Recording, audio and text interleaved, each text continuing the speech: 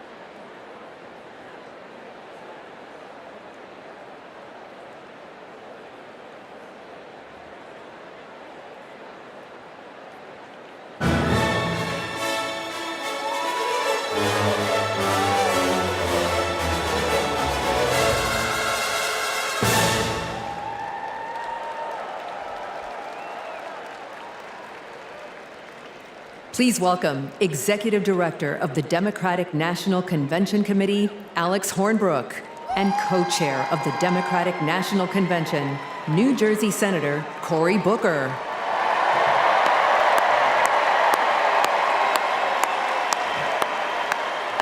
Good evening, everyone.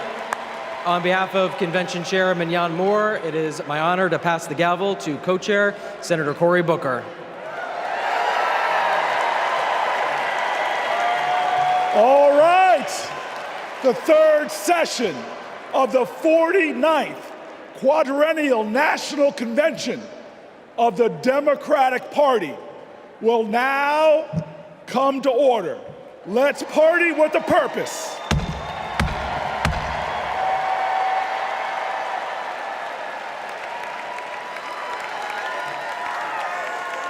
Please welcome Priest Sri Rakesh Bhatt and Bishop Leah Daughtry.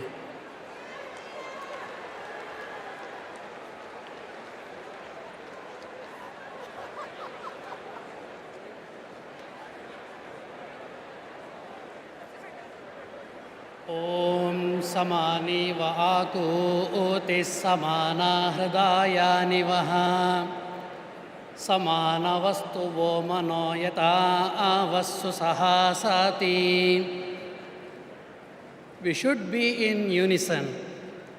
Let our minds think together. Let our hearts beat as one, all for the betterment of society. May this make us powerful so we can unite and make our nation proud.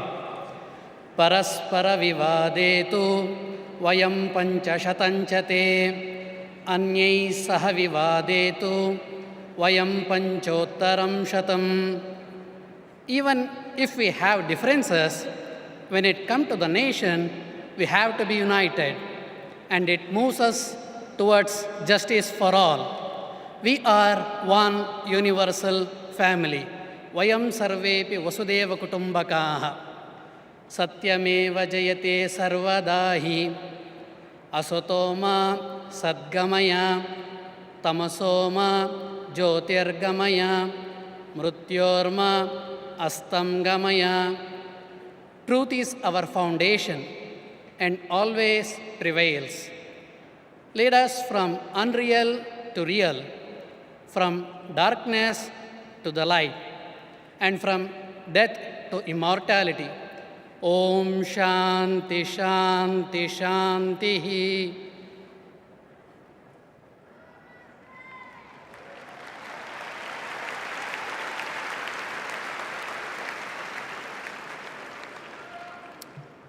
In the book of Isaiah 58 and 12, some of you will rebuild the ancient ruins.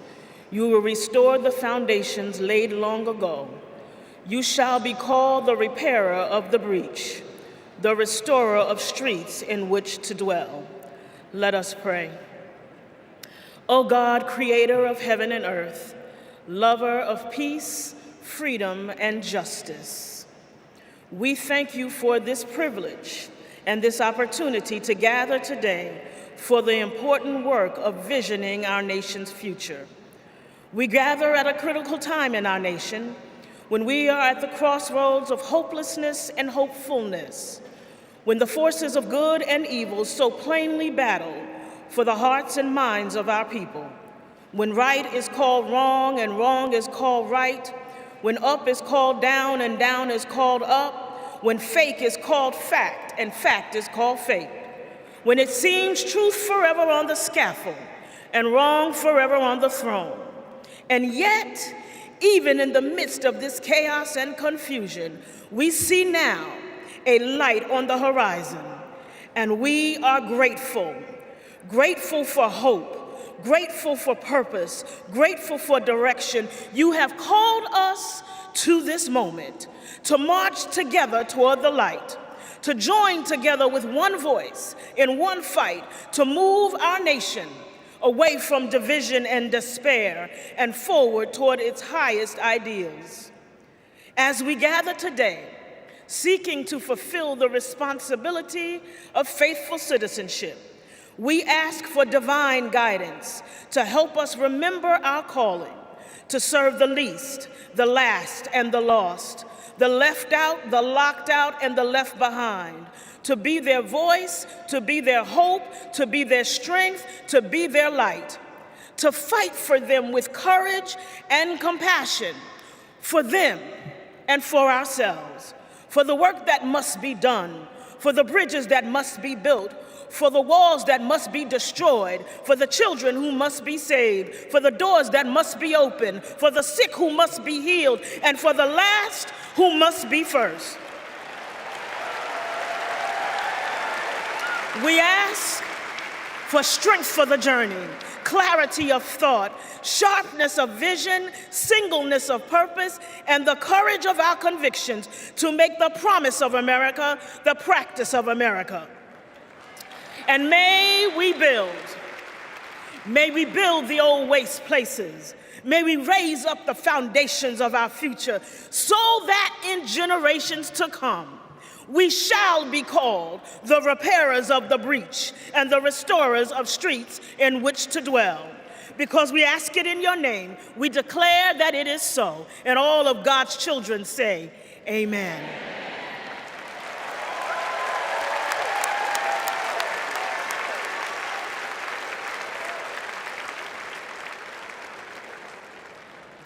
Please welcome Moreland Arts and Health Sciences Magnet School 3rd and 4th graders to lead us in the Pledge of Allegiance. I pledge allegiance to the flag of the United States of America and to the republic for which it stands, one nation, under God, indivisible, with liberty and justice for all.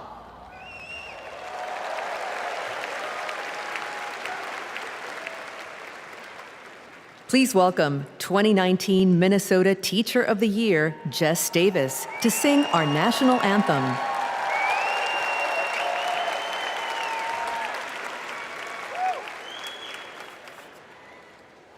Oh, say, can you see by the dawn's early light what so proudly we hailed at the twilight's last gleaming, whose broad stripes and bright stars through the perilous fight o'er the ramparts we watched were so gallantly streaming, and the rockets red and glare, the bombs bursting in air, gave proof through the night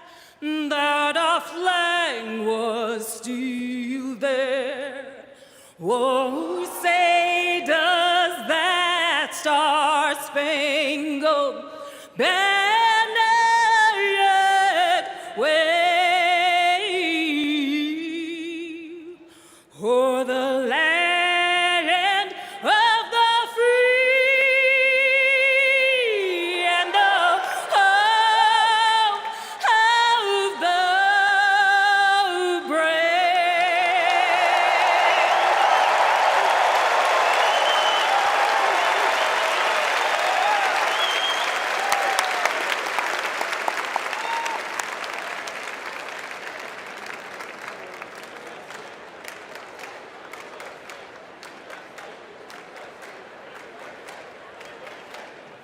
Please welcome Democratic National Committee Chair Jamie Harrison and the officers of the Democratic National Committee.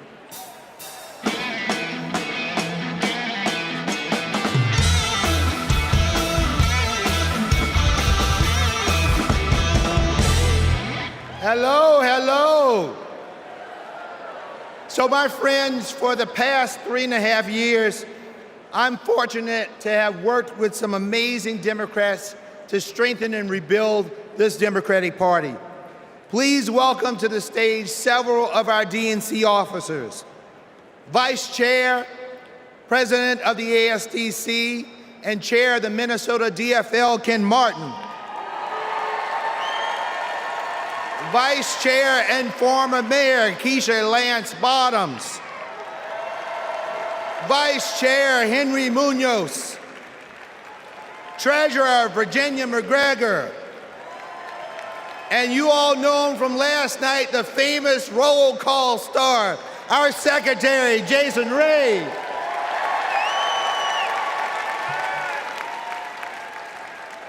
Fellow delegates, we now ask that you approve 3 honorary resolutions conveying our appreciation for those in Chicago who have set the stage for this convention's success.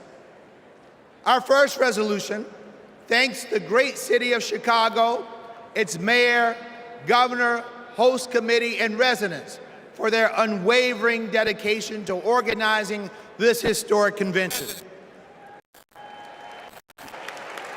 Our second resolution thanks the first responders who are working to protect every citizen and visitor of the Windy City.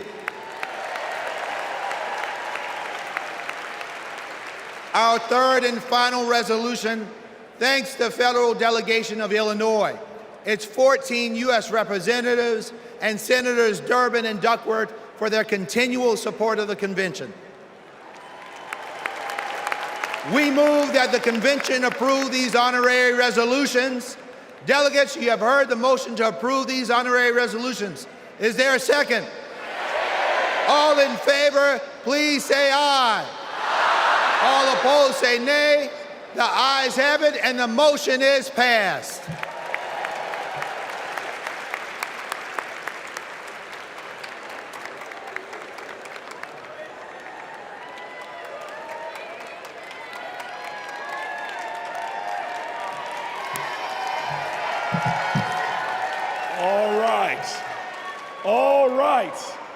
All right, y'all, welcome to night 3. And tonight is about freedom. But first, I want to acknowledge a loss today. A man who always fought for freedom. Today, we lost Congressman Bill Pascrell, who passed away early this morning. Now, he's a Jersey legend, He is a powerful pugilist, a Prince of Patterson. He served in our state assembly. He served as our mayor. And for 27 years, he served in Congress. He never forgot where he came from in Patterson. And he never stopped fighting. He could push some pachyderms. He fought for the people. And so today, while we're heartbroken, we all are a people who can hold loss and joy in our hearts because we are sad for his loss, but we celebrate his life. Let's give him a round of applause. And now, some of the greatest heroes, some of the greatest warriors, some of the greatest champions for fighting for reproductive freedom. I welcome them to the stage.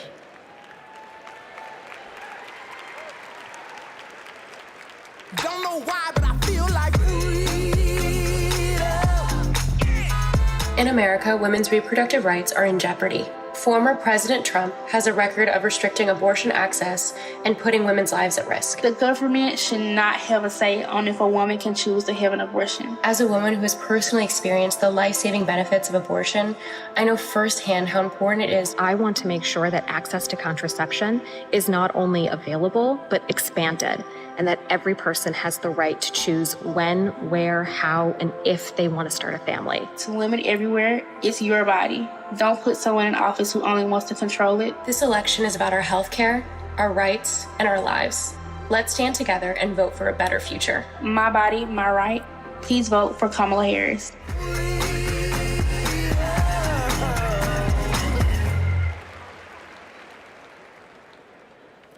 Please welcome President of Reproductive Freedom for All, Minnie Timmaraju.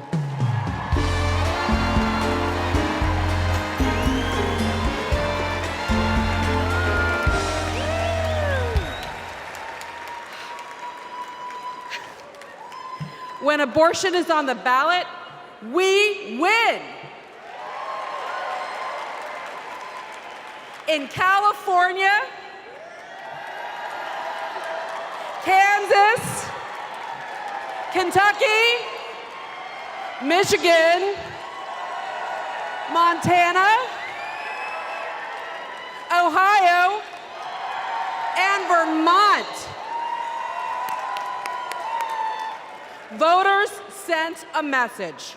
You come for our rights, we're gonna come roaring back. And it seems like every day another state gets added to the list. So let's hear it for Arizona,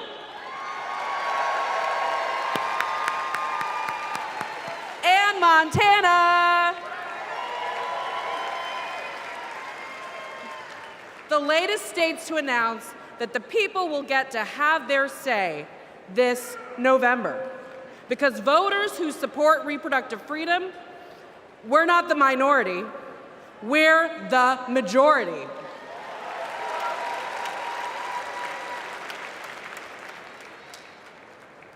And if there are two people who should understand that Americans' private lives are none of anybody's business, is Donald Trump and J.D. Vance. Instead, Trump brags about overturning Roe v. Wade. And if you want to know what he's going to do in office, Google Project 2025.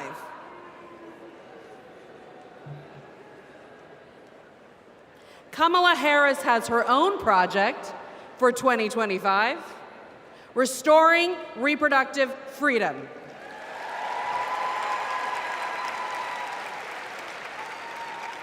It's simple. Do we want a president who said women should be punished for having abortions, or a president who trusts women? A vice president who voted against protecting fertility treatment, or a vice president who used fertility treatment to start a family? A president who created the crisis we're in, or a president who will fix it? This election will decide America's future. So let's elect Kamala Harris and Tim Walz. Thank you.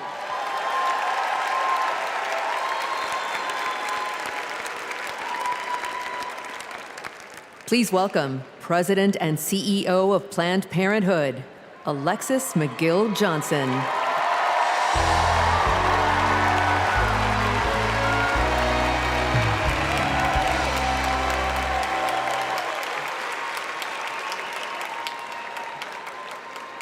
Last summer, a Planned Parenthood patient in Georgia realized that she was pregnant and didn't want to be.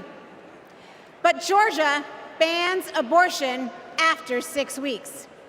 So she drove to South Carolina, but arrived the day that their 6-week ban went into effect. She went back home and then went to Florida. But she arrived just days when she was too late under their ban. She had to fly all the way to California to get an abortion. Now remember, each time she had to get the money up, she had to miss work, she had to find childcare. Now imagine if this was an emergency situation. In Texas, doctors who have feared going to jail have sent patients to wait in hospital parking lots rather than provide the emergency care they need. And in Idaho, they have airlifted patients to other states. We cannot call ourselves a free nation when women are not free.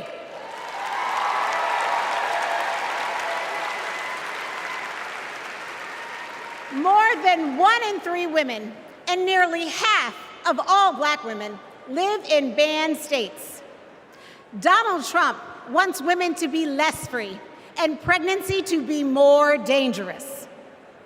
But I'm here to tell you, in no way are Donald J. Trump and J.D. Vance more qualified than doctors and women to make these decisions. We decide.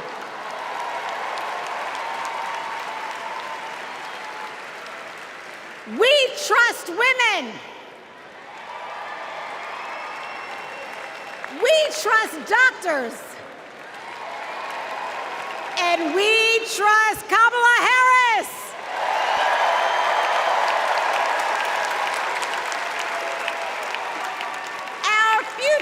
Our future is on the ballot. Our bodies are on the ballot. And come November 5th, we will decide this election.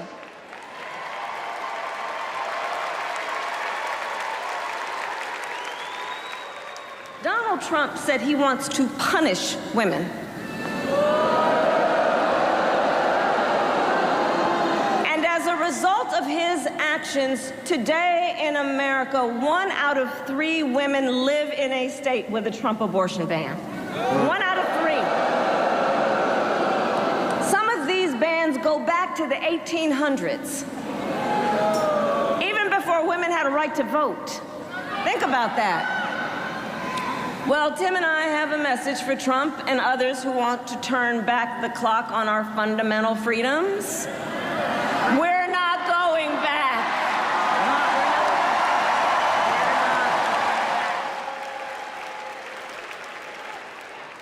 Please welcome former president of Planned Parenthood, Cecile Richards.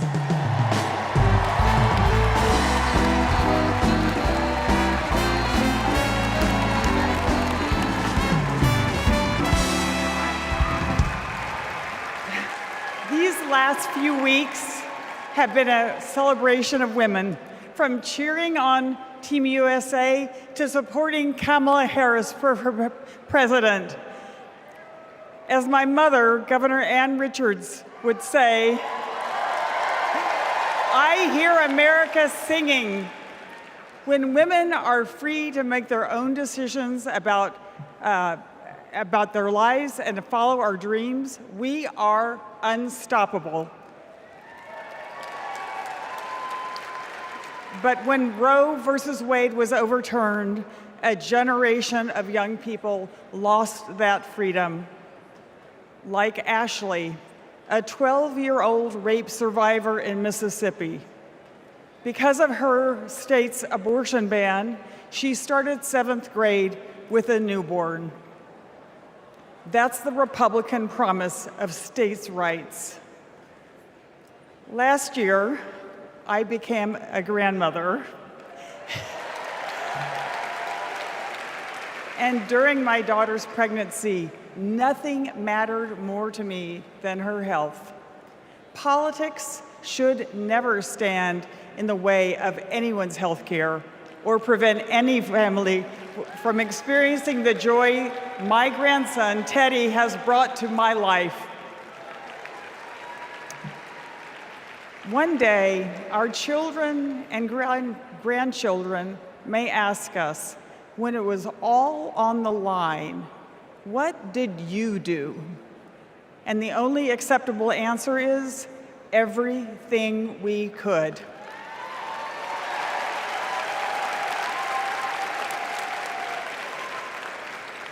This is our time. This is our time. So let's go elect Kamala Harris and Tim Walz.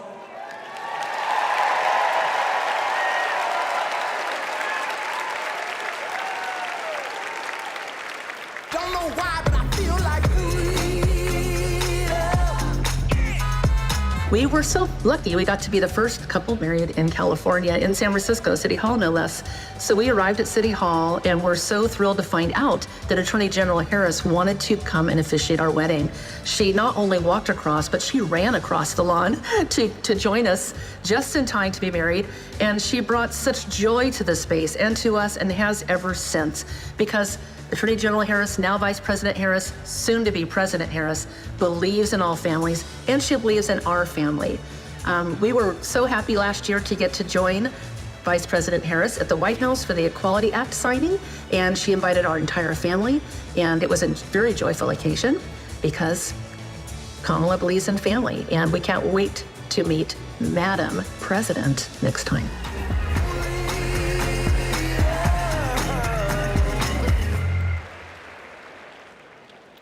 Please welcome President of the Human Rights Campaign, Kelly Robinson.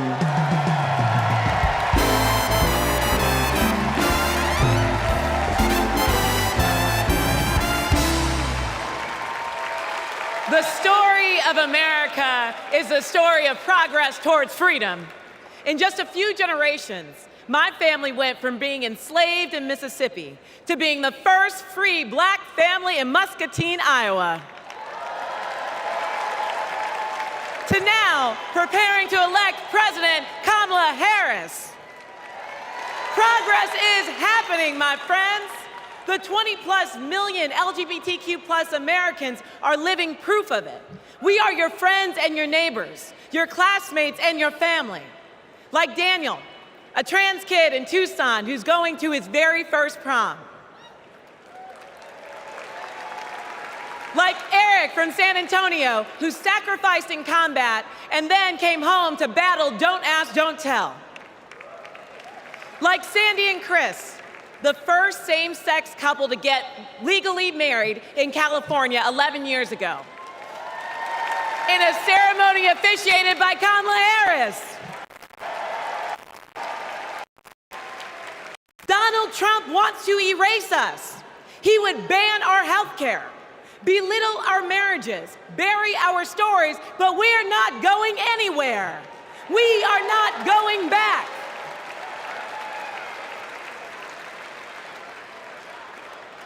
Kamala Harris.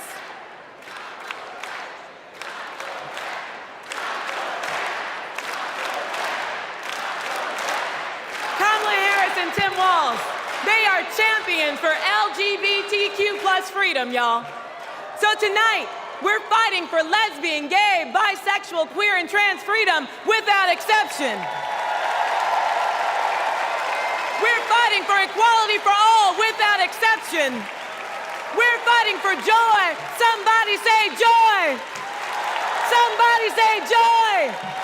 Without exception. And when we fight,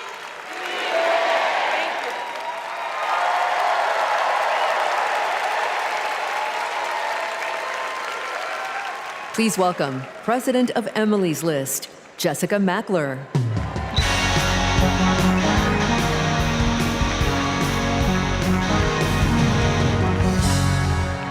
Donald Trump took away our rights, but he can never take away our power. Republican attacks on abortion didn't begin with the end of Roe, and they didn't end there either. Millions of women across this country are living with the devastating consequences of Republican abortion bans. Now comes Project 2025, a blueprint for banning abortion in all 50 states. It would give extremists like Donald Trump and J.D. Vance the power to monitor your pregnancy and even prosecute doctors for mailing abortion medication. Make no mistake, the threat of Project 2025 is very real, but so is our ability to stop it. In 2022, Democrats didn't just run on reproductive freedom, we won on reproductive freedom. And in 2024, we are coming back to the polls to finish the job. In his devastating opinion, Justice Alito wrote that women are not without electoral or political power. And Donald Trump and Republicans are about to find out just how true that is. The opportunity is before us. The power is in our hands, and the time is now.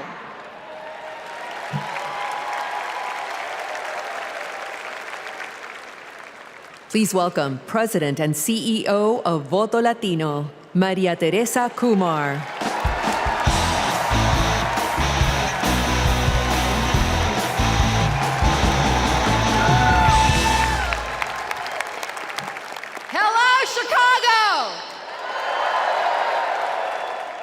Here's a fact. When Latinos vote, Democrats win. Now, not everyone believes it, so I brought receipts. We flipped Nevada and Colorado in 2008. We delivered in 2020. Joe Biden and Kamala Harris won Georgia by 12,000 votes. Voto Latino, we registered 23,000 voters there. They won Arizona by 10,400 votes. We registered 34,000 voters there. Because we proved that when Latinos vote, Democrats win. Now, they're trying to suppress our vote. Boo. Our sacred and universal right as Americans. So let me be clear. Voto Latino has registered 1.5 million voters. And we are just getting started. Because since 2020, 4 million young Latinos have become eligible to vote this election. And I couldn't be prouder because we are registering them faster than any time in our history. This year, we will prove it again. When Latinos vote, you guys got the memo. Another fun fact, this year, more Latinos will vote than any time in our history. So that means, sí se puede, se está haciendo, sí se puede. So that means that together, we will make history and elect Kamala Harris president. Vota!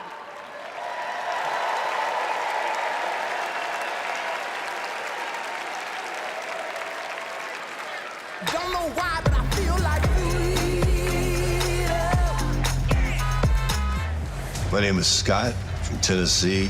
I'm a former Trump voter. My name is Matthew. I'm from Pennsylvania, and I'm a former Trump voter. My name is Mike.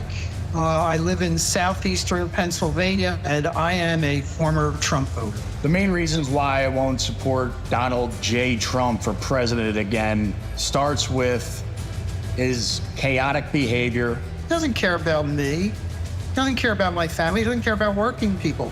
34 counts, felony counts that he was found guilty of. That's not who we want running our country. Trump scares the hell out of people. 2024 will be the first time that I have not voted for a Republican. I will be proudly voting for Kamala Harris.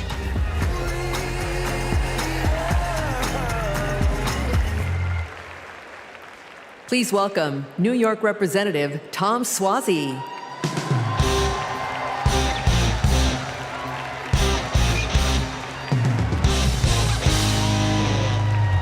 I'm Tom Suozzi, and early this year, I flipped the seat from red to blue.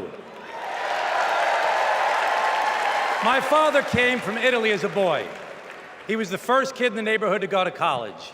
He served as a navigator during World War II, came home, and at 28 was elected the youngest judge in the history of New York State.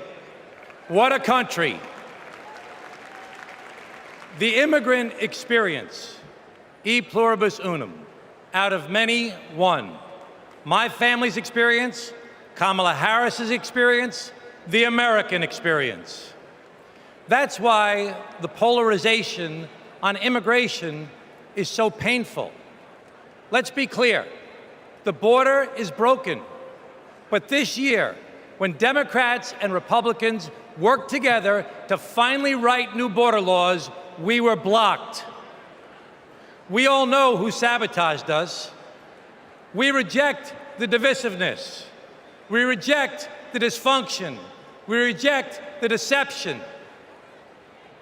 My Italian grandfather used to toast new couples. He'd say marriage sometimes is hard, but in the end, non ci sono rose senza spine.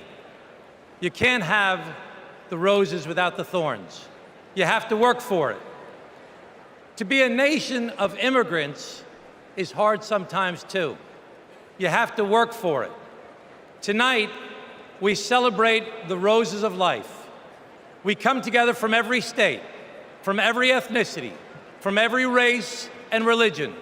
We come together tonight to celebrate our candidate, Kamala Harris, who knows America is worth it, who knows this nation, built by immigrants, is a rare and beautiful thing, and who joyfully accepts the challenge to work across party lines, to secure our border, to treat people like human beings, and to move our country forward.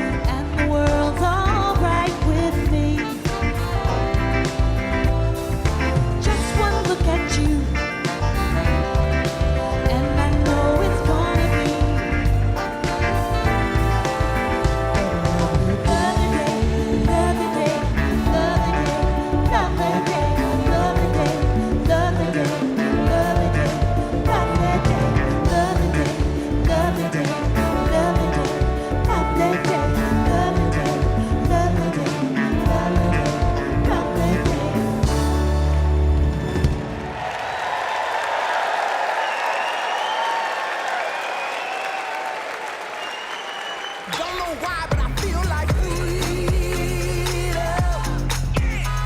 freedom. One reason here of the many of why I'm voting for Vice President Kamala Harris and Governor Tim Walz. I want to keep what President Biden started with the infrastructure plan and getting this country moving. Because of these investments into our country, it has put people like me, young people like me, Gen Zers, into work in the trades, working on electricity, carpentry, you name it. The Inflation Reduction Act and the infrastructure bill had the biggest impact on climate change. It's going to give us the opportunity to electrify our 7,000 square foot facility and go solar in the next 2 years. If you invest money in infrastructure, you're investing money in the country. Vote for Harris Walz in November to continue these investments into our country and to grow our country forward. We should all vote Harris Walz 2024.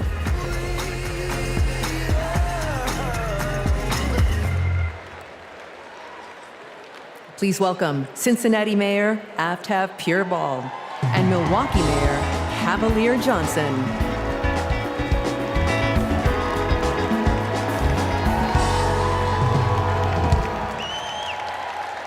Hello, my name is Aftab Pureball, and I am the first Asian American mayor in the great city of Cincinnati.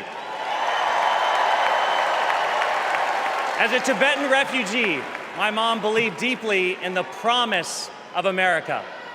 And when I was growing up, she and my dad, who is from India, taught me that when you make a promise, you keep it. For years, politicians came through my city and promised to fix the Brent Spence Bridge, which connects Ohio to Kentucky. Donald Trump was one of them. He did what they all do, press conference here, photo up there, but nothing changed until Kamala Harris and Joe Biden. Joe Biden told Cincinnatians, we're gonna fix that damn bridge. And 4 months later, he signed the bipartisan infrastructure law. It gave our city the biggest infrastructure investment in history. It will stitch our communities back together, and it will fix that damn bridge once and for all. That's what leadership looks like. Not hollow promises, but solid progress. Not lip service, but true, honest-to-God public service. And under Kamala Harris, progress will continue.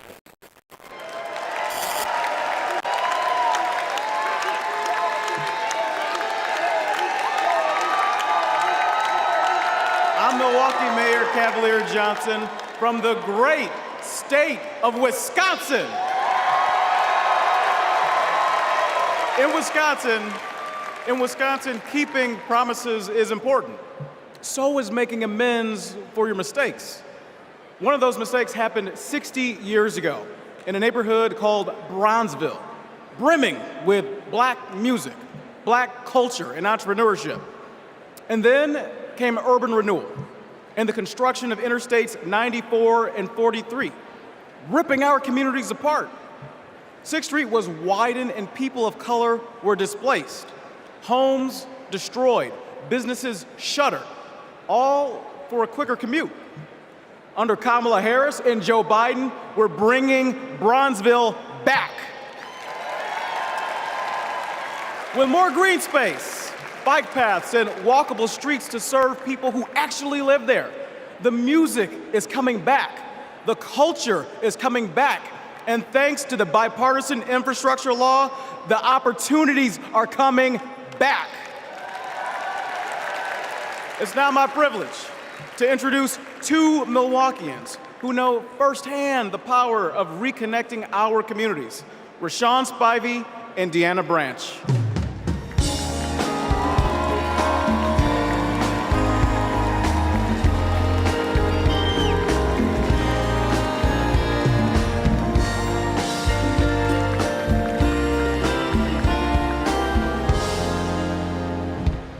My name is Deanna Branch, and I'm an advocate and mom from Milwaukee. When my son, Aiden, was 2, he was hospitalized due to high levels of lead in his blood. Lead was everywhere, in our pipes, in our paint, and in our soil. President Biden and Vice President Harris passed the bipartisan infrastructure law.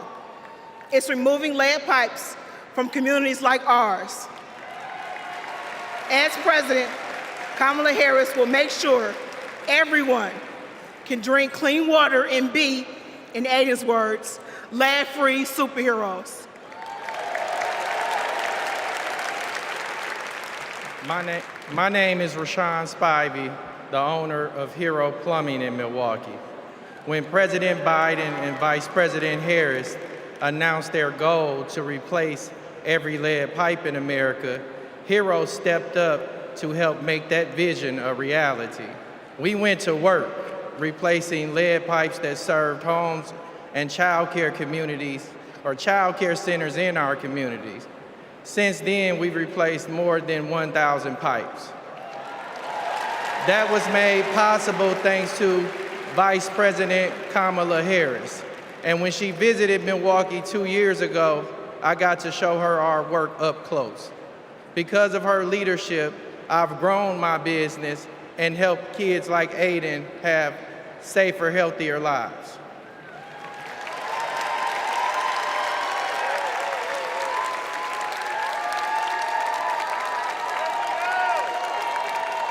Don't know why, but I feel like Vice President Harris came and visited my restaurant.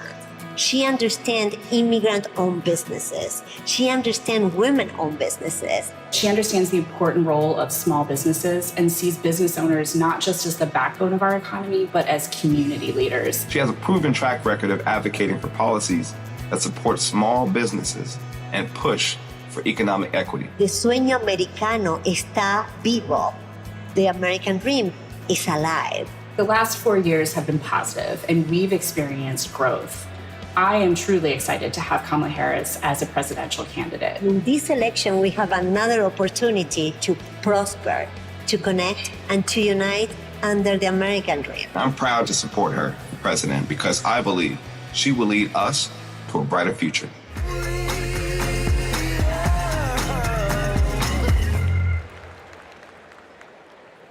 Please welcome Delaware Representative Lisa Blunt Rochester.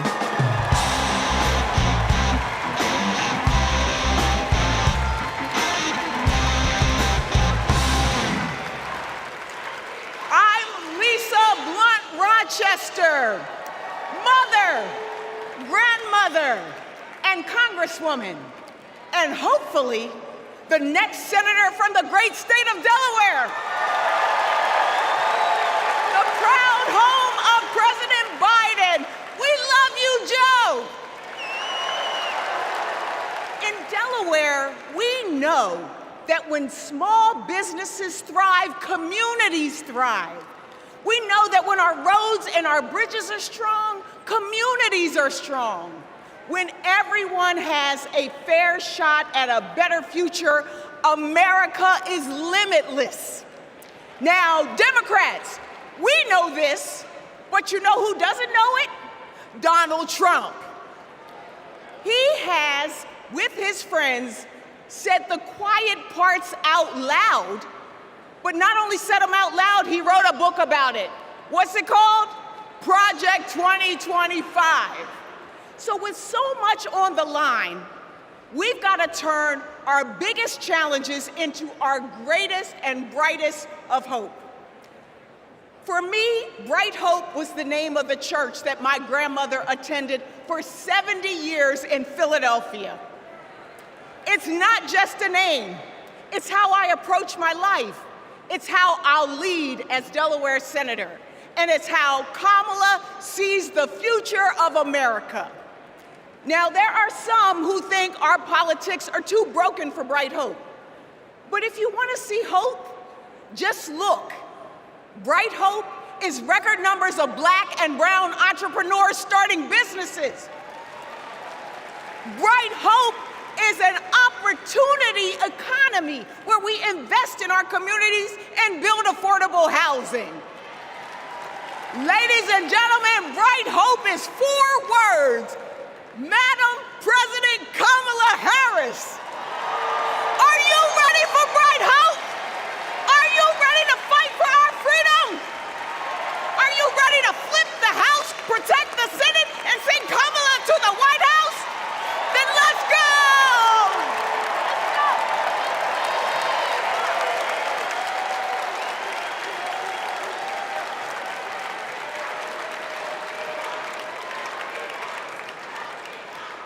Wow. Wow. Oh my gosh. Lisa Blunt Rochester, know that name. Know that name. My friend, my sister, and soon to be our senator. I can't wait to work with her in the Senate. But next, we're going to hear more about the ongoing fight for reproductive freedom. This is a fight that affects every single American, no matter where you live, so-called blue states or red states. If Donald Trump has his way, he's gonna push through their extreme agenda. Project 1825. I'm sorry. I roll that back. I got that wrong. Project 1925. Oh, I'm sorry. Project 2025. That poisonous agenda where every single state will be in a state of crisis. So let's hear more from leaders who are fighting back.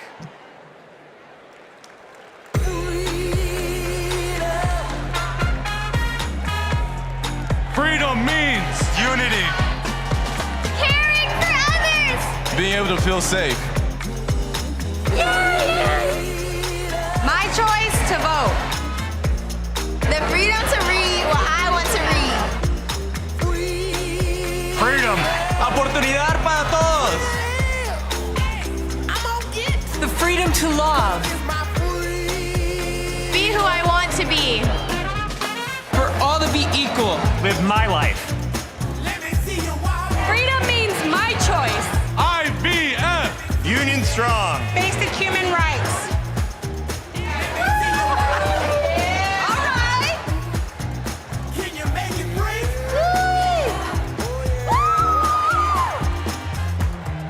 Freedom means everything.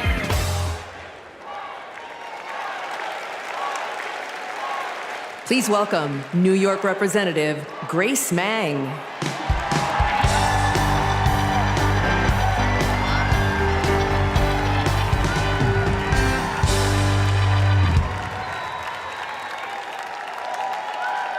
Generations of women fought for our rights. Our right to vote, our right to financial independence, and our right to reproductive freedom. Our mothers and grandmothers marched for us. Because of them, my husband and I were able to choose if and when to start a family. And we have 2 energetic boys running around at home. Now it is our turn to take the torch for our children and grandchildren. All across our country, women are being denied life-saving health care and the right to determine their futures. And a second Trump term will be even worse. He will not stop at banning abortion. He'll let states track pregnancies. He'll put birth control and fertility treatment at risk. Trump's plan is cruel, it's dangerous, but it is not inevitable. Tonight, we mobilize for Kamala Harris. November 5th, we move forward with Kamala Harris because we are not going back.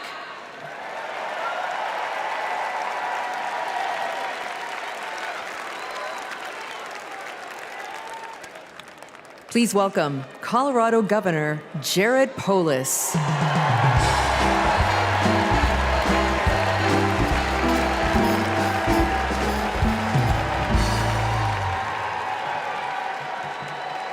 Tonight, let's talk about freedom, including our most intimate freedom, choosing when and if to have children and have a family. And let's talk about Project 2025, Donald Trump's roadmap to ban abortion in all 50 states. Look, that sounds crazy, but right here on page 562, it says that Donald Trump could use an obscure law from the 1800s to single-handedly ban abortion in all 50 states, even putting doctors in jail. Page 486 puts limits on contraception. Page 450 threatens access to IVF. On page 455, Project 2025 says that states have to report miscarriages to the Trump administration. Page 451 says the only legitimate family is a married mother and father where only the father works. You know what? I'm going to take that one out. I'm going to put that in my pocket so I can share it with undecided voters so they better understand what's at stake this election. Project 2025 would turn the entire federal government and bureaucracy into a massive machine. It would weaponize it to control our reproductive and personal choices. Look, as a Redditor, gamer, entrepreneur, and Swiftie from the free state of Colorado, I'm excited by Kamala Harris's vision for protecting and expanding our personal freedom, internet freedom, and economic freedom. Democrats welcome weird, but we're not weirdos telling families who can and can't have kids who to marry or how to live our lives. These Project 2025 people, like Trump and Vance, are not just weird, they're dangerous. They want to take us backwards, but we aren't going back. Like ever, ever, ever. Let's stop Project 2025 and elect Kamala Harris president this November.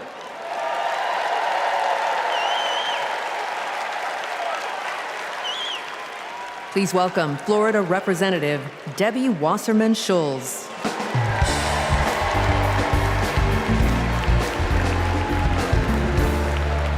Hello, America.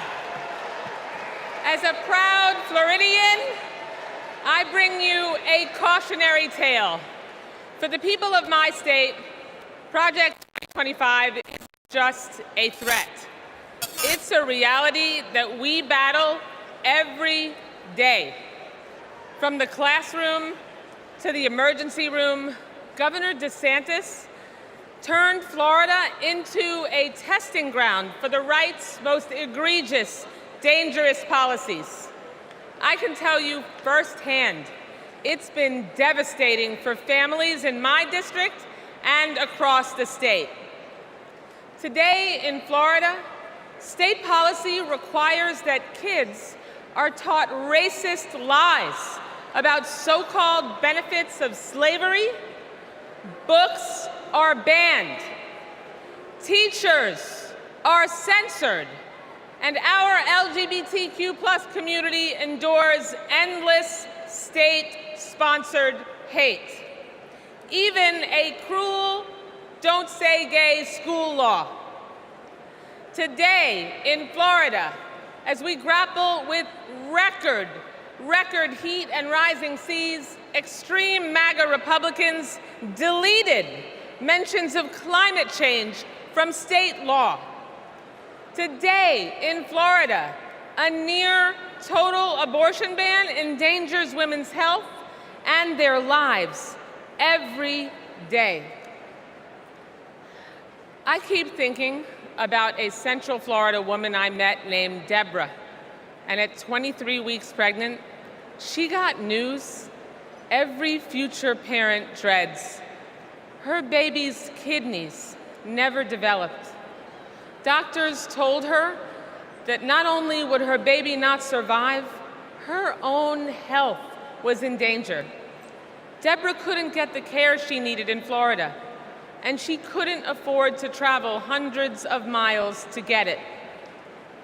She had no choice but to carry her son Milo to term, only to watch him die in her arms 2 hours later. This is Project 2025 in practice. It's what Donald Trump and J.D. Vance want for the whole country. But we're not going to let it happen, are we? Now, I say this as a Floridian, but also a mom and an American. We can't let them do to America what they did to Florida. Are you with me?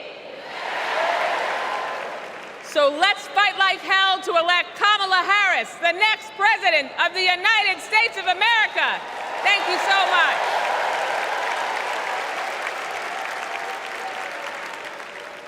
Please welcome Chair of the Democratic Congressional Campaign Committee, Susan DelBene.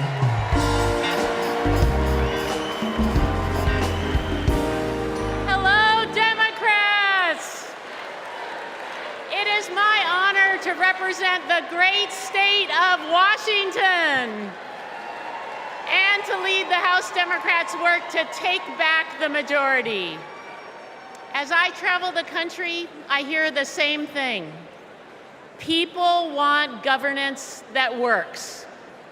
They don't want tax cuts for the ultra-wealthy, not a national abortion ban, or more chaos and dysfunction, or blind loyalty to Trump. In other words, they don't want Republicans in charge. We're here because we need to elect Vice President Harris and Governor Walz. And giving them a Democratic Congress is how we turn promises into progress. A Democratic majority means lowering costs and growing the middle class, expanding the child tax credit and making it permanent, protecting reproductive freedom, and yes, a Democratic House means Speaker Jeffries will certify the 2024 election. We need just 4 more seats to take back the majority. The good news is we have fantastic candidates in winnable districts all across the country. In battleground states like Michigan and Arizona, in blue states like New York and California, and even in states like Iowa and Nebraska. And we're going to make history by picking up a seat in the state where I was born, Alabama. In 2022, we came within 7,000 votes of the majority. So it's within our power to win these critical races. This election is about our rights, our freedoms, our democracy, and our future. So let's get out the vote. Let's take back the House. Let's make Hakeem Jeffries our next speaker. And let's send Kamala Harris and Tim Walz to the White House. Thank you.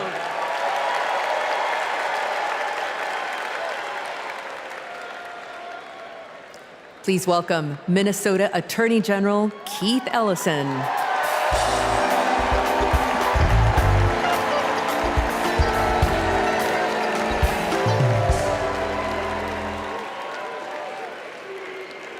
Friends, I'll never forget when I first saw the video of the murder of George Floyd.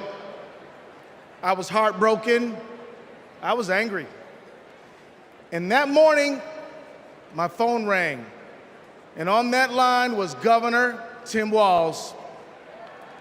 Tim Walz felt the exact same way I did. And a few days later, Tim appointed me to prosecute Floyd's murder.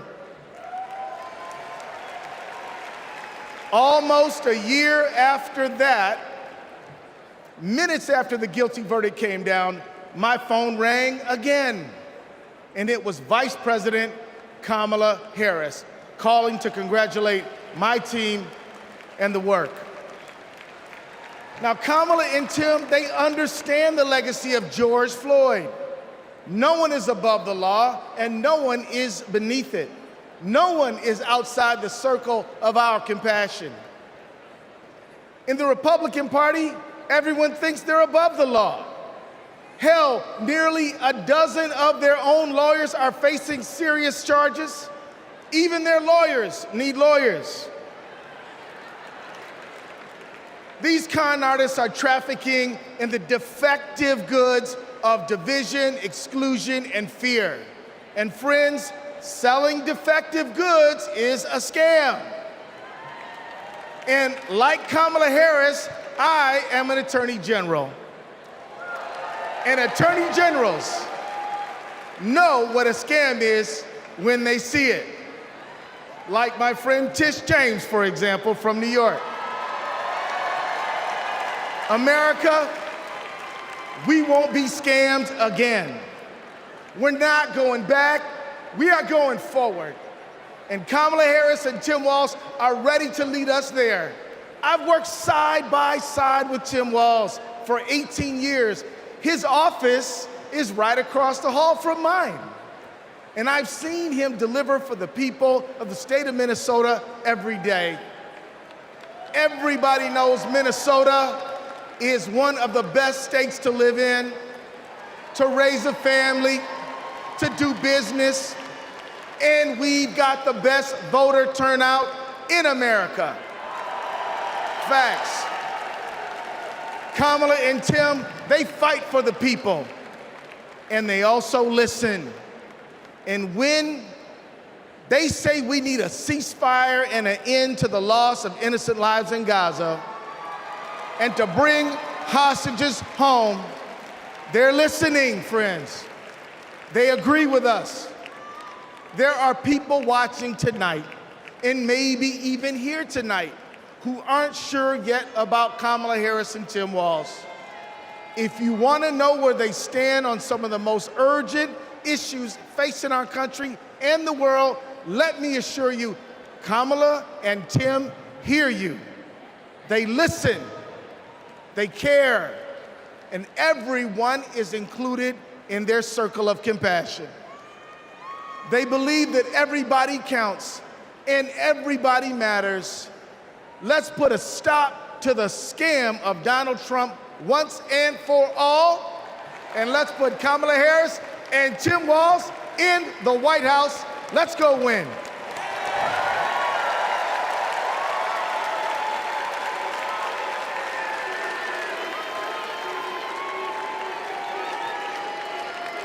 Have you ever discussed Special Counsel Mueller or his investigation with anyone?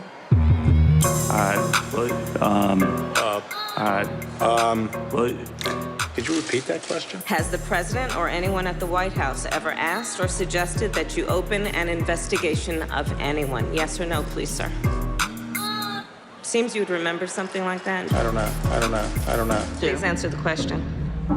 Senator, I think I've answered the question. No, you've not. I'm not able to be rushed this fast. It makes me nervous. Can you think of any laws that give government the power to make decisions about the male body?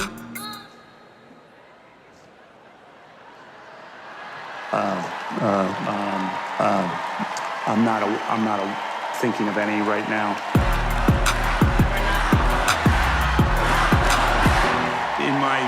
Never mind. Let's move on. Okay.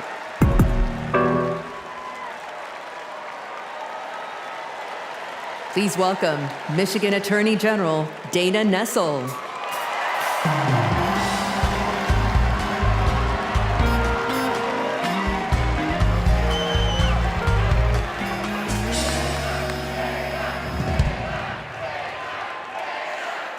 Hello, Chicago. I'm Michigan Attorney General Dana Nessel.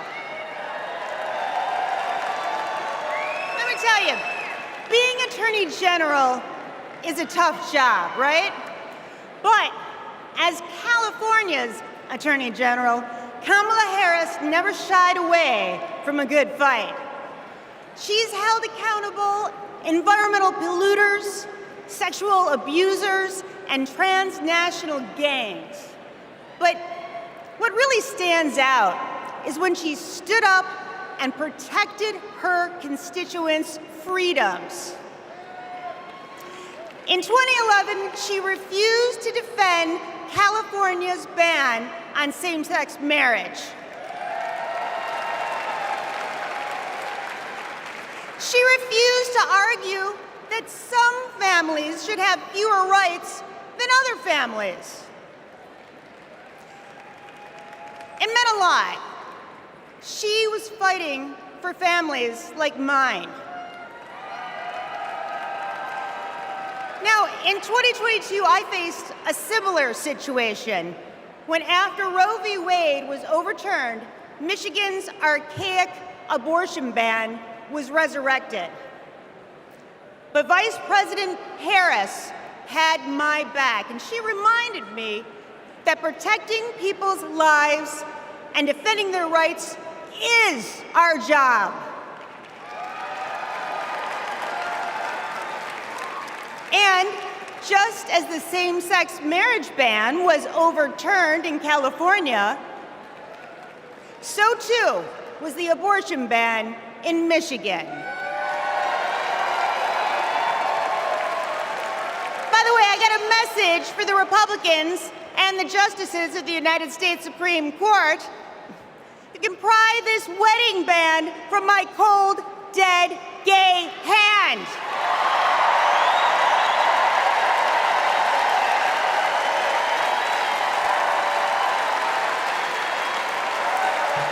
And I'm retaining a lot of water, so good luck with that. Look, I know that whether she's Attorney General or President of the United States, Kamala Harris will always be in our corner. Now, America, you get to be the judge. Do we go back to the corruption, criminality, and chaos of Donald Trump? Or do we move forward with Kamala Harris? We know when she takes an oath to preserve, protect, and defend the Constitution, she's actually read it. We know that she'll appoint Supreme Court justices who will protect our freedoms. And let me tell you, Kamala knows you go from the courthouse to the White House, not the other way around. Ladies and gentlemen, I rest my case.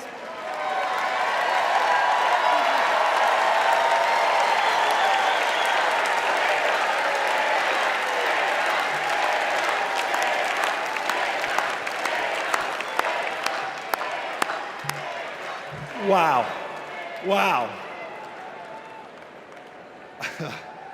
I just want to say thank you, Attorney General Nessel.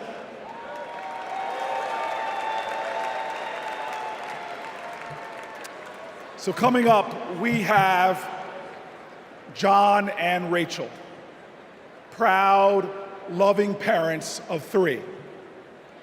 On October 7th, their son Hirsch, a U.S. citizen, was at a music festival when Hamas attacked. He was taken hostage, and he is still being held today, an American citizen. Rachel and John want what every parent wants: to hold their child close, to love on them, and keep them safe. I'm honored to introduce the 2 of them tonight.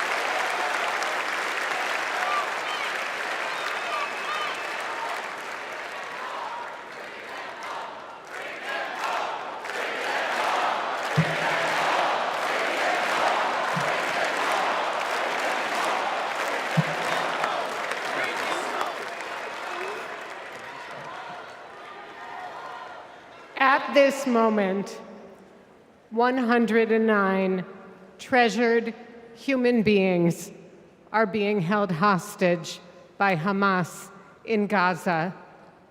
They are Christians, Jews, Muslims, Hindus, and Buddhists. They are from 23 different countries. The youngest hostage is a 1-year-old red-headed baby boy, and the oldest is an 86-year-old mustachioed grandpa. Among the hostages are 8 American citizens. One of those Americans is our only son. His name is Hirsch. He's 23 years old. And like Vice President Kamala Harris, Hirsch was born in Oakland, California. Hirsch is a happy-go-lucky, laid-back, good-humored, respectful, and curious person. He is a civilian. He loves soccer, is wild about music and music festivals, and he has been obsessed with geography and travel since he was a little boy. His bedroom overflows with atlases, globes, maps, and National Geographic magazines. On October 7th, Hirsch and his best friend, Honor, went to a music festival in the south of Israel. It was advertised as celebrating peace, love, and unity. They also went to celebrate Hirsch's 23rd birthday. As rockets began to fall, Hirsch, Honor, and 27 other young festival goers took refuge in a 5-foot by 8-foot bomb shelter. Terrorists began to throw grenades into the shelter. Honor stood in the doorway and repelled 7 of those grenades before the 8th one killed him. Altogether at the Nova Music Festival, 367 young music lovers were killed. This was just one of the many attacks on neighborhoods and communities in southern Israel on that terrible day. In total, 1,200 were killed, including 45 Americans.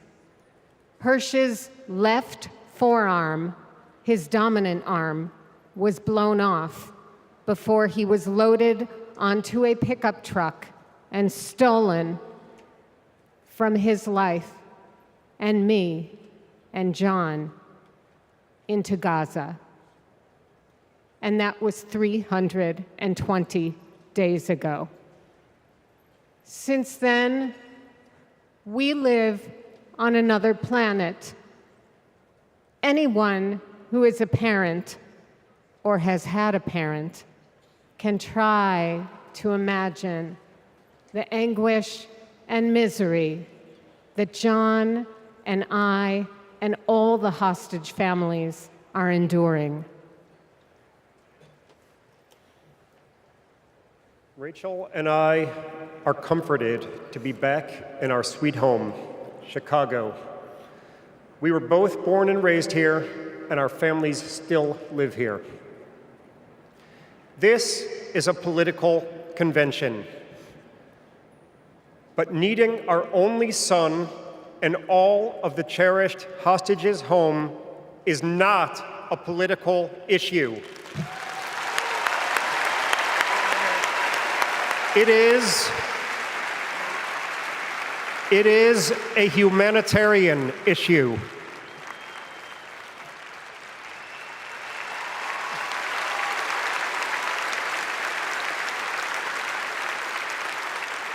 The families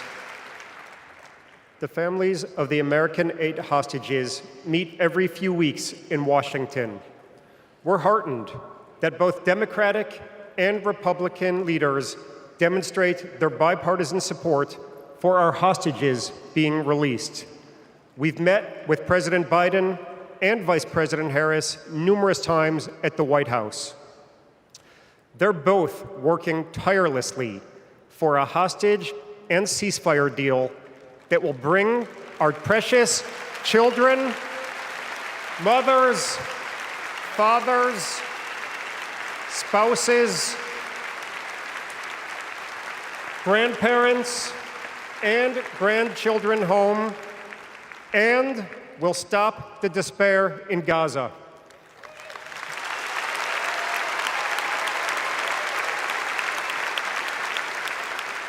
We are all deeply grateful to them.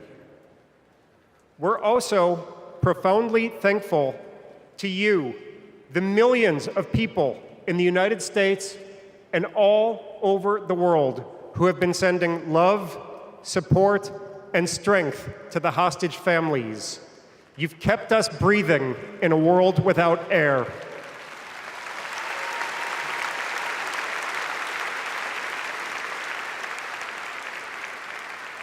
There is a surplus of agony on all sides of the tragic conflict in the Middle East. In a competition of pain, there are no winners.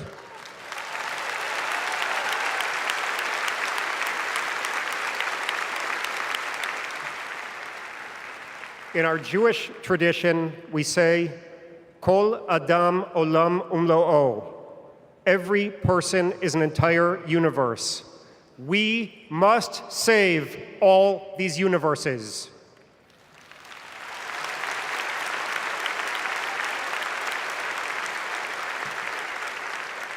In an inflamed Middle East, we know the one thing that can most immediately release pressure and bring calm to the entire region. A deal that brings this diverse group of 109 hostages home and ends the suffering of the innocent civilians in Gaza.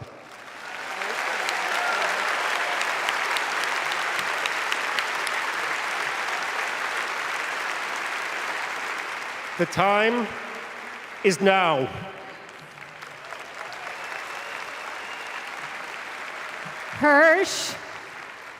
Hirsch, if you can hear us, we love you.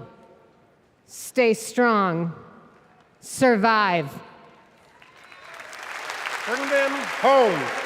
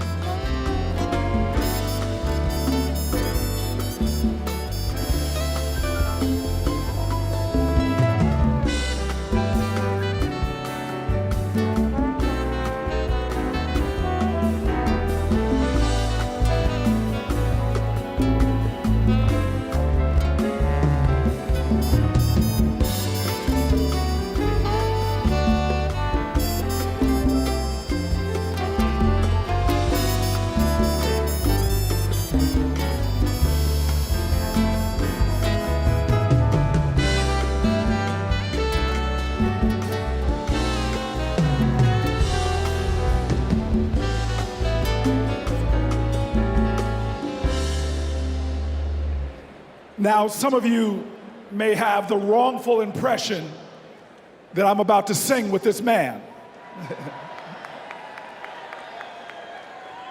That ain't gonna happen. But I'll tell you what, I wanna bring you all to a street in Newark, New Jersey called Martin Luther King Boulevard. On that street was this incredible housing project called Brick Towers. We never mistaked wealth with worth. In those towers was a tenant president named Miss Virginia Jones. Her son was murdered in the 1980s in the lobby of one of those buildings, but she was a woman of invincible joy. And I'll tell you this, I used to ask her, how are you so joyful? And she would always tell me, as church woman, she'd say, the joy I have, the world didn't give it to me. Come on now, come on now. She taught me that you've got to generate the joy, that hope is the active conviction that despair will never have the last word.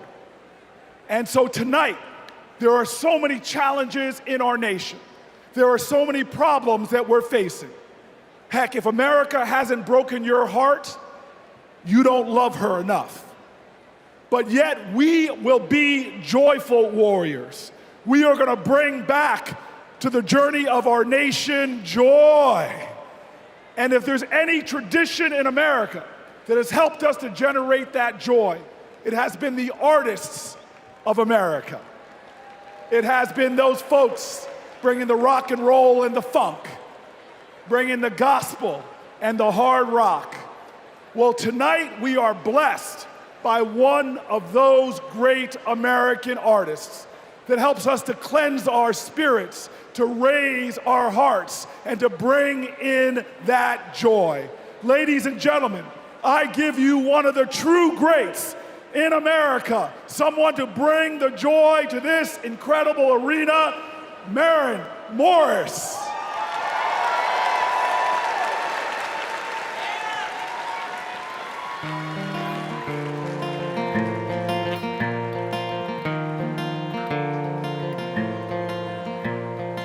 If you don't like it, get the hell out.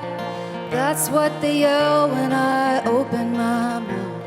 A stick is a stick, a stone is a stone, but who's gonna care if I don't? Who's gonna change if I won't?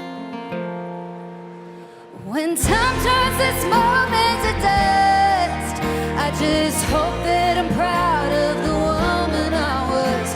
When the lines of tomorrow are drawn, can I live with the side that I chose to be on? Will we sit on our hands, do nothing about it? Or will we leave this world better than we found it?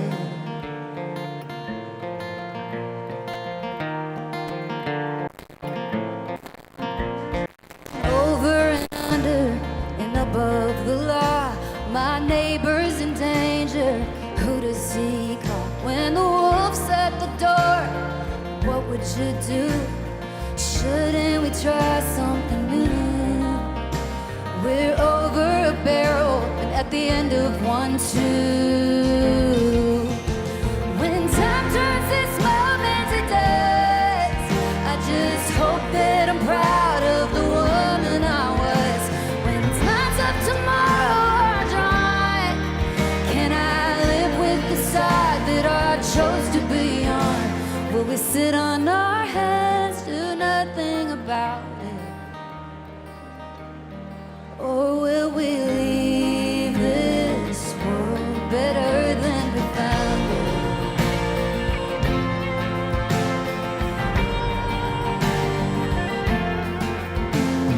America, America, divided we fall. America, America, God save us all from ourselves and the hell that we built for our kids. America, America, we're better than this. When time turns this moment to dust, I just hope my son's proud of the woman I was. When lines of tomorrow are drawn, can I live with the side that I chose to be on? Will we sit on our hands, do nothing about it? Can we leave this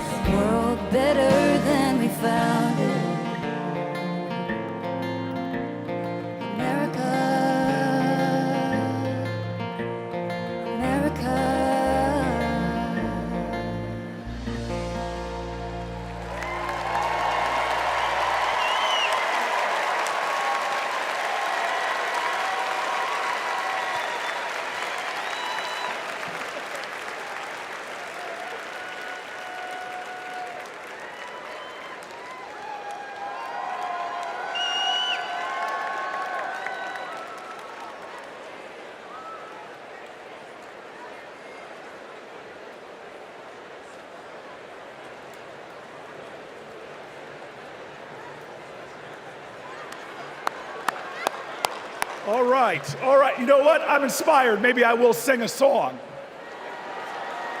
To Donald Trump, a little B.B. King classic, The Thrill Is Gone.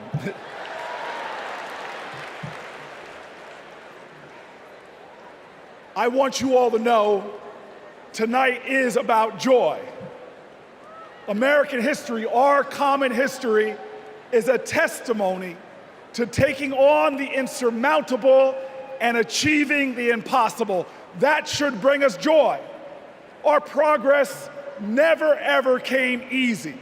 But in America, we do hard things. We built labor unions and small businesses. We created great public education and world-changing innovation. We nurtured the best athletes and artists humanity has ever seen, and we kept the promise of Medicare and Social Security for our seniors. Look at who we are. Against bigotry and hate, we advanced equal rights for all Americans. Civil rights, workers' rights, LGBTQ rights, reproductive rights, the right to marry who you love, the right to be free. We did all of this in a way that didn't pit American against American. We did this by healing rifts, by bridging divides, by pulling people together. And all the while, we in this nation lived up to our calling and our creed to be a more perfect union, to make this one nation under God a little more indivisible. Now, you all know this. Trump betrays these ideals. He viciously attacks Democrats and Republicans. His put-downs know no shame. John McCain's military service, Nikki Haley's heritage, women, people with disabilities, trans people, our veterans. He is indiscriminate in his put-downs. His is the politics of smear and fear, not inspiration and elevation. Donald Trump speaks more of American carnage than American compassion. But in America, you can't lead the people if you don't love the people. All the people. Now, our nominees, Kamala Harris and Tim Walz, they bring the joy. Think about it. They're descendants of immigrants, shopkeepers, slaves, educators, people who faced pain with perseverance, people who met hate with love. They are the living dreams of their ancestors. But look in this arena, look around you right now. We are all our ancestors' wildest dreams. Generations who faced impossible odds and that responded to every one of their challenges with that classic American creed, yes, we can.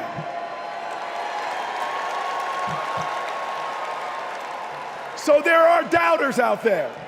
There are people that doubt our collective strength. They want to tell us how bad we are. They want to say that they alone can save us. Well, we know that the power of the people is greater than the people in power. And we're not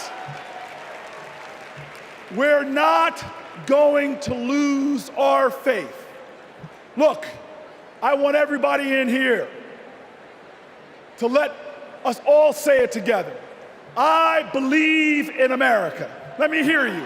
I believe in America.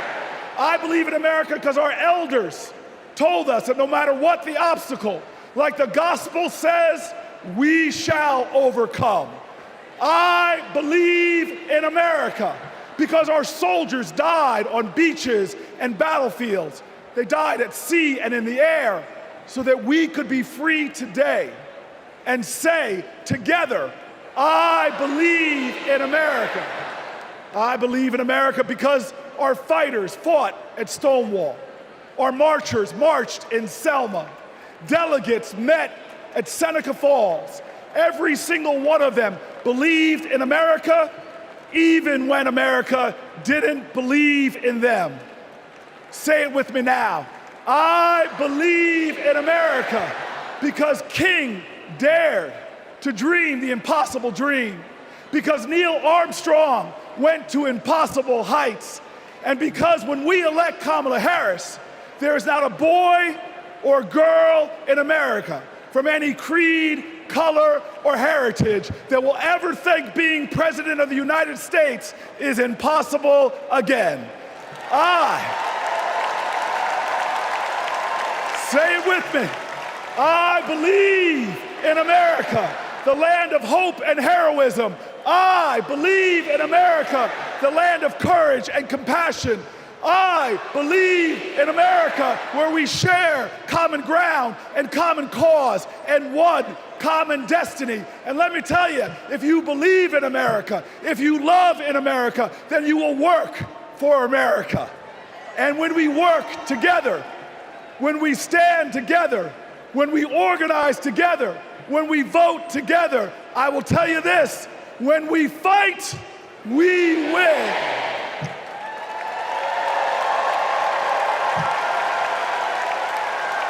Ladies and gentlemen, Veronica Escobar.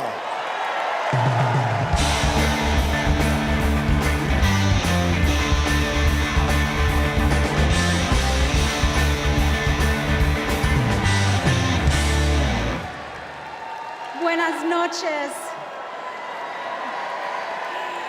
Like countless Texans, I grew up going back and forth across the border from El Paso to Ciudad Juarez. My family would shop, have dinner, go to the doctor, pick up medicines. The border is my beloved home, the place where my children grew up. Forget what you hear on the news. I'm from there. When it comes to the border, hear me when I say, you know nothing, Donald Trump. He and his Republican imitators see the border and immigration as a political opportunity to exploit instead of an issue to address. Congress hasn't passed comprehensive immigration reform in nearly 4 decades. The 3 times they tried, Republicans blocked legislation that would have funded border security and created a more humane immigration system. They are not serious people. You know who is serious? Kamala Harris. I met the Vice President when she visited El Paso. I saw firsthand how she engaged with law enforcement, migrants, and human rights advocates. She was curious. She asked questions. She listened. And she didn't care if the cameras were on.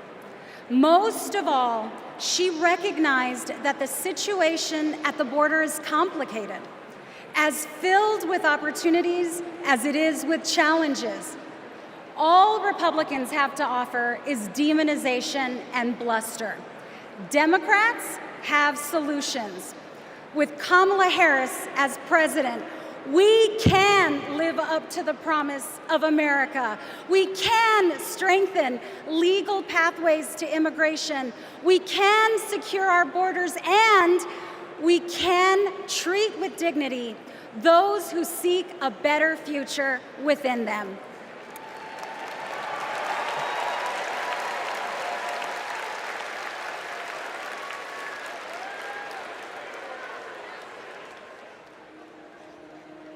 I have a question for you. Who really wants a solution at our border? Our administration worked on the most significant border security bill in decades. Some of the most conservative Republicans in Washington, D.C. supported the bill. Even the Border Patrol endorsed it. And that bill included thousands of new border agents and personnel, new technology that can detect and stop fentanyl, more judges, and faster asylum processing. For the first time in decades, a chance at a real bipartisan solution. But at the last minute, Trump directed his allies in the Senate to vote it down. They're blaming it on me. I said, that's okay, please blame it on me, please. He tanked the bipartisan deal because he thought it would help him win an election. Which goes to show Donald Trump does not care about border security. He only cares about himself.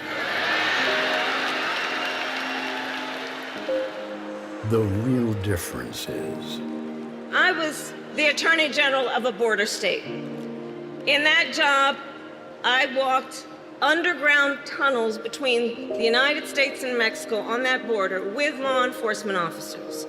I went after transnational gangs, drug cartels, and human traffickers that came into our country illegally. I prosecuted them in case after case, and I won. So here is my pledge to you. As president, I will bring back the border security bill that Donald Trump killed, and I will sign it into law and show Donald Trump what real leadership looks like.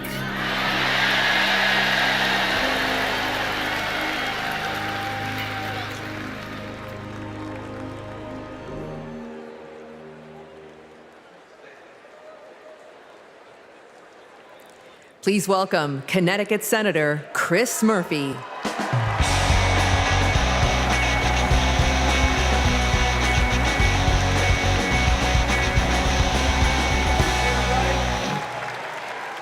So, I just want to let you know, that everything that you just saw in that video, that's exactly what happened. I know because I was the Democratic senator who negotiated that bill to secure the border with President Biden and Vice President Harris. And I want to tell you this as well. Donald Trump's allies weren't just in the room. They helped us write the whole bill. It was a bipartisan bill. It was a tough bill.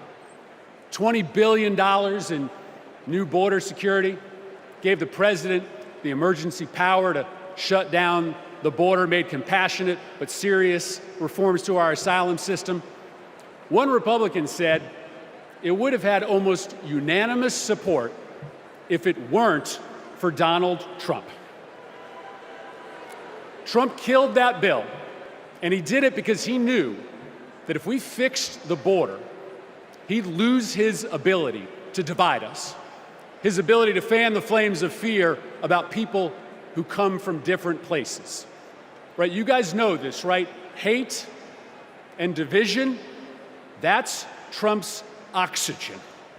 Right? People like Trump and J.D. Vance, they need it to survive in politics. People are saying that they're weird, that they're creepy, and they are weird, they are creepy. But even worse, they're weak.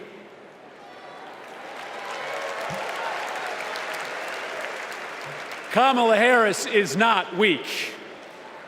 For 20 years, Kamala Harris has been tough as nails when it comes to securing our border.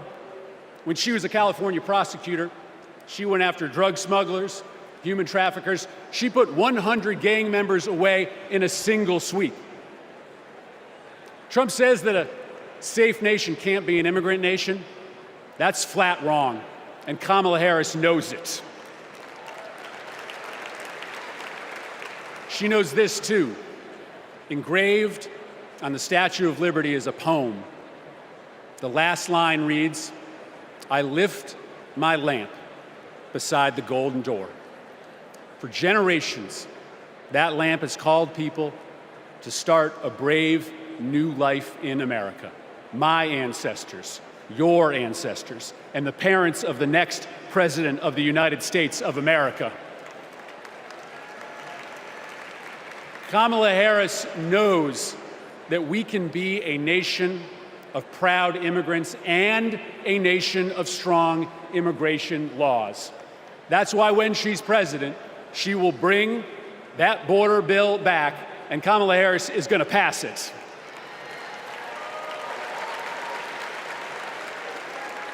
How do I know this?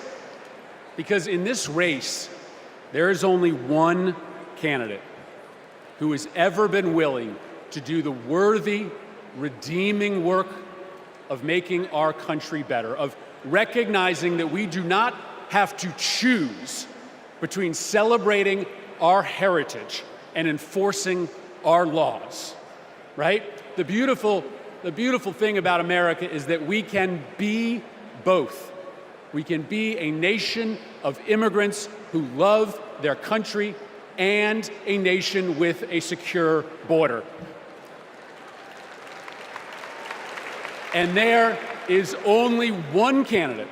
There is only one candidate who can deliver that vision of America, and it's Kamala Harris. Thank you very much, Democrats.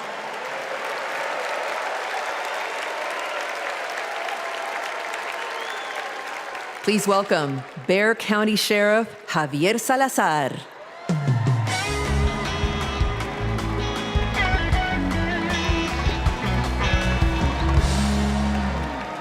On the other side of the border, the traffickers, they pack migrants into 18-wheelers like cattle, 50, 100 at a time. Then they seal the doors. That's when the 911 calls come. We hear them, desperate, terrified, gasping for air. Now, sometimes we get there in time. Sometimes, despite our best efforts, we can't. When Donald Trump comes down to Texas, stands next to officers in uniforms just like mine, he's not there to help us. Don't think that, not for a second. He is a self-serving man.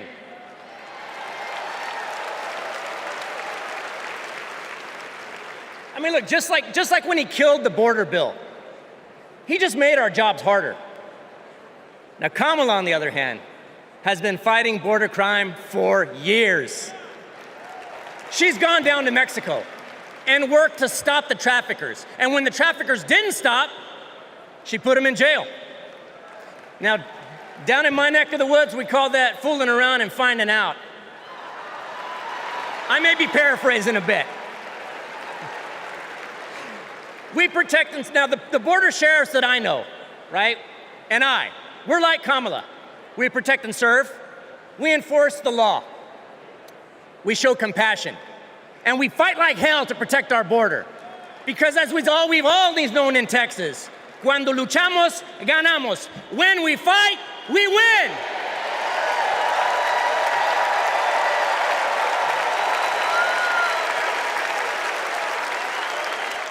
Please welcome California Representative Pete Aguilar.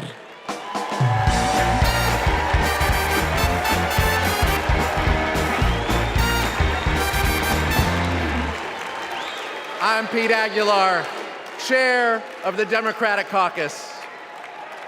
For 4 generations, my family has called California home.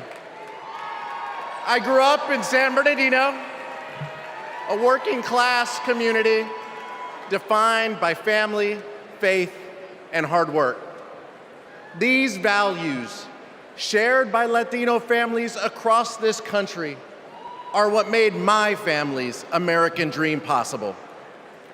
And only Kamala Harris and Tim Walz will protect the American dream so that every family can earn a living, own a home, and reach their full potential. This is a vision for America that Donald Trump will never understand. All he knows is chaos and division. He talks about tearing American families apart, pitting neighbor against neighbor, community against community. Compare that to what Kamala Harris has done as vice president. Almost 500,000 people who live here and are married to a U.S. citizen can now apply for lawful permanent residents. DACA recipients who graduated college have easier access to work visas. And we would have much more security at the border if Donald Trump hadn't tanked the bipartisan bill. Folks, we don't have to choose between a secure border and building an America for all. Under President Harris, we can and will do both. As a prosecutor, she took on transnational gangs and cartels. As president, she will fight for pathways to citizenship. And I can tell you, as the highest-ranking Latino in Congress, our community understands the stakes in this election because we believe in the promise of this country. We believe our nation is stronger when we keep families together. We believe our union is more perfect when dreamers become doctors, teachers, construction workers, and military service members. Latinos believe in that American dream and a brighter future. One where we secure our border, fix our broken immigration system, and unlock economic opportunity for all. And together, we will win. Thank you.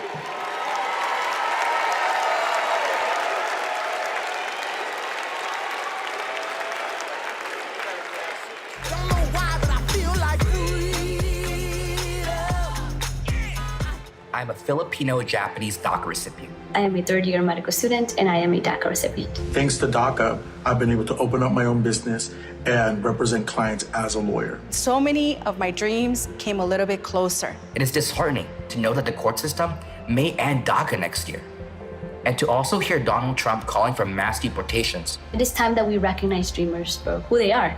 We are contributors to this great nation. I support Vice President Harris, who has continued to fight for DACA recipients. She was the one who stood with us, who sat with us, who heard our stories. We need a future President Harris to ensure that dreamers like me can continue to work and provide for ourselves, our communities, and our families.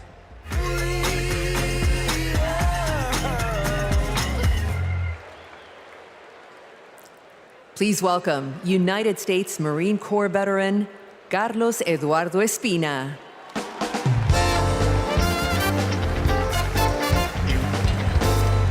Buenas noches, mi gente. My name is Carlos Eduardo Espina. And if 2 decades ago, when my parents immigrated to College Station, Texas, you told them that one day their son would reach 14 million followers on social media, graduate law school, and speak at the Democratic National Convention, they might not believe you. But this is the United States of America, the land of opportunities where anything is possible. I know this because daily I interact with people who, like my parents, came to America to fulfill the dreams and ambitions that in their home countries were impossible. People who work hard, contribute to society, pay taxes because, yes, immigrants pay taxes, and love this country deeply. The same people Donald Trump wants you to believe are poisoning the blood of our country. This is dangerous, and it is outright anti-American. Because as Ronald Reagan, a Republican, once said, we lead the world because unique among nations, we draw our people, our strength from every country and every corner of the world. Reagan knew that welcoming immigrants is not a Democratic or a Republican value, it is an American value. To be pro-immigrant is to be pro-America. And that's why Kamala Harris understands this too. And that's why, once elected, she will reject hate and find solutions that make our nation stronger. So let's get her elected. Let's get her elected. And ensure that our country remains a beacon of freedom and opportunity for all. Thank you, God bless you, and God bless the great state of Texas.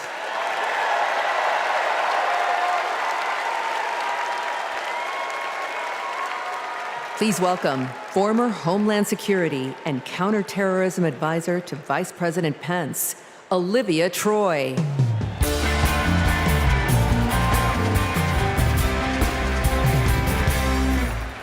4 years ago, I resigned from the Trump administration.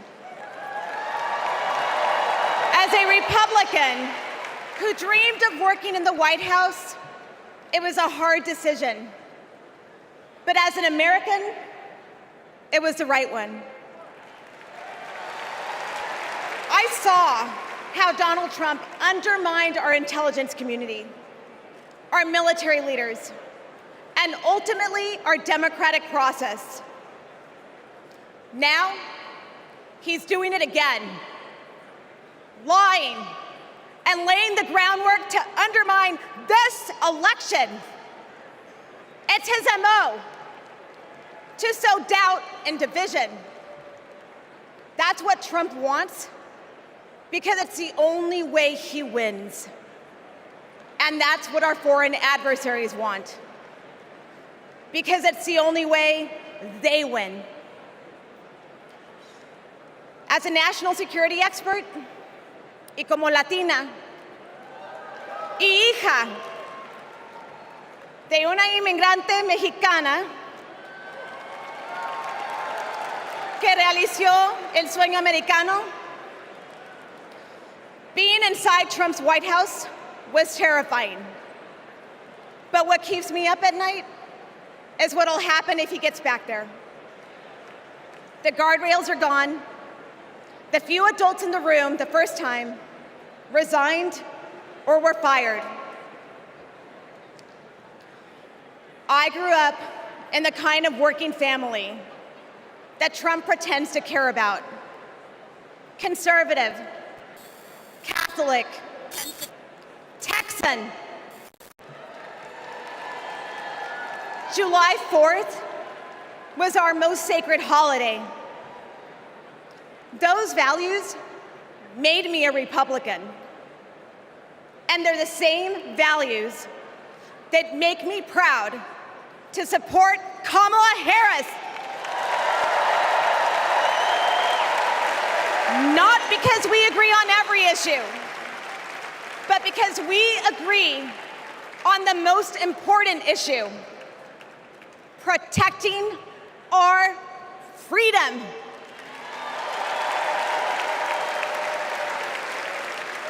So to my fellow Republicans, you aren't voting for a Democrat. You're voting for democracy. You aren't betraying our party. You're standing up for our country. Thank you. Gracias.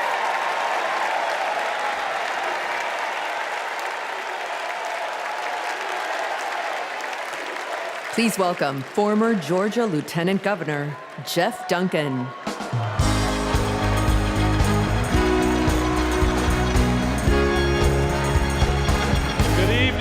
Good evening. I bring greetings from the great state of Georgia. So let's get the hard part out of the way. I am a Republican. But tonight, I stand here as an American.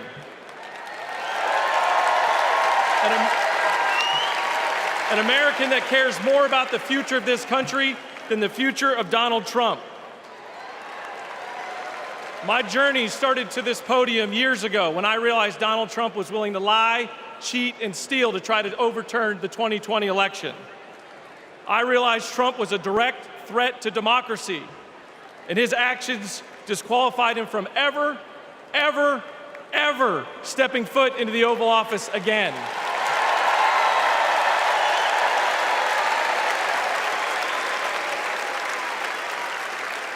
I could spend my time revving up this crowd, but I'm certain I don't have to talk anybody out of voting for Donald Trump here.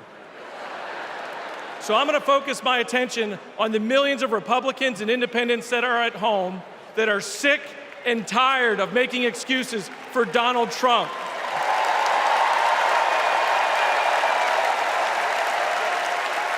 If Republicans are being intellectually honest with ourselves, our party is not civil or conservative. It's chaotic and crazy, and the only thing left to do is dump Trump.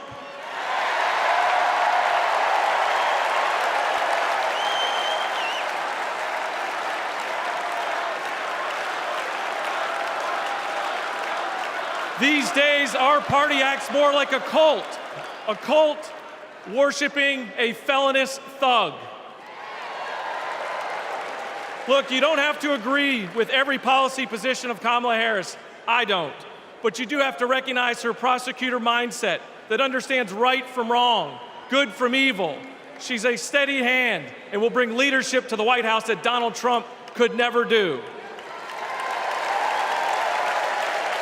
Let me be clear to my Republican friends at home watching. If you vote for Kamala Harris in 2024, you're not a Democrat, you're a patriot.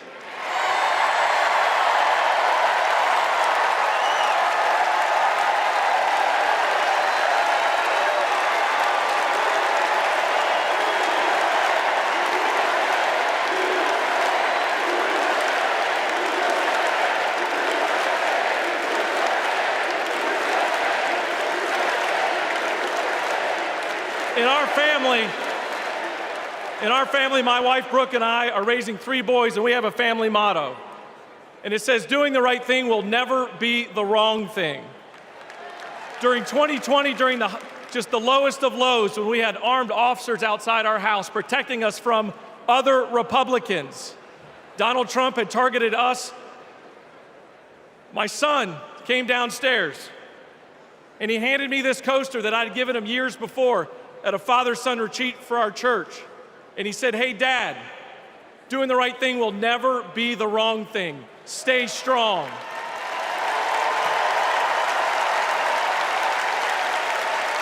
To my fellow Republicans at home that want to pivot back towards policy, empathy, and tone, you know the right thing to do. Now let's have the courage to do it in November. Thank you, and God bless you.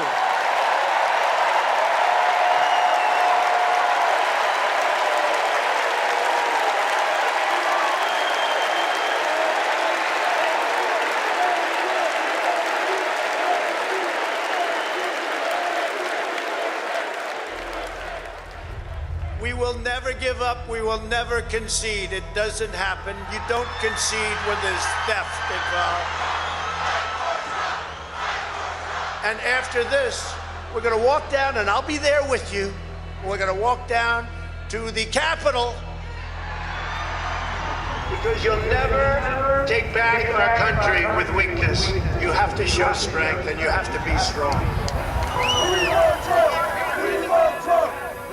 It does look like we're going to have an ad hoc march stepping off here. There's a crowd surge heading east. Mike Pence, I hope you're going to stand up for the good of our Constitution and for the good of our country. And if you're not, I'm going to be very disappointed in you. I will tell you right now.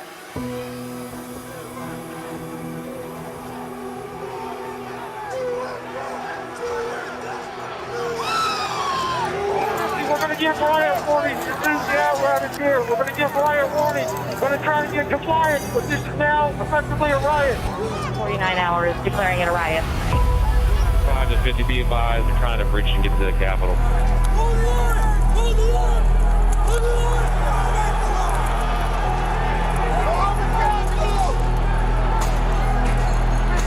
Breach of the Capitol!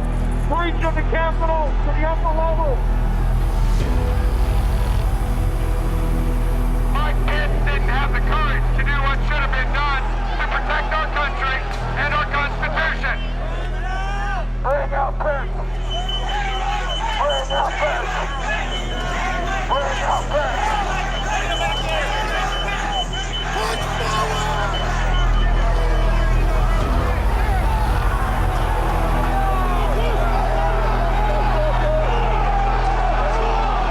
We can't hold this. We're gonna get too many people. Look at this vantage point, man.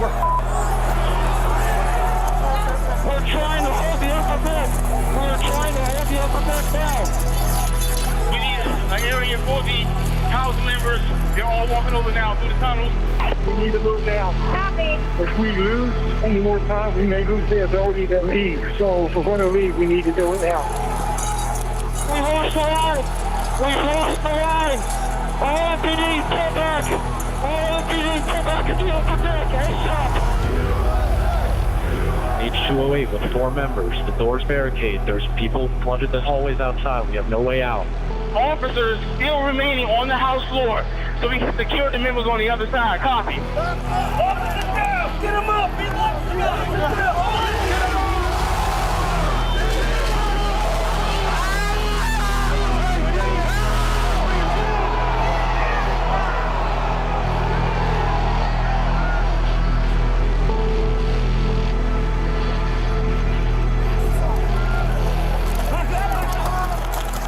And if I win, I will be looking very, very strongly about pardons. And I mean full pardons with an apology to many, an apology.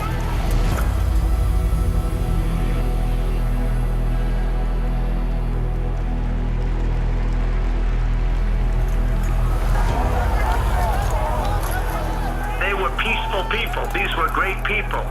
The crowd was unbelievable. And I mentioned the word love, the love in the air. I've never seen anything like it.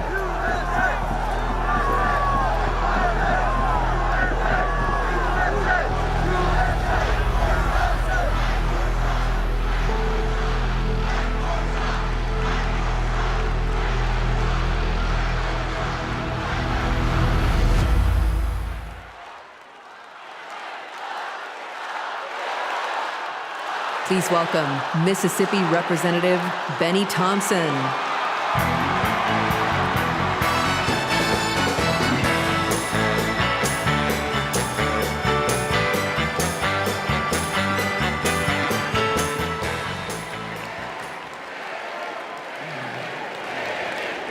On January 6th, like most of my colleagues, I had one goal: to uphold the votes of the American people, the cornerstone of our American democracy.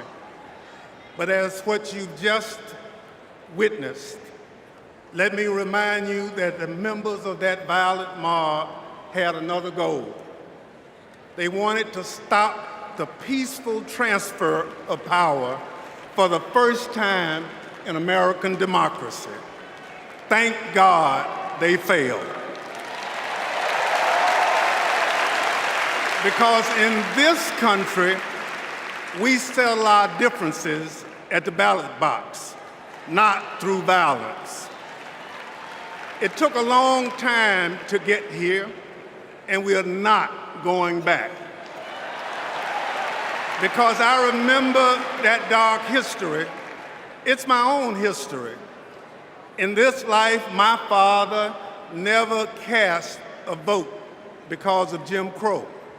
So I dedicated my career to protecting the votes against violence and discrimination. You can imagine what I felt on January 6th when I saw with my own eyes those insurrectionists trying to take that away. They did it to rob millions of Americans of their votes. They did it because Donald Trump couldn't handle losing. He lied about the election fraud. He called his conspiracy-led mob to Washington. He would rather subvert democracy than submit to it. Now, he's plotting again. His campaign proclaims that elections won't end until the moment of inauguration. We will win or it was rigged. We win or else. This is Donald Trump's America. Elections are about choice. Choose democracy, not political violence. Choose the America we've always taught our children to love. Choose Kamala Harris.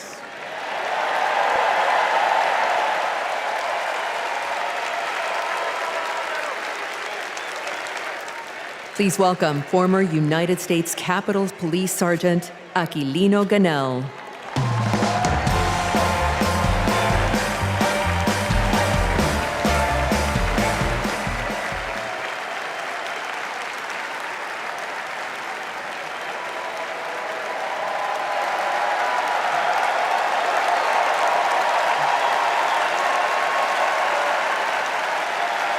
Thank you.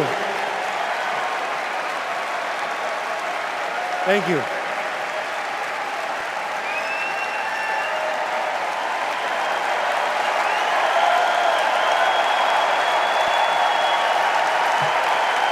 Thank you. Before I begin, I need to acknowledge the sacrifices that 5 officers who died as a result of January 6 made on that day.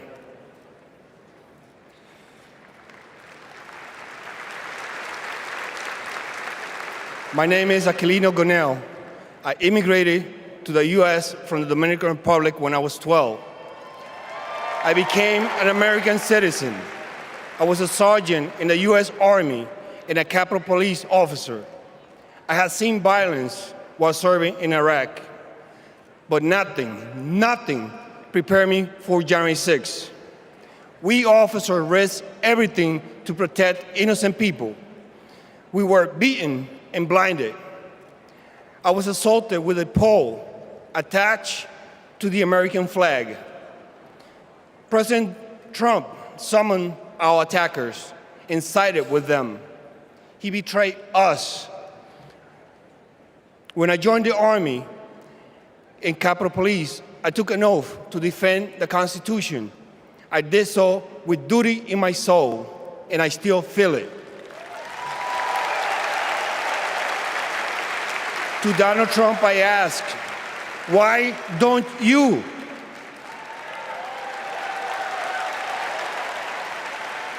On January 6, I nearly died protecting the Capitol, and I will do it again for our democracy. The way to preserve it is to elect Kamala Harris, our first female commander-in-chief.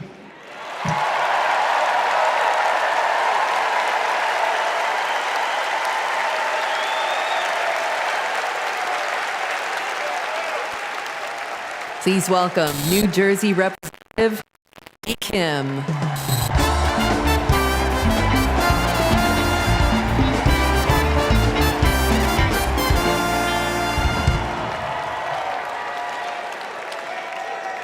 When I was a kid, my parents brought me to the Capitol. They taught me that it's sacred ground, a symbol of our democracy. When I got to Congress, I was excited to bring my little boys to the same beautiful building. I asked them, "Do you like the Capitol?" And my oldest son, Austin, said, "I love the Capitol, and lowercase too." They are so sweet. But shortly after, we saw something unimaginable. A mob tearing down flags, assaulting police officers. That night, I walked into the rotunda. The floor was covered in broken glass and garbage, strewn with the chaos unleashed by Donald Trump. And I thought to myself, how did it get this bad? So I did the only thing I could think of. I grabbed the trash bag and started cleaning up.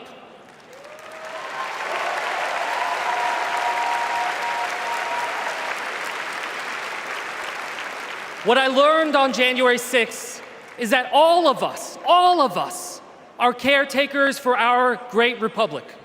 We can heal this country, but only if we try. Many of you are doing your part through your voices and your votes. Always remember, this chaos that we see, it doesn't have to be this way. As a father, I refuse to believe that our kids are doomed to grow up in a broken America. There is a hunger right now in this country for a new generation of leadership to step up. Let's choose Kamala Harris and Tim Walz.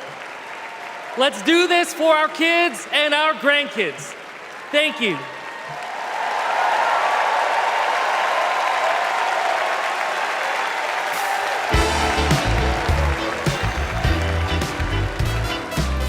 Please welcome Olivia Juliana.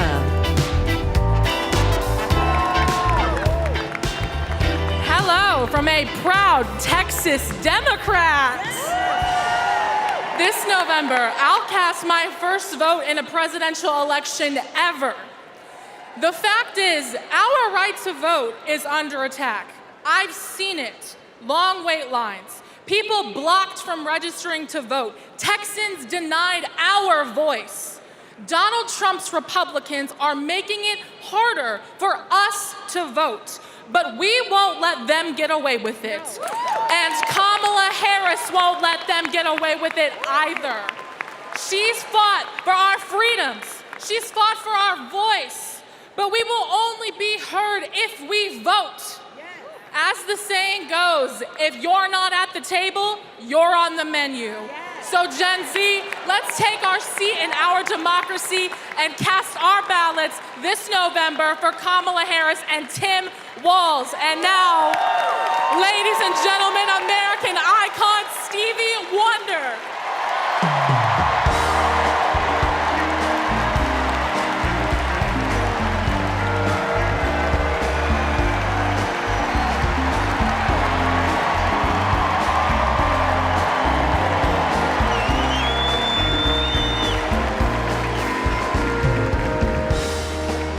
I love you.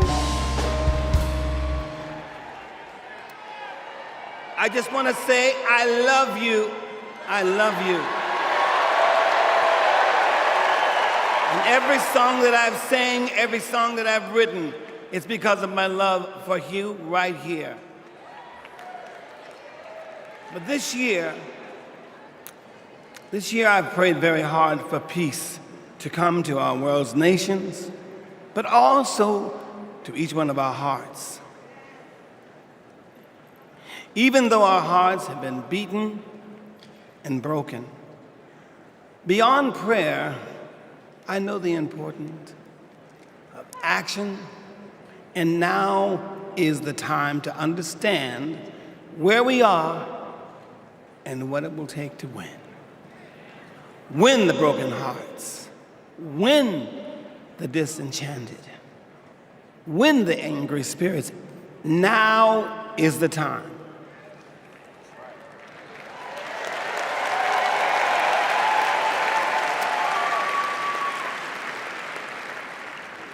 This is the moment to remember when you tell your children where you were and what you did.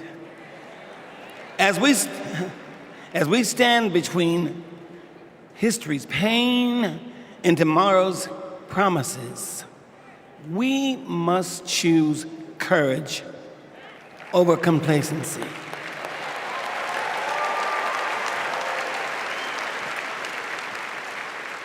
It is time to get up and go vote.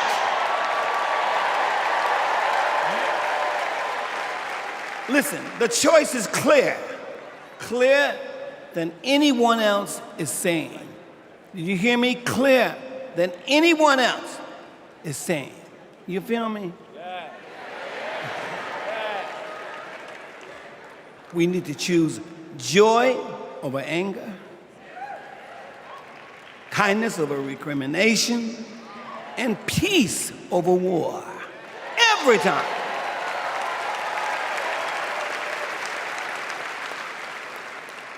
We must choose to be above the ugly words, the hateful anger, and the division those words and anger create.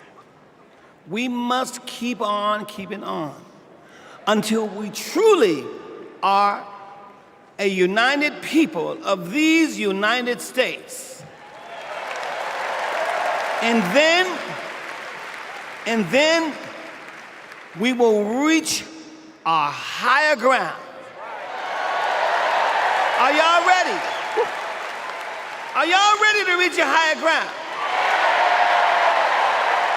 Are you ready to reach our higher ground? Tell me. I want to hear you again. Are you ready? Are we ready? Because you know we need Kamala Harris. Yes, we do. And we need a great man, as we do have, as a future vice president. You know that. So you know what? I'm depending on you to do, as Spike Lee would say, the right thing. Are y'all ready? Are y'all ready? Are you ready? Monsky, are you ready? I'm ready, Steve. Dancers, are you ready? All right, we need everybody. Clap your hands like this. Everybody clap your hands. Clap, clap, clap, clap. Now somebody scream.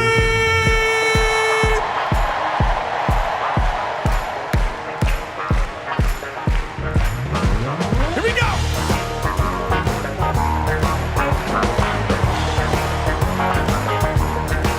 Are y'all ready? Oh, you're gonna have to get louder than that. I want y'all to sing it with me. Come on. People.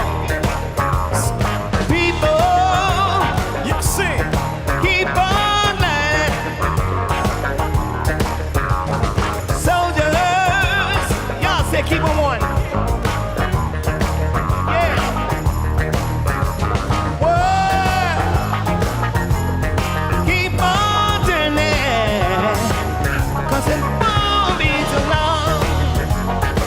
Are y'all with me?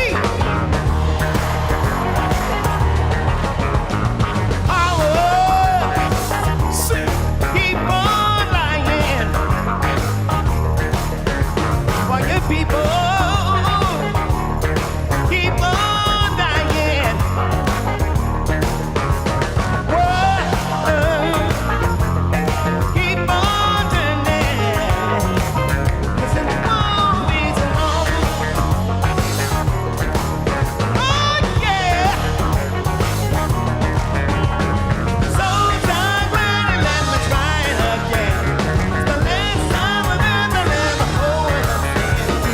So when the light over and I'm gonna keep on trying till I reach my higher ground.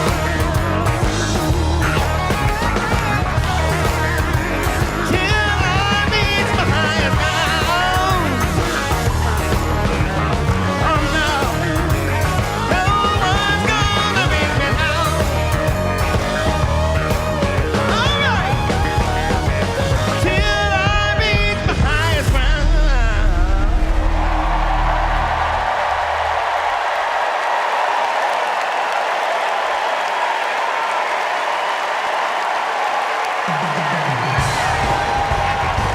Somebody scream.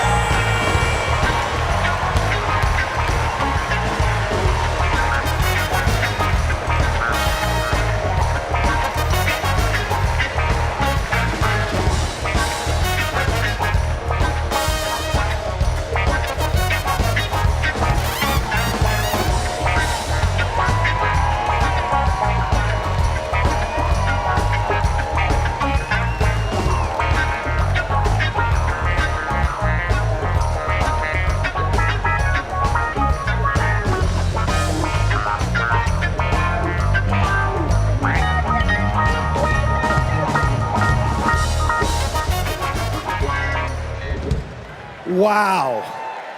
Wow. Wow. I couldn't see the rest of y'all, but from back, Nebraska was getting down. Stevie's song is powerful, but so was his words. He said courage over complacency. He gave us a call in his remarks.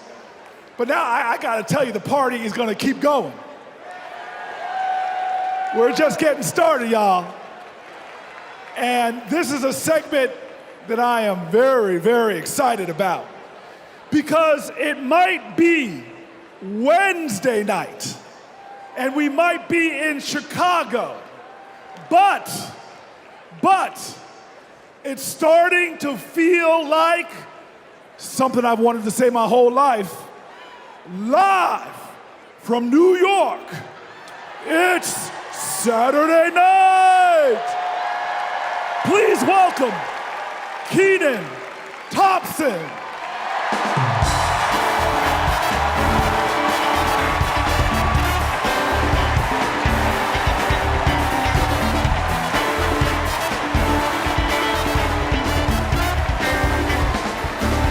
All right. What's up, DNC? All right. Y'all remember this big old book from before? When Colorado Governor Jared Polis ripped a page out of it? This is Project 2025, the Republican blueprint for a second Trump term. It is boo. It is a real document that you can read for yourself at kamalaharris.com/Project 2025. You ever seen a document that could kill a small animal and democracy at the same time? Here it is. You know how when you download an app and there are hundreds of pages there that you don't read, it's just the terms and conditions, and you just click agree, right? Well, these are the terms and conditions of a second Trump presidency. You vote for him, you vote for all of this. Let's take a look. All right, do we got Matt here with us tonight? Is Matt here? Hey, there he is. Matt, how are you, sir? All right, Matt. Now, Matt, I understand that you work as an AV tech in Nevada, and you make a decent hourly wage, is that right? Oh, I don't know if we can hear Matt. Can we hear Matt? So who's gonna fix it? Keep speaking, Matt, till we can hear you. Okay, that's good. I guess we're gonna move on from Matt. And this is Becky. Becky, can we hear you? Hi, Kenan, and it's great to be here. Thank you. All right, good. Now, Becky, you're married, correct? I am. Me and my wife have been together for about 8 years. Oh, that's amazing. Very, very cute. Thanks. But I have got some bad news for you. I hate that. On page 584, Project 2025 calls for the elimination of protections for LGBTQ plus Americans.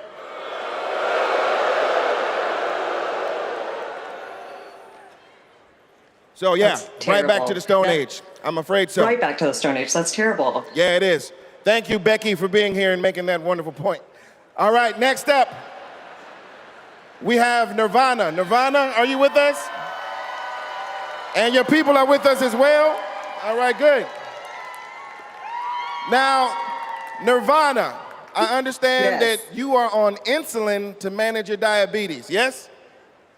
Yes, and thanks to President Biden and Vice President Harris, I only pay $35 a month for my insulin.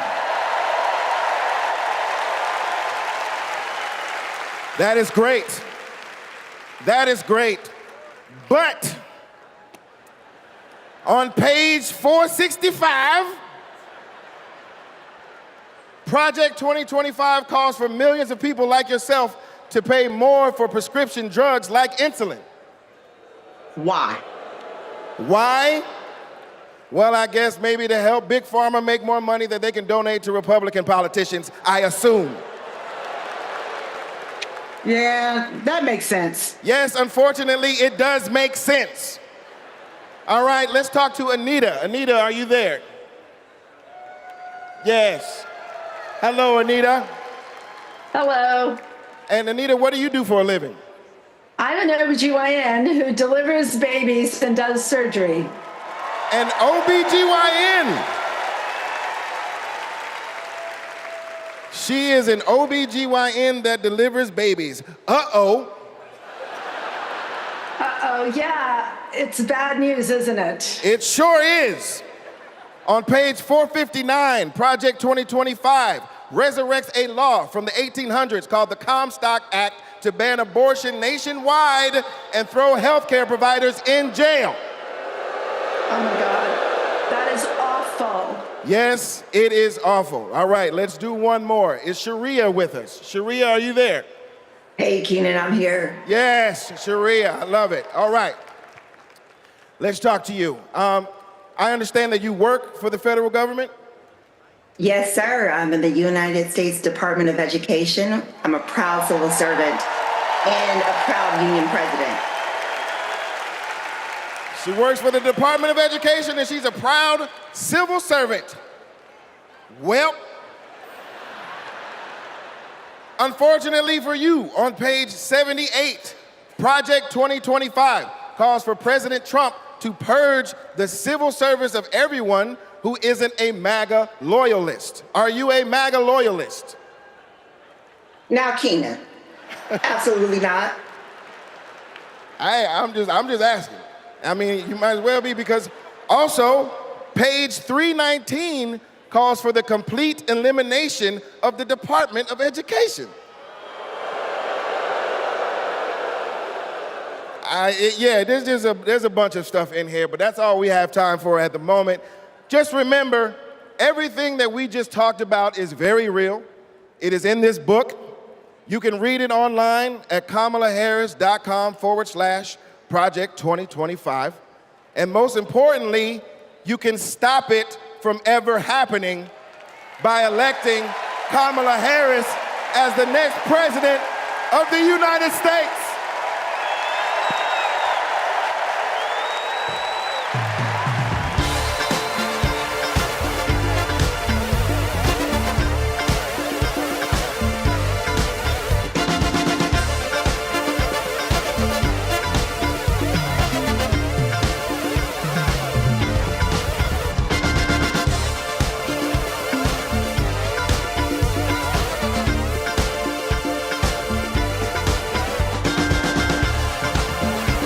Please welcome award-winning producer and writer, Mindy Kaling.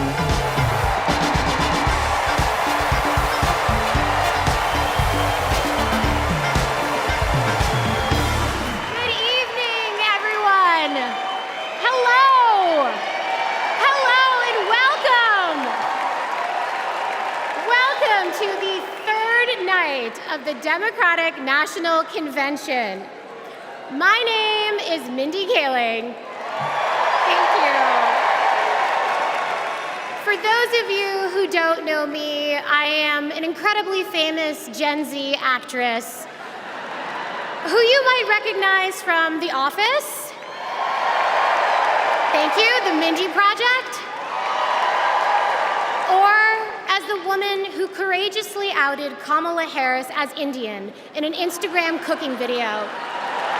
Yes, you're welcome. I am so proud to be here supporting my friend. But the real reason I am here is that deep down, I truly believe that as a woman of color and as a single mother of 3, it is incredibly important that I be appointed ambassador to Italy. That's how this works, right? That's like why I'm here. I've never been, I'm dying to go. And guys, I just really need a break. I know it's not the priority tonight, but just think about it. I am actually here because I have known the Vice President for a long time, and I want to tell you a story about one of the first times I ever met her. She wasn't Madam Vice President then. She was my senator, and we were filming a video where she came to my home to cook dosas, a South Indian dish. Yes. It's not every day that a senator comes over, and I was pretty nervous. But when she arrived, we immediately hit it off. We talked about the love we have for our moms, who had both passed away from cancer. Both of our mothers were immigrants from India who came to America and committed their lives to serving others. My mother, Swati, became an OBGYN. Thank you. Kamala's mother, Shaimala, became a scientist with a PhD who dedicated her life to trying to find a cure for cancer. And after speaking to Kamala, it was clear to me that Shaimala had passed down the same optimism and fearlessness to her daughter. But the thing I remember the most about the vice president is that Kamala Harris can cook. Guys, she was so much better than me. But she also knew that my family was watching. So, as she gently corrected my sloppy dosa making, she was complimenting me every step of the way, making sure that my daughter Kit heard how good of a cook I am. She had no desire to be seen as better than anyone else. She just wanted my kid to be impressed with her mom. And when she finally bit into my dosa, she looked at me and said, really good, and then never took another bite again. Yes, but it is that warmth, that generosity of spirit that I know she will bring to the White House as our next president. Kamala Harris cares deeply about other people. She will fight to protect our freedoms because those are the values that her mother passed down to her. But in order to protect those freedoms, Democrats also need to win the House. So we have a lot to do, and please welcome to the stage your next Speaker of the House, Hakeem Jeffries.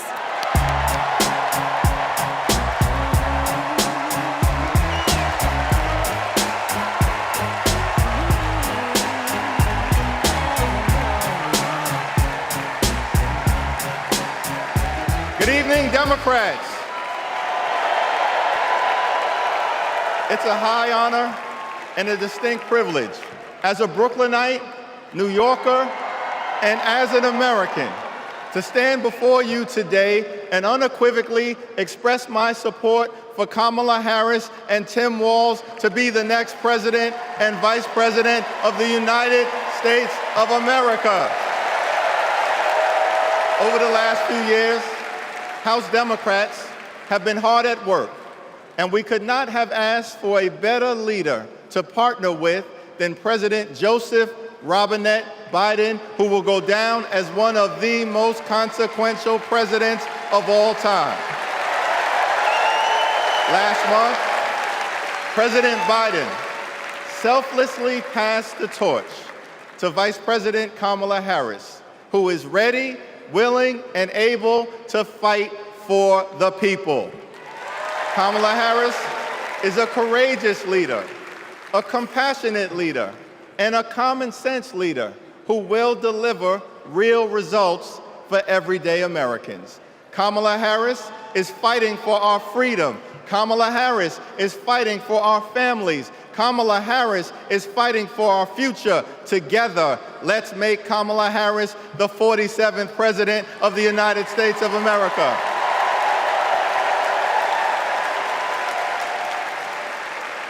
In our great country, when you work hard and play by the rules, you deserve to earn a living wage.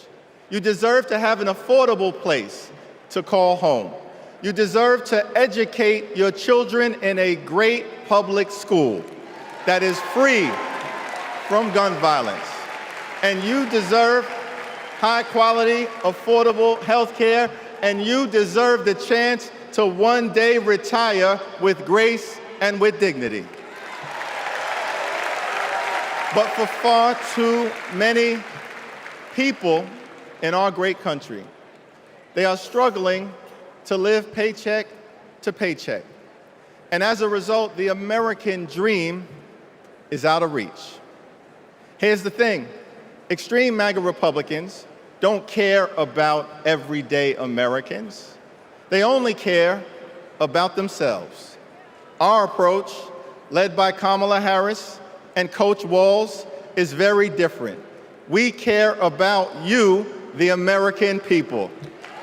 And we will fight hard to make sure that the American dream is alive and well in every single community. Now, the road ahead will not be easy, which brings me to you-know-who. Donald Trump is like an old boyfriend who you broke up with, but he just won't go away. He has spent the last 4 years spinning the block, trying to get back into a relationship with the American people. Bro, we broke up with you for a reason.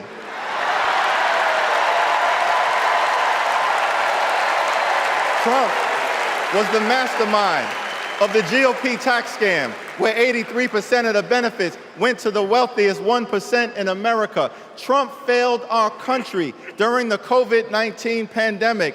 Trump is a chaos agent who is focused on himself, not the American people. Trump tried to destroy our democracy by lying about the election and inciting a violent mob to attack the Capitol. Trump put 3 extreme justices on the Supreme Court who destroyed Roe v. Wade. We broke up with you for a reason. Donald Trump can spin the block all he wants, but there's no reason for us to ever get back together. Been there, done that, we're not going back.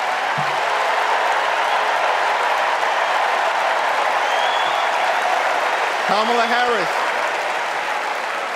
Harris and House Democrats will always put people over politics. Kamala Harris and House Democrats will lower costs and grow the middle class. Kamala Harris and House Democrats will fix our broken immigration system and secure the border.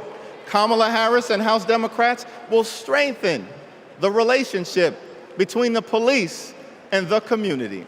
Kamala Harris and House Democrats will continue to combat the climate crisis with the fierce urgency of now. Kamala Harris and House Democrats will protect Social Security, protect Medicare, protect Medicaid, protect the Affordable Care Act, protect working families, protect small businesses, protect the middle class, protect free enterprise, protect our children, protect our seniors, protect our veterans, protect our unions, protect our dreamers, and always protect a woman's freedom to make her own reproductive health care decisions.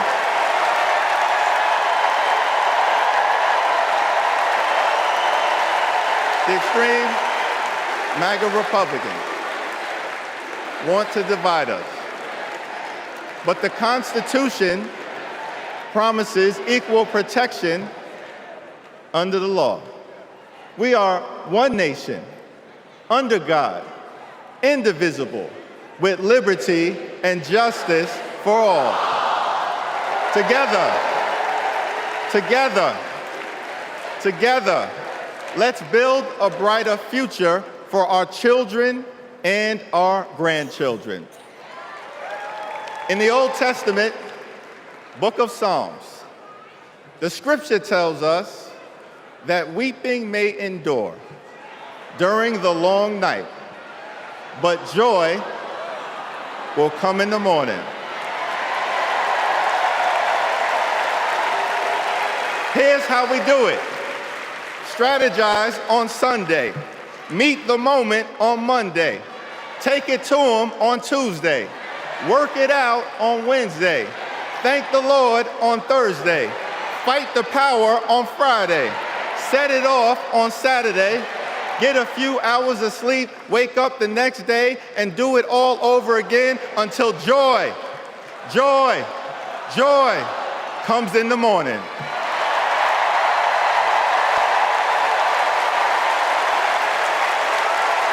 Now there's only 76 days left. There are only 76 days left We must continue to speak up. We must continue to show up. We must continue to stand up, not as Democrats or Republicans, but as Americans. And when we do, nothing can stop Kamala Harris from becoming the 47th President of the United States of America. Nothing can stop House Democrats from taking back the majority. Nothing can stop the American people from continuing our march toward a more perfect union. Nothing can stop us. We're all the way up. God bless you. God bless Kamala Harris. May God bless the United States of America.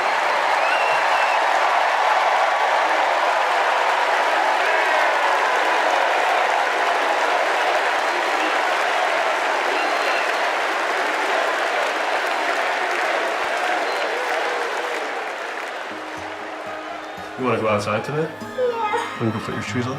Yes. Let's go outside. Ruby is 2 years old. I'm starting to think, will she be an iron worker like her dad? I hate to break it to you, but I'm not a billionaire.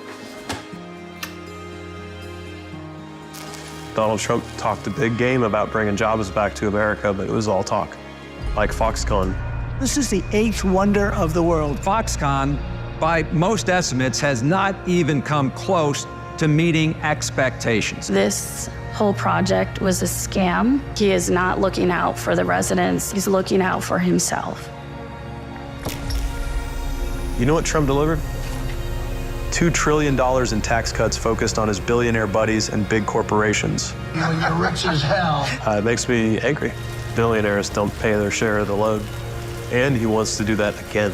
Trump talked a massive game about infrastructure. What a joke. We call it Infrastructure Week. Infrastructure is the easiest of all. We're going to get this infrastructure going. Trump was too incompetent to get it done. Who's he looking out for? Not us, not my family. You know who got it done? Joe Biden and Kamala Harris. Biggest infrastructure package in history. Infrastructure is just a fancy word for jobs. Not just union workers, but for everyone. Small businesses are booming. Communities are starting to thrive again. I wish it was faster, but prices are easing. Kamala Harris helped deliver the largest job growth in American history. Wages are higher. Manufacturing is booming. We're building roads, bridges, airports again. That's a fact. And we have healthcare. When our middle class is strong, America is strong. Kamala's goal is to rebuild the middle class for families like mine.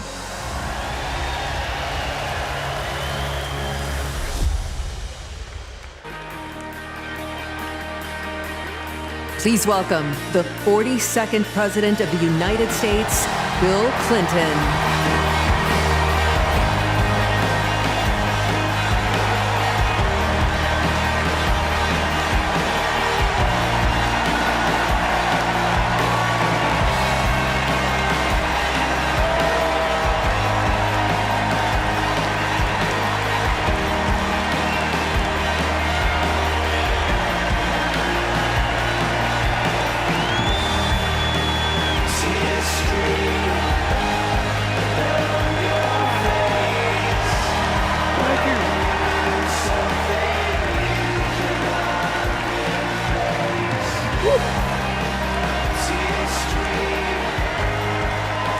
Thank you.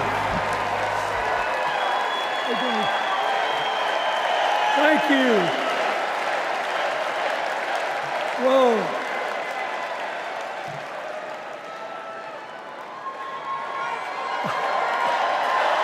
Let me ask you something.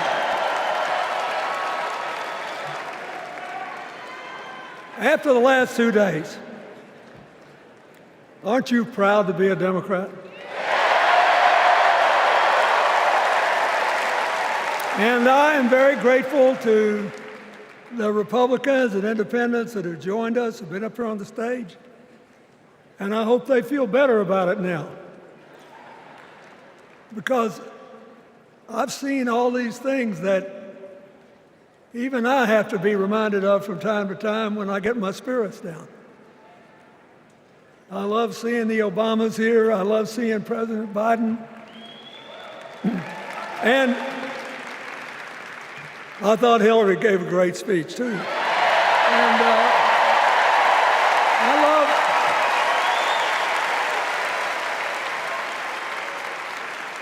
But I love seeing all these young leaders. A bunch of them are coming up after me. They look better, they sound better, and they'll be exciting. I do want to say one word about President Biden. Remember, he had an improbable turn that made him president. And we were in the middle of a pandemic and an economic crash. He healed our sick and put the rest of us back to work. And he strengthened our alliances for peace and security. He stood up for Ukraine. He's trying desperately to get a ceasefire in the Middle East.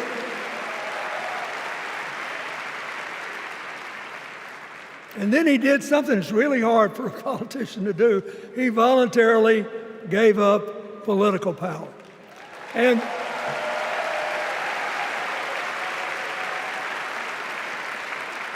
George Washington knew that, and he did it. And he set the standard for us serving 2 terms before it was mandatory. It helped his legacy, and it will enhance Joe Biden's legacy. And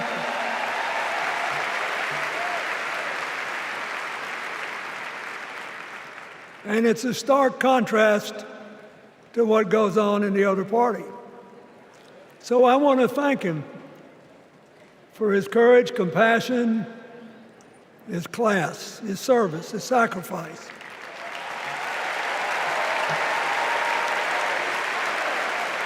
Joe Biden, thank you. And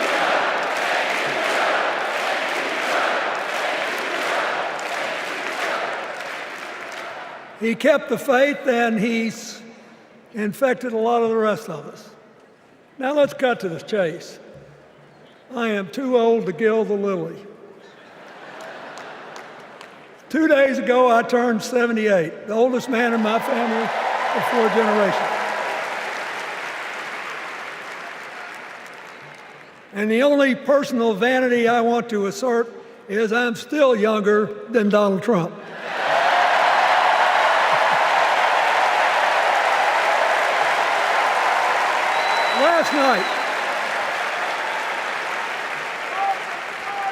Last night, in what I thought was a very moving series of episodes, we nominated Kamala Harris and Tim Walz.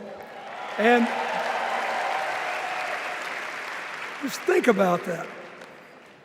2 leaders with all-American but still improbable life stories. It could only happen here. Their careers, after all, started in community courtrooms and classrooms. 2 leaders who spent a lifetime getting the good job done. Now, one of the things that I've noticed over my increasingly long life, is that a presidential election is unique in several ways. First of all, it's the greatest job interview for the greatest job in the world. Secondly, the Constitution says we, the people, get to do the hiring. And the third thing is that every 4 years, we get to change the requirements for the job. So here's what I'm thinking, because I try to apply this in every election. Will this president take us backward or forward? Will this president give our kids a brighter future? Depends. Will this president bring us together or tear us apart? Will the president increase the peace, security, and stability and freedom that we enjoy and extend it to others as we can. We, the people, we have to make a decision about these kind of questions. And every 4 years, it's a little different because the people come at the candidates, and they say, as they're saying now, here are our problems, solve them. Here are our opportunities, seize them. Here are our fears, ease them. Here are our dreams, help them come true.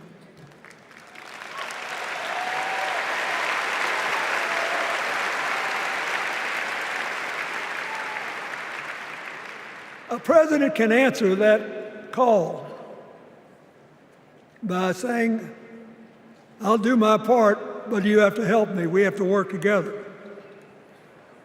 Or you can dodge what needs to be done by dividing, distracting, and diverting us. So in 2024, we got a pretty clear choice, it seems to me. Kamala Harris for the people,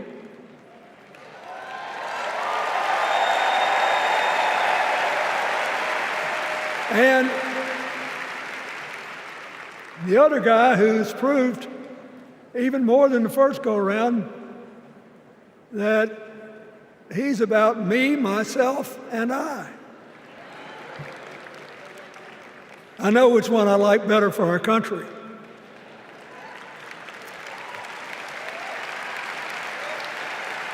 Kamala Harris will work to solve our problems, seize our opportunities, ease our fears, and make sure every single American, however they vote, has a chance to chase their dreams. You know, when she was young, she worked at McDonald's. And she greeted every person with that 1,000-watt smile and said, "How can I help you?" Now she's at the pinnacle of power and she's still asking, "How can I help you?"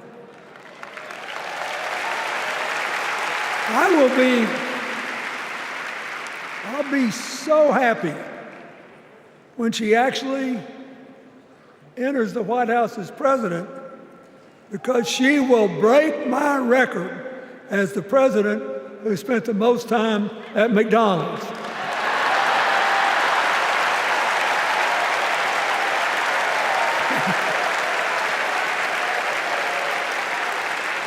Now,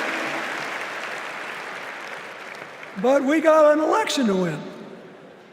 And remember, we've got a guy that's pretty good at what he does. Donald Trump has been a paragon of consistency.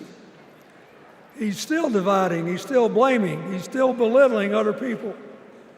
He creates chaos, and then he sort of curates it as if it were precious art. Let me say, not a single day goes by,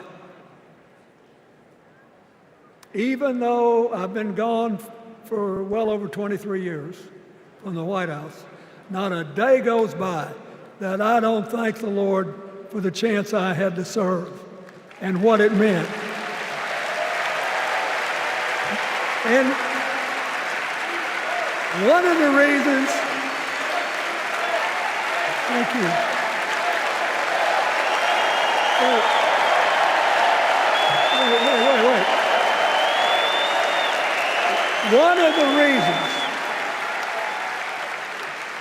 One of the reasons I love the job so much is that in the toughest times, even on the darkest days, if you try hard enough, there's always something good you could do for somebody else. Now, some days that's not easy to do. You've got to deal with all these emergencies, or there's something going on here, there, or yonder. But Kamala Harris is the only candidate in this race who has the vision, the experience, the temperament, the will, and yes, the sheer joy to get something done.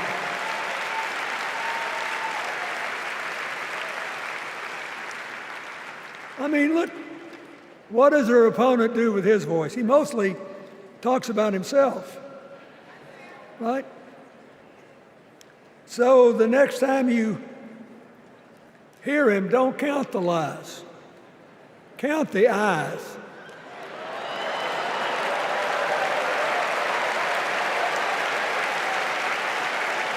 Count the eyes. His vendettas, his vengeance, his complaints, his conspiracies. He's like one of those tenors opening up before he walks out on stage, like I did, trying to get his lungs open by singing me, me, me, me, me, me.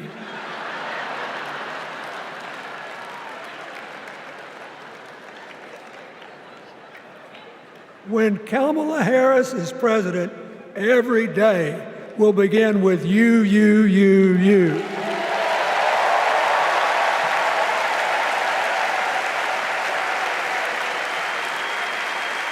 So, we got to ask ourselves the questions if we're going to hire a president. Do you want to build a strong economy from the bottom up and the middle out? Or do you want to spend the next 4 years talking about crowd size?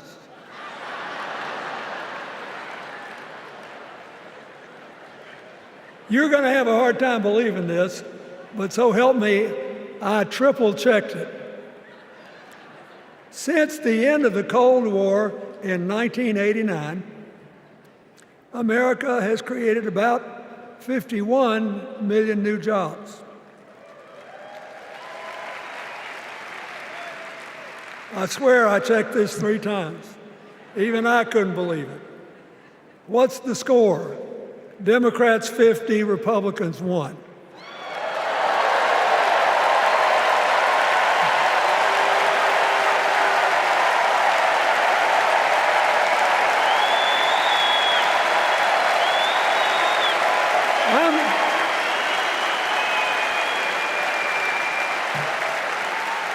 I'm glad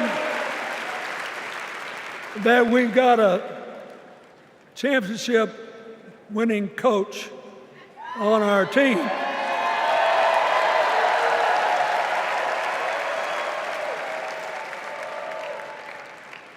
But even the most limited of us in what we know about football or any other sport knows that if you're got 50 and the other side's got 1, you're ahead.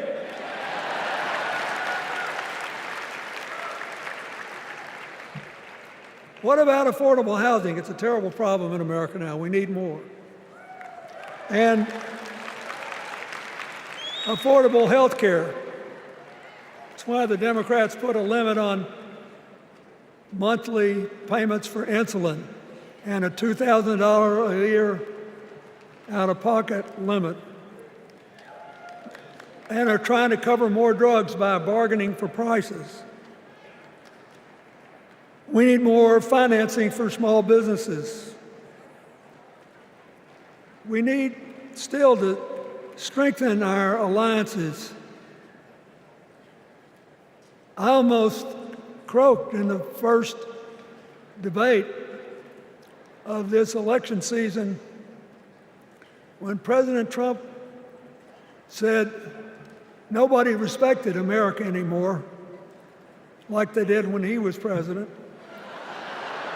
Wait. And with a straight face. Look, you got to give him, he's a good actor.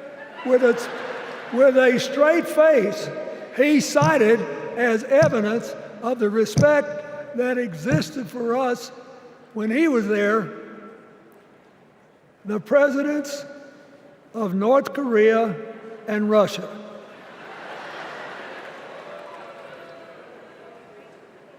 I'd rather have the people who respect us now.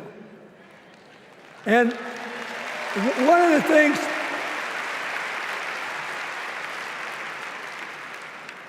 is when you send a signal to the other countries, you want them to know whether they agree with you or not, at least that you're on the level, that here's where you are and what you believe.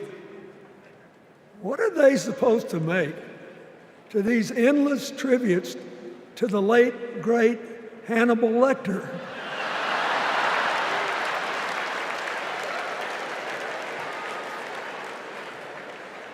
I mean, President Obama once gave me the great honor of saying I was the explainer-in-chief. Folks, I've thought and thought about it, and I don't know what to say.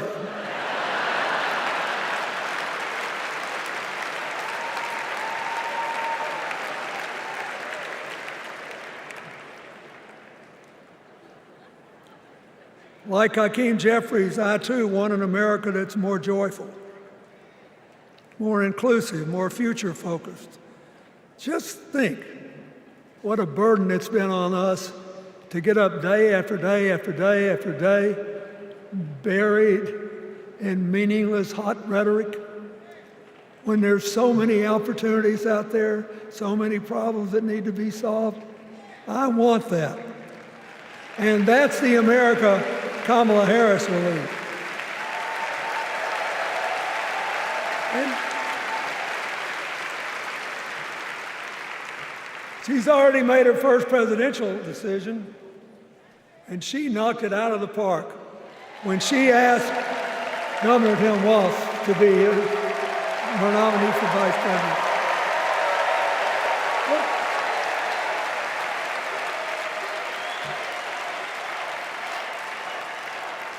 As they used to say when I was a young man growing up in Arkansas, you do not have to be all broke out with brilliance. You just look at Tim Walz, listen to him, follow his record as a teacher, as a coach, in the National Guard, as a congressman, where he was the only Democrat, save one, elected in that district in more than 100 years. And he stayed a long time. And then he became a great governor. And by all accounts, he was a crack shot who had the courage among his rural constituents to say, we do not need these assault weapons available to people who can kill our kids in school.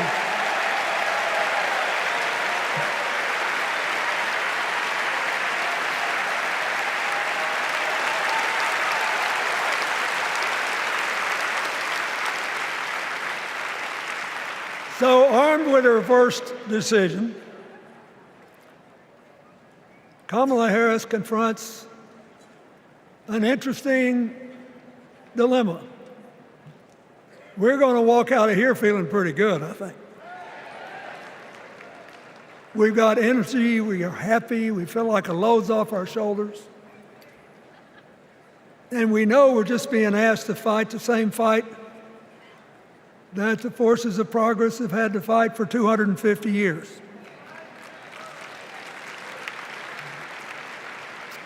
In the face of stiff and often violent opposition, we have to find a way to go forward together, where we the people make our union more perfect. So, that's a good thing. How could we possibly lose? Kamala Harris has fought for kids her whole life that were left out and left behind. She's taken on gangs trafficking across the border. She's fought to protect the rights of homeowners. She's been our leader in the fight for reproductive freedoms, and we know a majority of the American people are with us on that.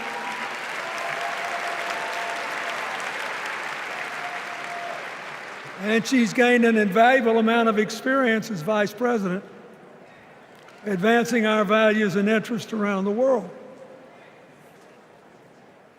She's already said she's going to work really hard to make sure that no American working full-time lives in poverty or has to worry about their children living in poverty.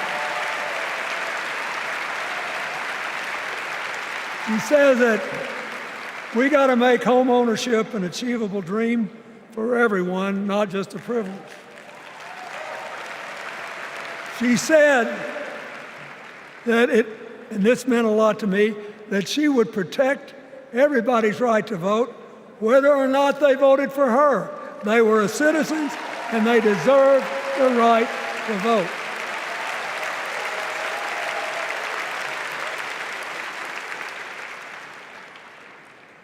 The other day, her opponent implied that as his people voted one more time, they'd be able to rig it from now on and they wouldn't have to vote again. You think they're kidding, but I know a lot of these folks, and most of them are really good people, but some of them think that they are bound to dominate America politically, economically, and socially, and they have to use politics to do it, and they should rig the system. I don't believe that. And so here's what I want to tell you. We've seen more than one election slip away from us when we thought it couldn't happen, when people got distracted by phony issues or overconfident. This is a brutal, tough business. I want you to be happy. One of the reasons that President-to-be Harris is doing so well is that we're all so happy.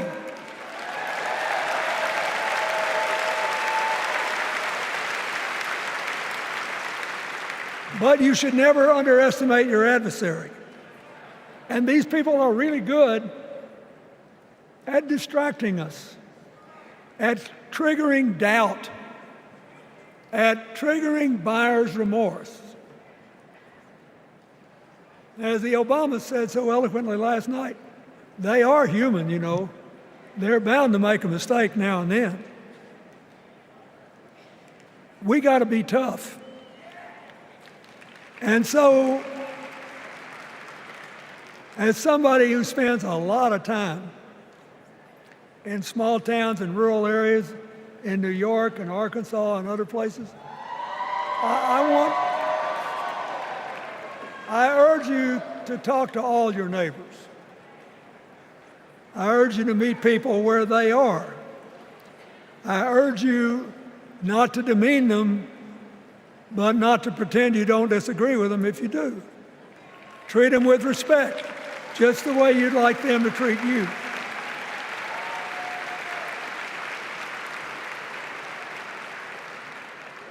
Ask for their help and then follow our leader, Kamala, and ask them, how can I help you? We Democrats right now have a lot of hay in the barn. We've got massive achievements, massive advances, but there's still a lot of slips between today and Election Day that we have to navigate. And so I want to say this from the bottom of my heart. I have no idea how many more of these I'll be able to come to. I started in '76, and I've been to every one since. But no, 72. Lord, I'm getting old. But here's what I want you to know. If you vote for this team, if you can get them elected and let them bring in this breath of fresh air, You will be proud of it for the rest of your life. Your children will be proud of it. Your grandchildren will be proud of it.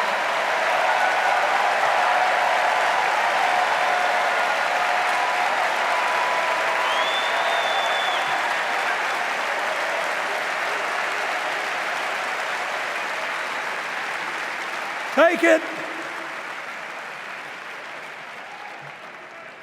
from a man who once had the honor to be called in this convention the man from hope. We need Kamala Harris, the president of joy, to lead us. So,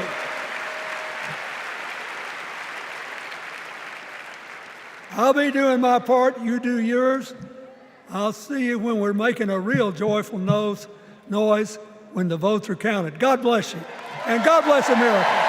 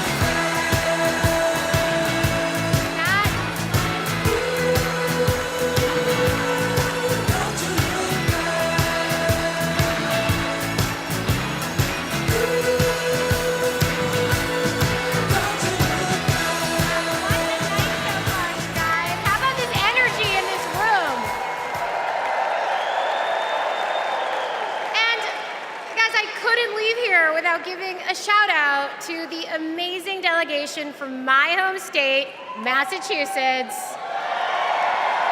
I love you, Massachusetts. Everyone is always hating on us, but they just don't get it. Go Sox!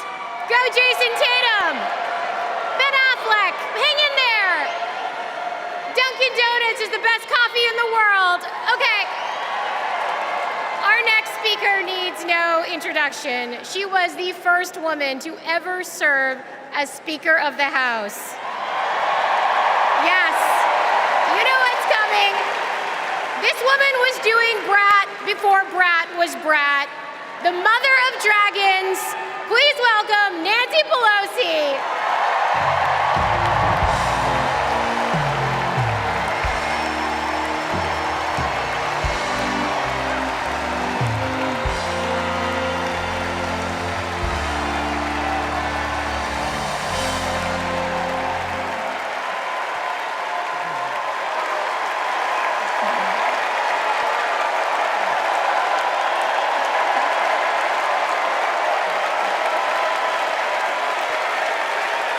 Hello, California. Hello, Maryland. Hello, Democrats.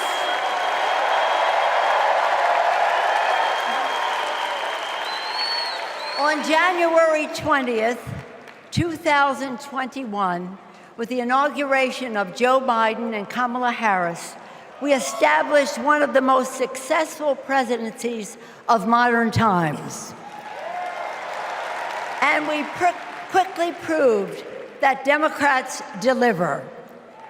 Millions of jobs, stronger infrastructure and rural broadband, a Biden child tax credit, rescuing human pensions, honoring our veterans, bold climate action, lowering the cost of prescription drugs, all thanks to President Biden's patriotic vision of a fairer America, doing so with liberty and justice for all.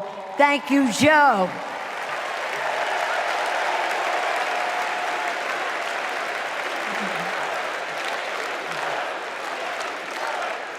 And I know that Vice President Harris is ready to take us to new heights. I've known Kamala Harris for decades. Personally, I know her a person of deep faith, which is reflected in her community care and service.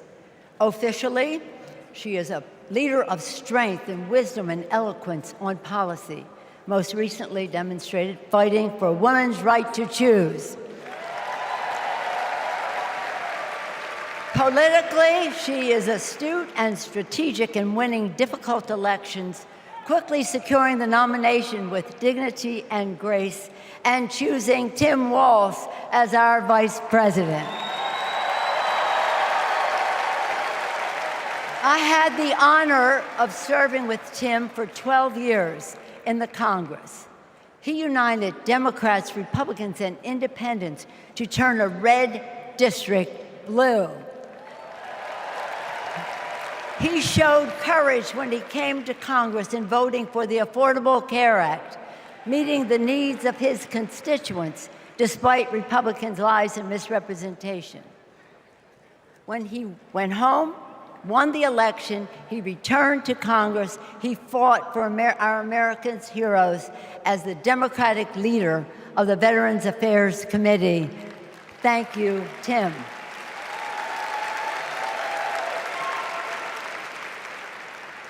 January 6th was a perilous moment for our democracy.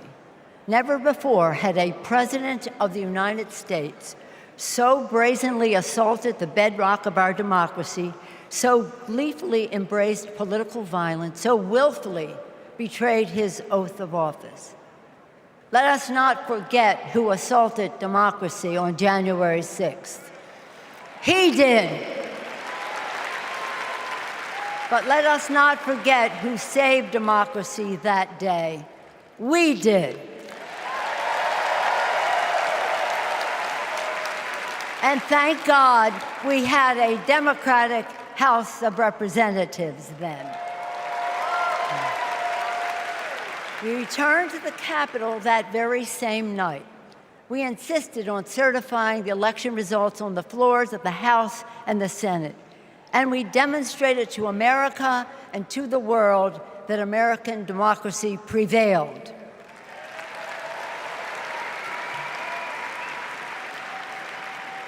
The parable of January 6th reminds us that our democracy is only as strong as the courage and commitment of those entrusted with its care.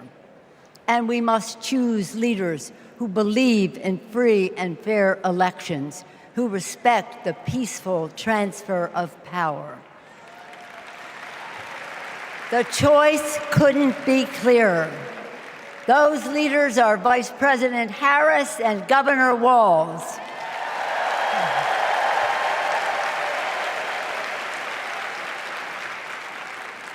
When the sun rose on January 7th, as our national anthem declares, we gave proof through the night that our flag was still there.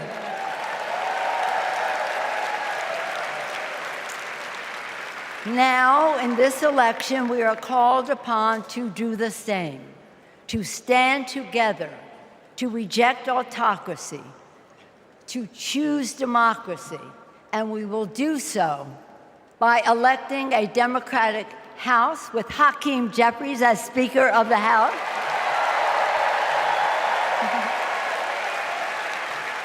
electing a Democratic Senate, electing Tim Walz as Vice President of the United States,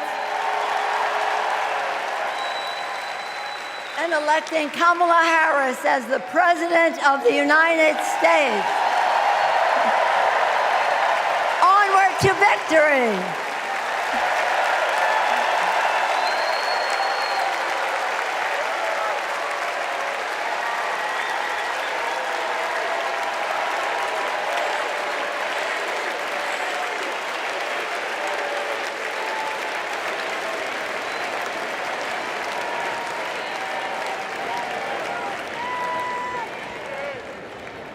Please welcome Alexander Hudlin, Jasper Emhoff, and Arden Emhoff.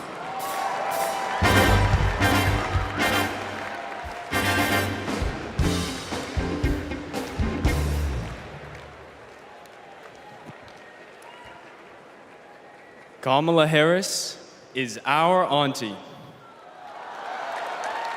She'll be a president who cares for all of us.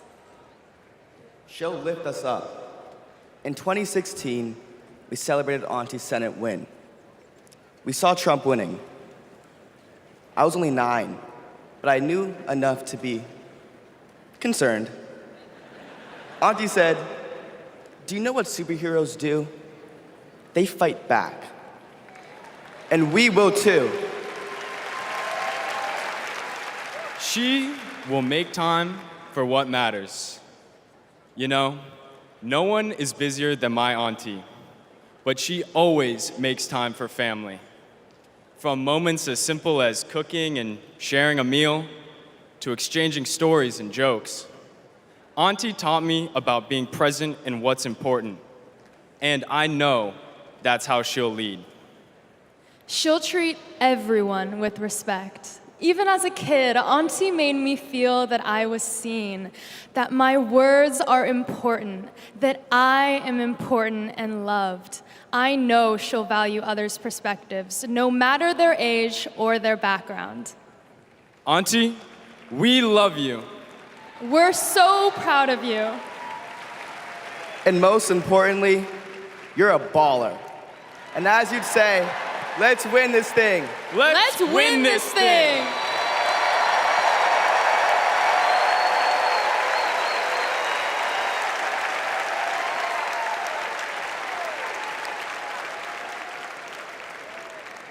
Please welcome nominee for U.S. Congress in California, Lateefah Simon.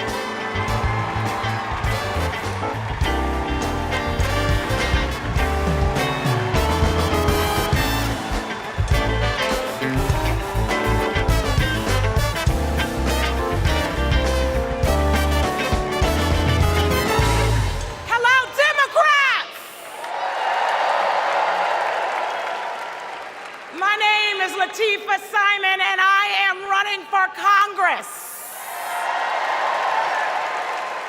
And I'm here tonight to tell you all about the Kamala Harris that I know.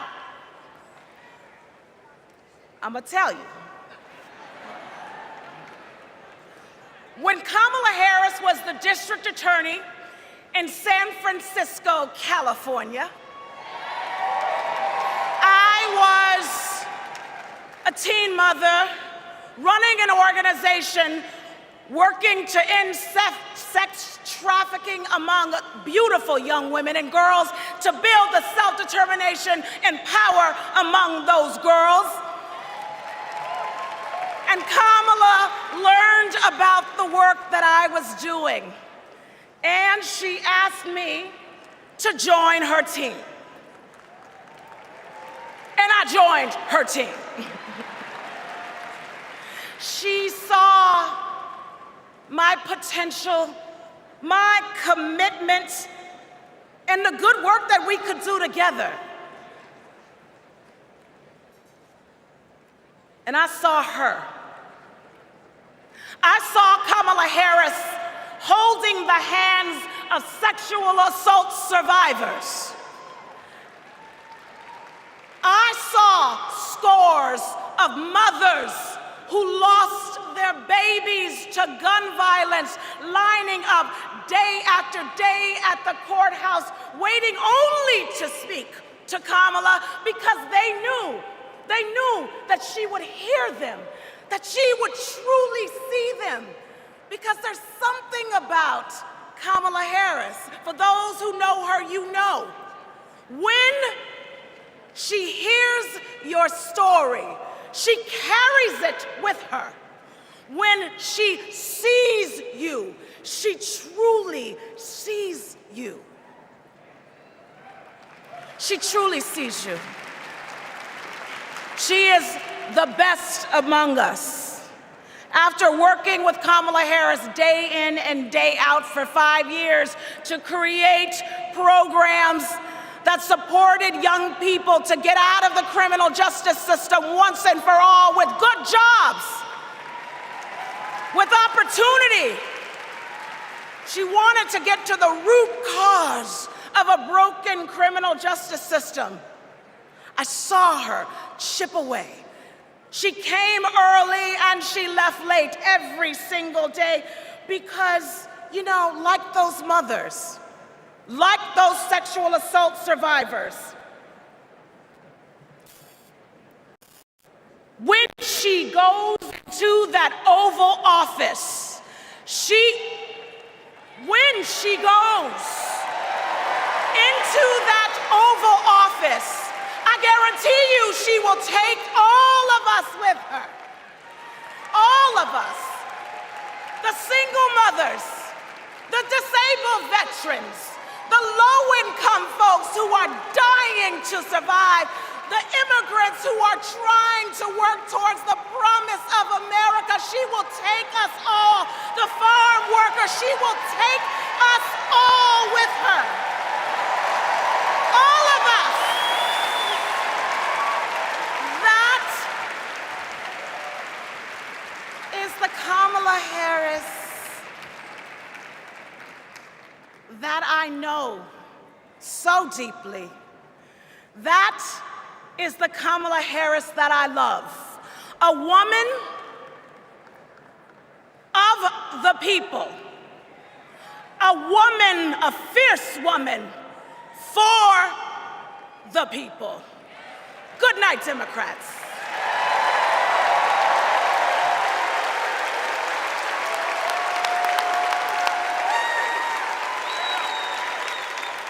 Please welcome former U.S. Associate Attorney General of the United States and the Vice President's brother-in-law, Tony West.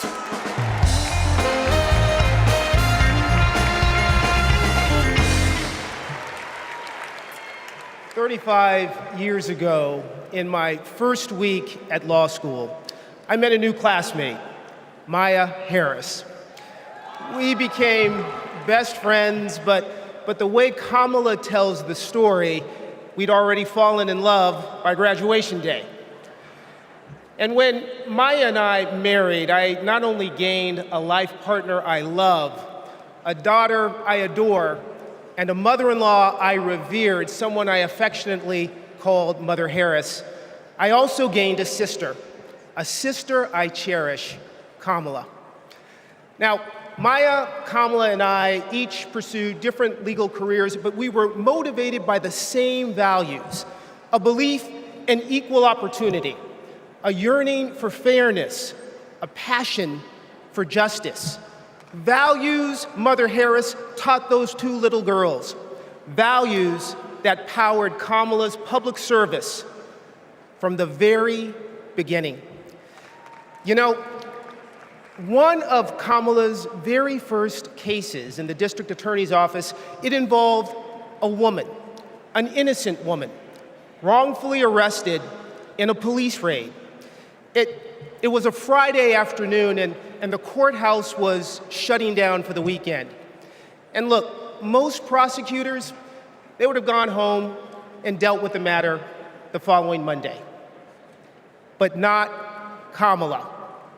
You see, my sister-in-law knew that if the judge didn't see this woman that afternoon, she'd spend the entire weekend in jail. And Kamala, she wondered, does this woman work weekends? Would she lose her job? Does she have young kids at home? Who'd feed those kids? So Kamala pleaded for the judge to return to the bench and to hear the matter. And the judge agreed. And within minutes, that woman was released back to her family that night.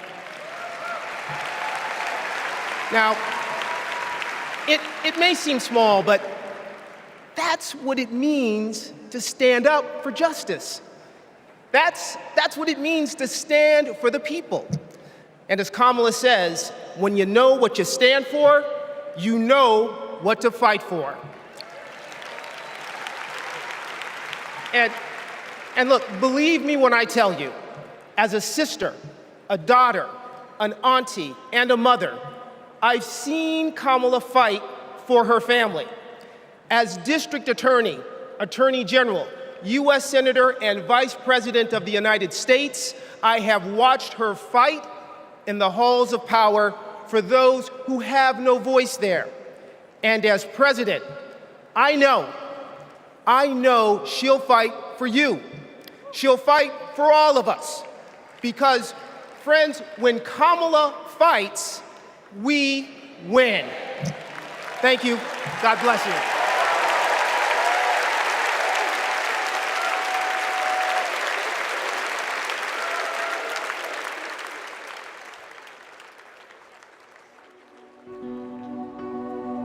A crime against any one of us is a crime against all of us. The work that she did as Attorney General was taking on issues to help people who were trying to make a life for themselves and their families. When Kamala Harris came into office in 2011, the most urgent economic crisis facing communities throughout California was the foreclosure crisis. For too many Californians, hopes for lasting home ownership have been dashed. Victims have fallen prey to a series of mortgage scams, fraud, and unfair business practices. In order to get meaningful relief, we had to sue the banks and see through a lengthy litigation process. When Kamala was sitting at the table negotiating, it wasn't just about the money, it was about real people. I vividly remember her thinking about Mommy, who could finally afford to buy her first home, and how proud Mommy was. So Kamala knew what was at stake for families and even whole communities. We are very proud to announce a tremendous victory for California. She truly believes that every single person, every American is worthy of the promise and the prosperity of this country. And every time Kamala has run for a bigger office, it's because she believes that she can have a bigger impact. We are making a commitment tonight with this celebration of this Senate race to bring our country together. In the Senate, to get a position on the Intelligence Committee is very coveted because it is about protecting our nation's security. And Kamala hit the ground running. She would not let a witness off easily. Did you have any communications with Russian officials for any reason during the campaign that have not been disclosed? I don't recall it. I need to be correct as best I can. I do want you to be honest. And I'm not able to be rushed this fast. It makes me nervous. Her questioning of Attorney General Sessions was historic, and she earned the respect of colleagues on both sides of the aisle. Kamala, as a senator, was a truth teller. She was there to expose what some of these guys were and what they intended to do. Can you think of any laws that give government the power to make decisions about the male body?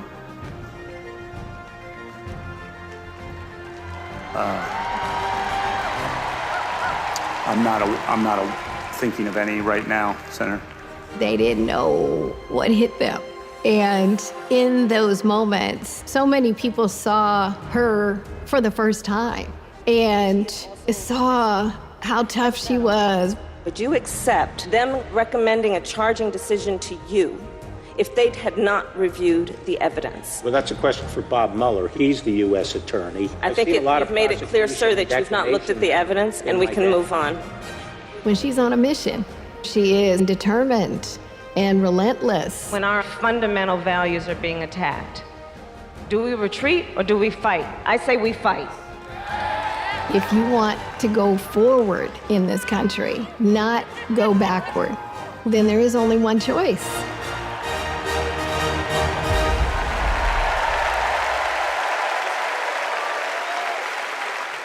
Please welcome Nevada Senator Catherine Cortez Masto.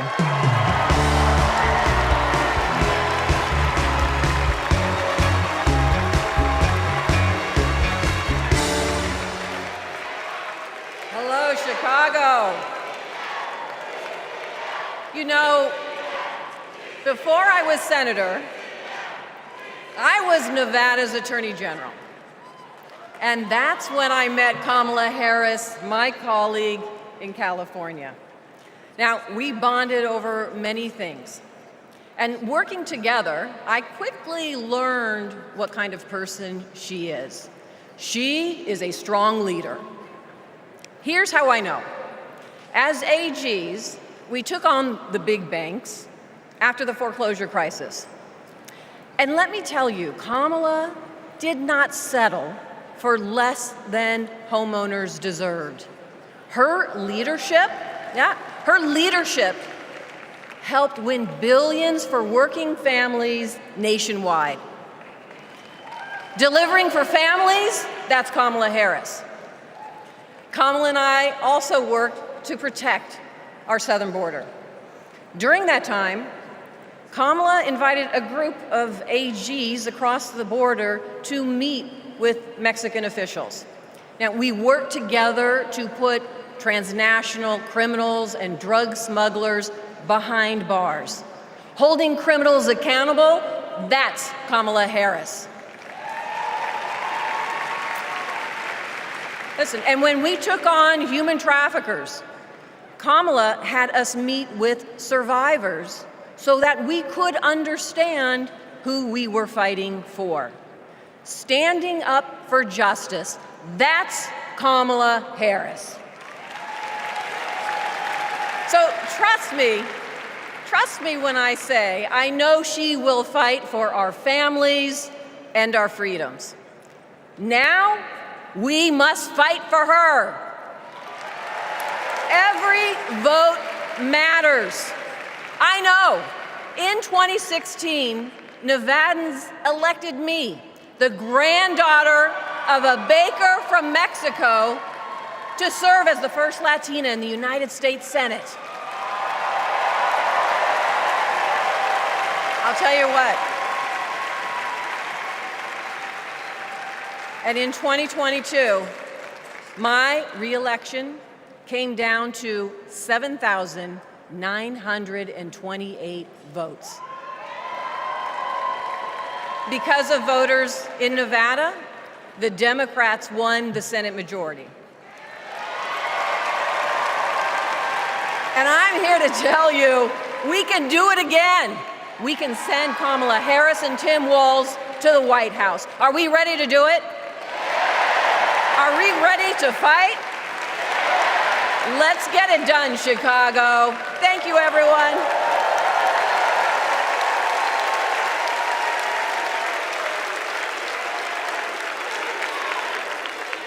Please welcome Pennsylvania Governor Josh Shapiro.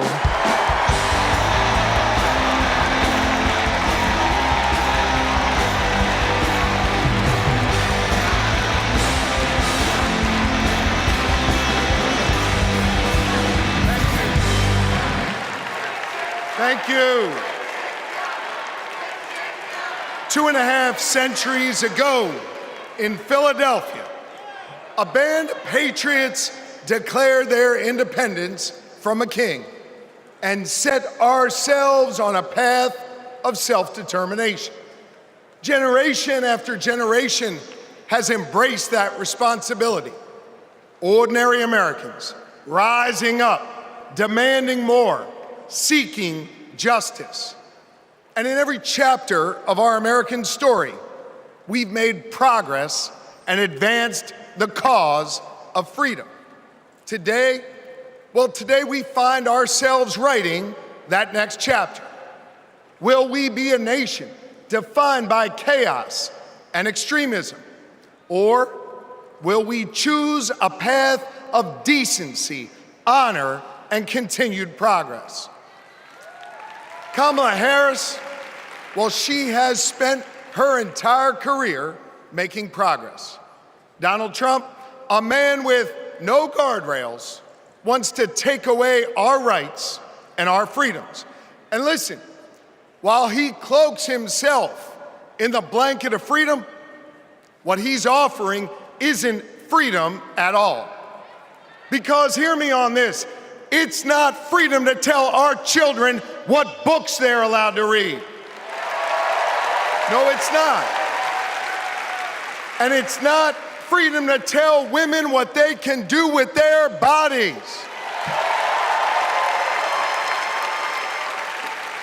And hear me on this, it sure as hell isn't freedom to say you can go vote, but he gets to pick the winner. That's not freedom. But you know what? You know what, Democrats? We are the party of real freedom. That's right. The kind of real freedom that comes when that child has a great public school with an awesome teacher because we believe in her future. Real freedom that comes when we invest in the police and in the community so that child can walk to and from school and get home safely to her mama. Real freedom that comes when she can join a union, marry who she loves, start a family on her own terms, breathe clean air, drink pure water, worship how she wants, and live a life of purpose where she is respected for who she is.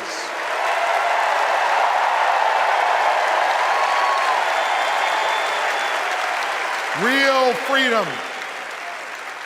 freedom that comes when she can look at Madam President and know that this is a nation where anything and everything is possible.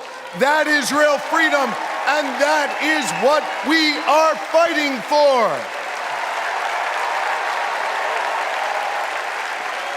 You know, Kamala and Tim's names may be on the ballot, but it's your rights. It's our rights. It's our future and freedoms that are on the line. And you have the power to shape the future of this country. Just like our ancestors who fought for freedom on the battlefield and sat in at lunch counters so our kids could stand up. Now it's on us.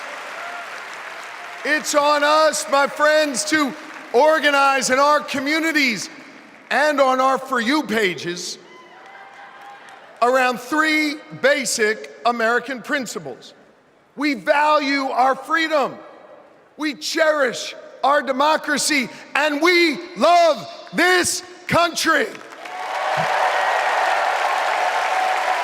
And listen,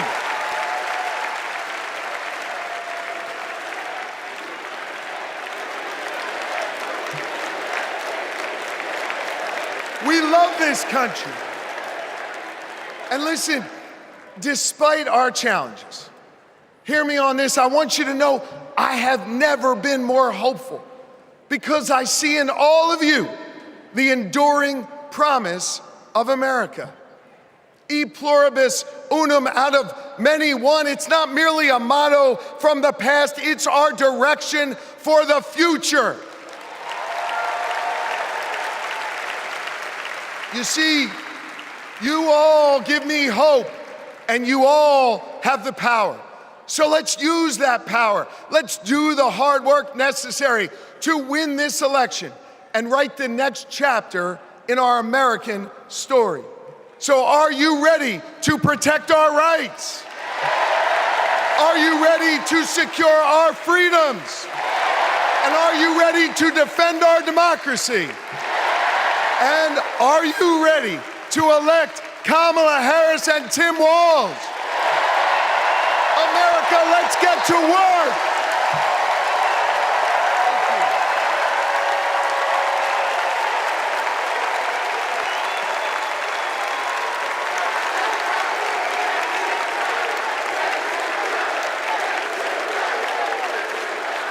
Please welcome author, activist, and youngest presidential inaugural poet in American history, Amanda Gorman.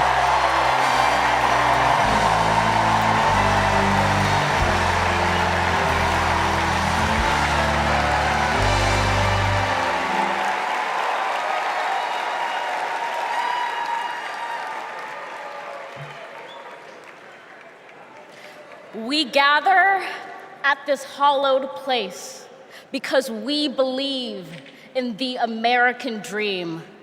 We face a race that tests if this country we cherish shall perish from the earth, and if our earth shall perish from this country.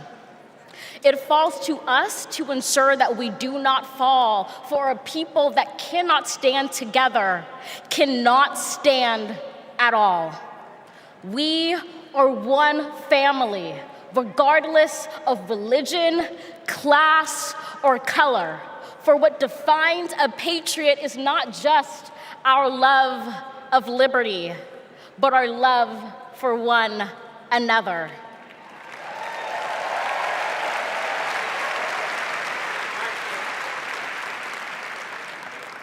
This is loud in our country's call because while we all love freedom, it is love that frees us all.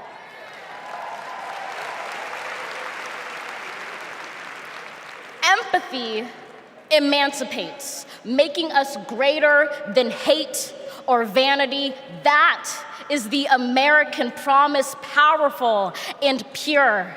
Divided, we cannot endure, but united, we can endeavor to humanize our democracy and endear democracy to humanity.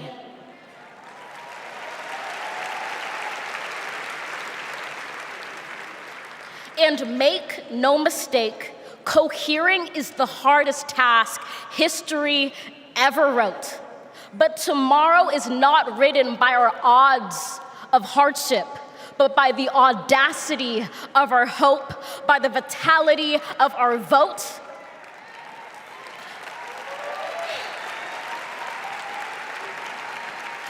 Only now, approaching this rare air, are we aware that perhaps the American dream is no dream at all, but instead a dare to dream together.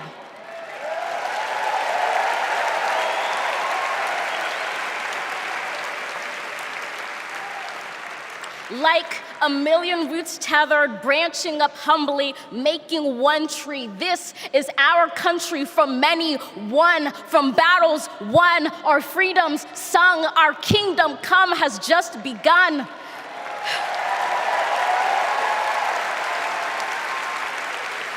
We redeem this sacred scene, ready for our journey from it. Together, we must birth this early republic and achieve an unearthly summit. Let us not just believe in the American dream, let us be worthy of it. Thank you.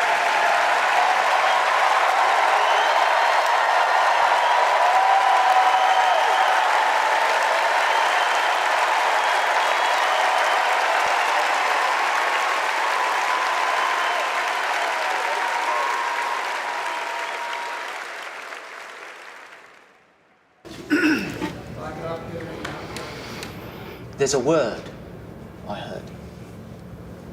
The word is called freedom. Can you tell me what it means? Interesting. Let me think about that for a second. The spirit of freedom.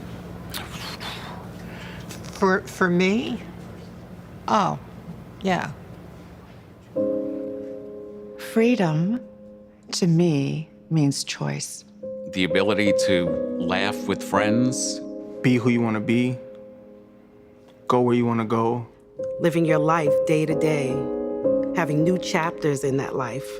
I believe in having your own words and being able to do what you want to. The freedom to raise our family in healthy communities. The idea that I can turn to my partner, my husband, and say I love you with every being of my soul. Being able to start a family when I want to, being able to, support the missions that I want to go to the church that I want to. Not everyone has the same opportunities, but the United States is, of anywhere I've ever been, just one place where you can accomplish more. The big, fantastic thing about America is that it is the land of opportunity. I know it sounds trite, but it's the truth. I grew up with a single mom, and she really imbued in me these qualities that you just really have to care about your neighbors and your family and your friends. I feel like the American dream is having opportunities, having the opportunity to go to college if you want to, having the opportunity to get any job you can, no matter who you are or where you come from. The American dream is about having the ability to make choices about your medical care and do whatever you want to do with your life without anybody telling you if it's good or not. We are in an incredible moment in history. We've seen women stripped of their most fundamental right to autonomy over their bodies. The freedom to make choices about your body, your life, your career should be entirely in your control. But I have found that good people want to do good things. That you find a way to move forward under ugly and scary circumstances. The work that lies ahead is to make America live up to its highest ideals. And, we're proud to go to work. The work to build a better future really depends on all of us coming together. We have to bring back that respect for everyone. I don't think we're as divided as we seem. Let's come together as one big nation. I feel like we are on the verge of something very amazing in this country. It makes me want to fight for our children and future generations to ensure they have just as many, if not more, freedoms than we had.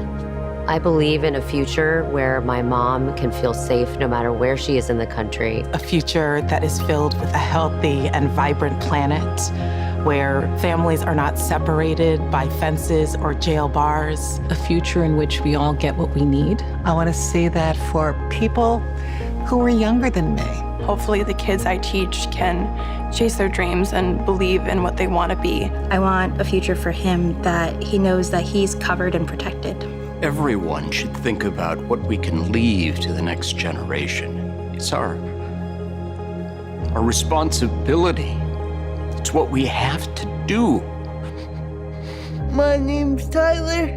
My name's Yvette. And we believe in love. I'm Alex. I'm Kiara. My name is Steven. My name is Charlie. I'm a proud 7th generation Texan. I am from Waterford, Michigan, just north of Detroit. I'm from East Tennessee. And we believe in the American dream. We believe in a better world for our child, and we believe in this country. My name is Karen, and I believe in justice. My name is Nancy. My name is Thoreau. My name is Jennings. My name is Dana. My name is Todd. And we believe in freedom. My name is Gina, and I believe in freedom. My name is Pat, and I believe in the freedom to work together.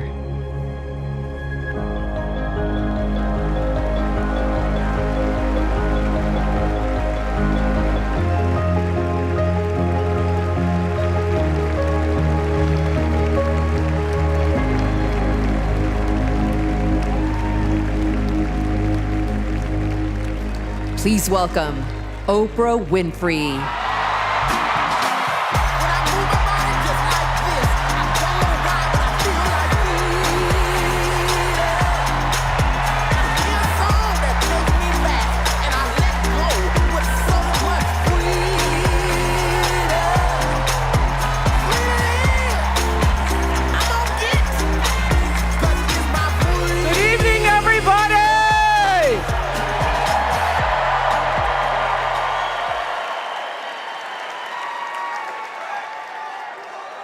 Who says you can't go home again?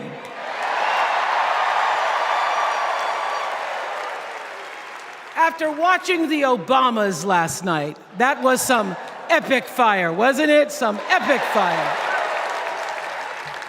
We're now so fired up, we can't wait to leave here and do something.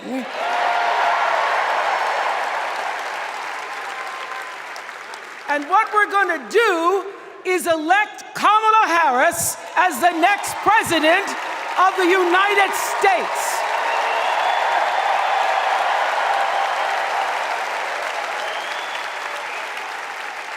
I am so honored to have been asked to speak on tonight's theme about what matters most to me, to you, and all of us Americans: freedom.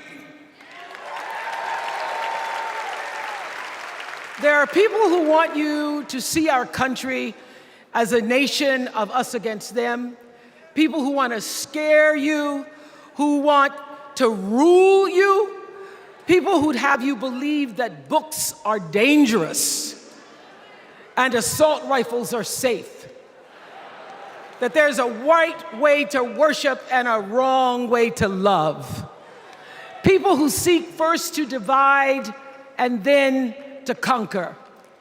But here's the thing. When we stand together, it is impossible to conquer us.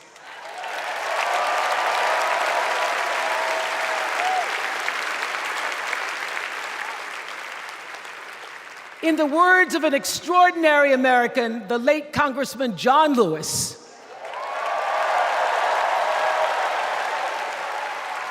he said, no matter what ship our ancestors arrived on, we are all in the same boat now. Congressman Lewis knew very well how far this country has come because he was one of the brilliant Americans who helped to get us where we are. But he also knew that the work is not done. The work will never be done because freedom isn't free. America is an ongoing project. It requires commitment.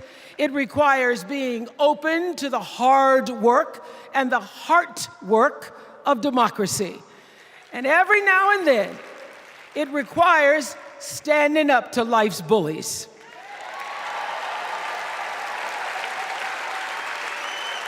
I know this.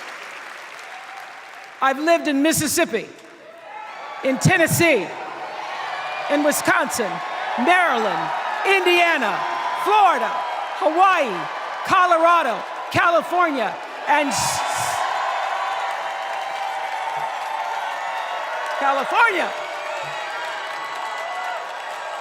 sweet home Chicago, Illinois.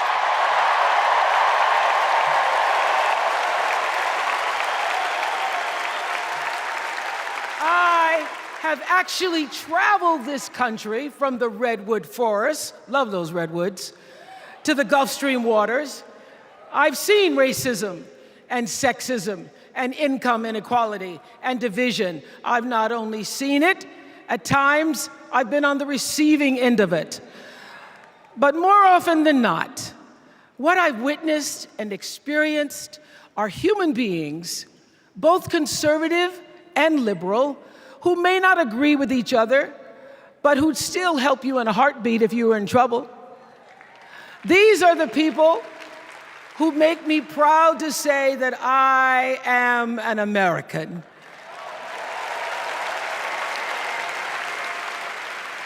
They are the best of America. And despite what some would have you think,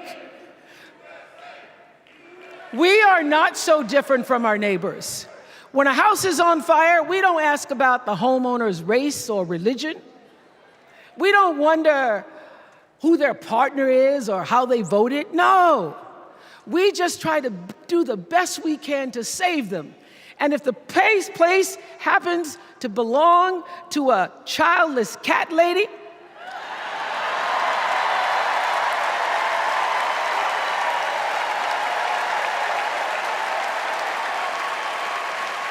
well, we try to get that cat out too.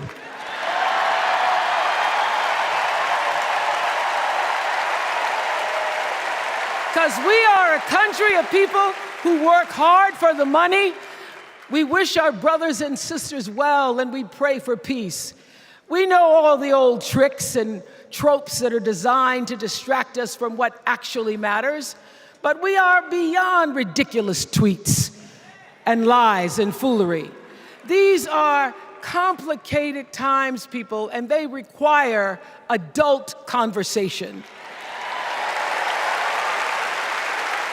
And I welcome those conversations because civilized debate is vital to democracy, and it is the best of America. Now, over the last couple of nights, we have all seen brave people walk onto the stage and share their most private pain.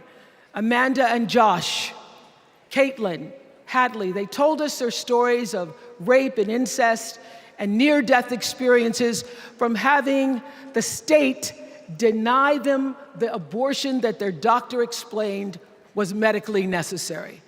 And they've told us these things for one reason, and that is to keep what happened to them from happening to anybody else. Because if you do not have autonomy over this, if you cannot control when and how you choose to bring your children into this world and how they are raised and supported, there is no American dream.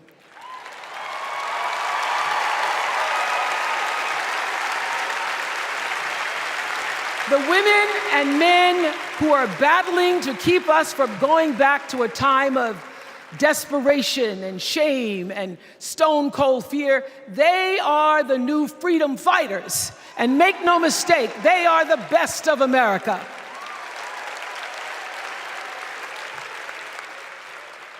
I want to talk now about somebody who's not with us tonight.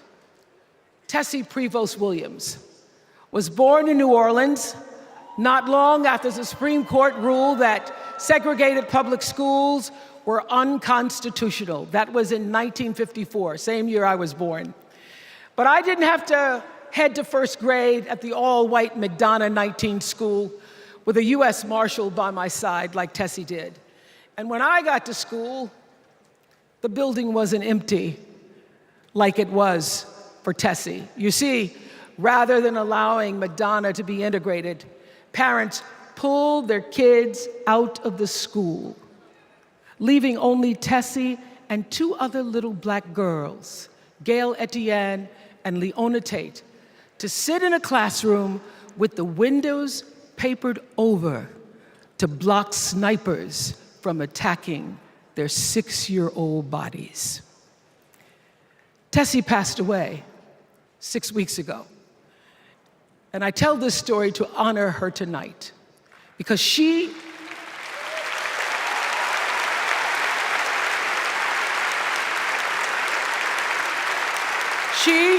like Ruby Bridges and her friends, Leona and Gail, the New Orleans Four they were called.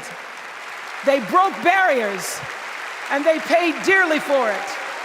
But it was the grace and guts and courage of women like Tessie Prevost Williams that paved the way for another young girl who 9 years later became part of the second class to integrate the public schools in Berkeley, California. And it seems to me that at school and at home, somebody did a beautiful job of showing this young girl how to challenge the people at the top and empower the people at the bottom. They showed her how to look at the world and see not just what is, but what can be. They instilled in her a passion for justice and freedom and the glorious fighting spirit necessary to pursue that passion. And soon, and very soon,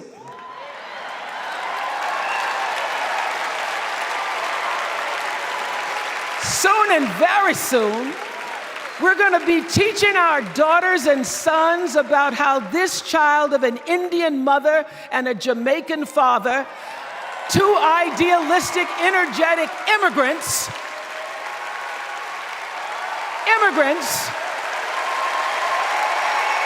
how this child grew up to become the 47th President of the United States.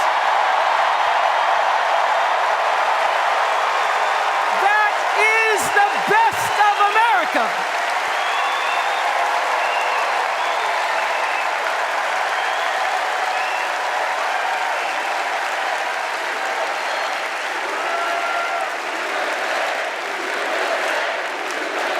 You know, let me tell you this. This election isn't about us and them. It's about you and me. and what we want our futures to look like.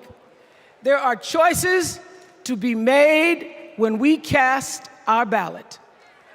Now, there's a certain candidate that says if we just go to the polls this one time, that we'll never have to do it again. Well, you know what? You're looking at a registered independent who's proud to vote again and again and again because I'm an American and that's what Americans do. Voting is the best of America. And I have always, since I was eligible to vote, I've always voted my values. And that is what is needed in this election now more than ever. So I'm calling on all you independents and all you undecideds. You know this is true. You know I'm telling you the truth, that values and character matter most of all. In leadership and in life. And more than anything, you know this is true, that decency and respect are on the ballot in 2024.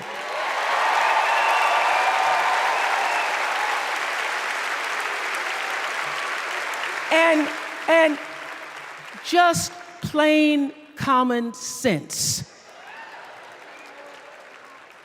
Common sense tells you that Kamala Harris and Tim Walz can give us decency and respect.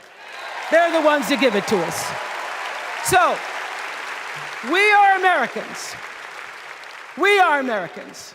Let us choose loyalty to the Constitution over loyalty to any individual. Because that's the best of America. And let us choose optimism over cynicism, because that's the best of America. And let us choose inclusion over retribution. Let us choose common sense over nonsense.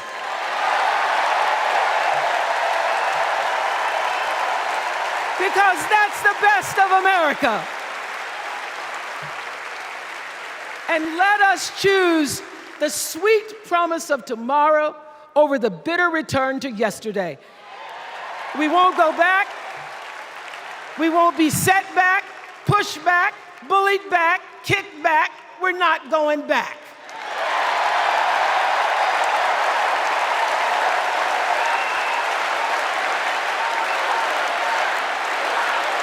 Not going back. We're not going back. So,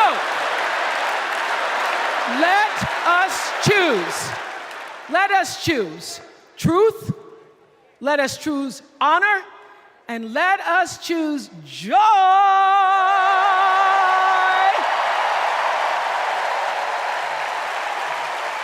Because that's the best of America. But more than anything else, let us choose freedom. Why? Because that's the best of America. We're all Americans, and together, let's all choose Kamala Harris.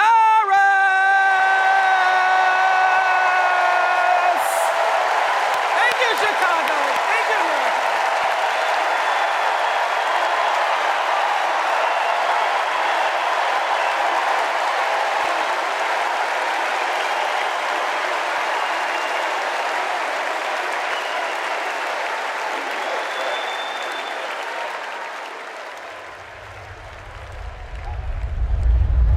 Here's what I want people to know about Tim Walz. Well, everybody at Mankato West High School loved Tim Walz. Yeah, I mean, Tim was jovial. When he would start teaching, it was like full contact teaching. You could not help but be interested in what he was talking about. He seemed to care about everybody in his class. He knew everyone's name. He wanted to know what interested you, how to engage you, what you were excited about, what you're feeling bad about. Mr. Walz was my geography and social studies teacher. Mr. Walz was my football coach. My middle school basketball coach. When we were doing doing the high school play The Nerd, he was the person building the sets. I don't think that there has ever been a moment where I've seen Tim exhausted from giving or engaging. He always seems like that person that's got the never-ending gas tank who can keep going. When I decided to come out as gay, we started the Gay Straight Alliance. Tim Walz was the faculty advisor. We saw him not only as a teacher, but a mentor and a leader. Mr. Walz was a really big part in helping build this community, and he's a big reason why I became a teacher myself. It was inspiring being in his classroom. Please welcome Maryland Governor Wes Moore.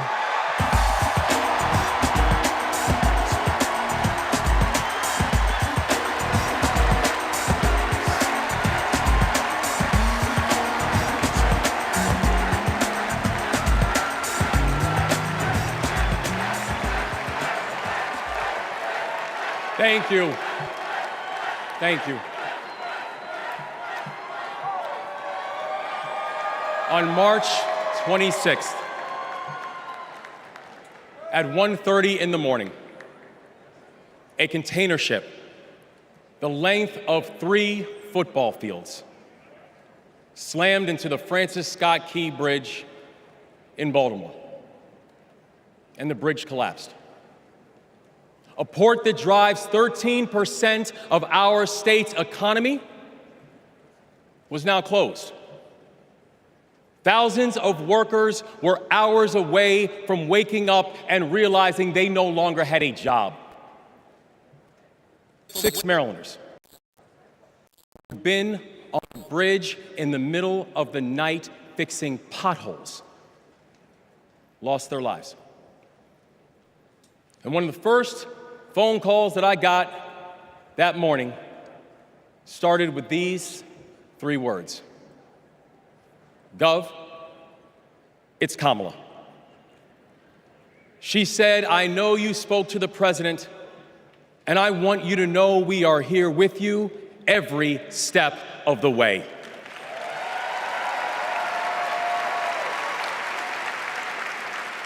Now, I joined the Army when I was 17. In fact, I was too young to sign the paperwork. I had to ask my mom to sign the paperwork for me because I don't have bone spurs.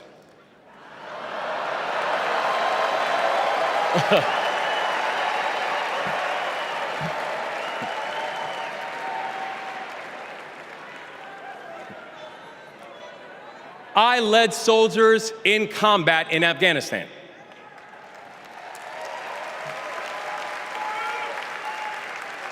And my training taught me that you never learn anything about anybody when times are easy. You learn everything you need to know about somebody when times are hard and when the temperature gets turned up. And America, I saw that Kamala Harris is the right one to lead in this moment firsthand.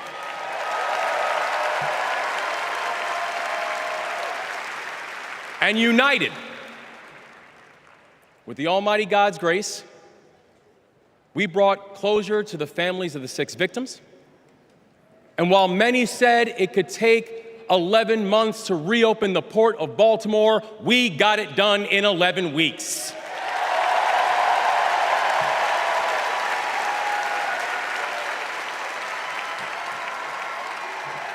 Because that is the story of America. We are a nation of patriots who serve when the mission is hard and who serve when the destination is uncertain. And I know our history isn't perfect.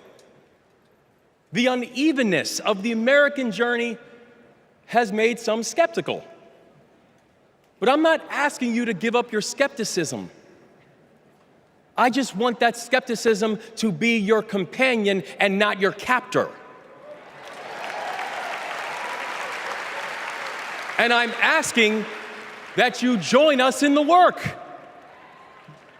Because making America great doesn't mean telling people you're not wanted. And loving your country does not mean lying about its history.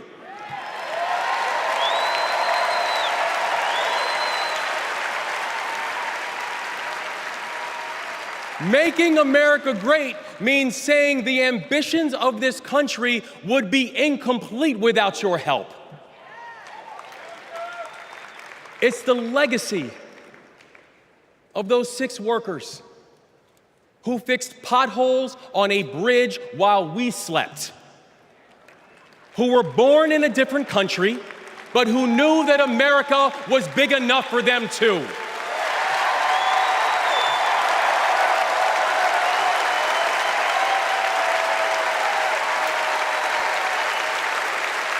It's the journey.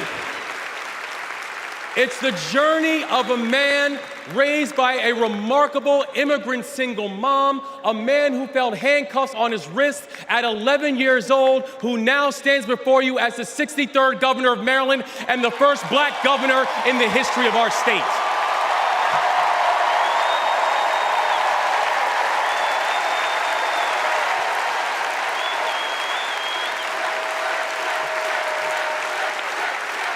It's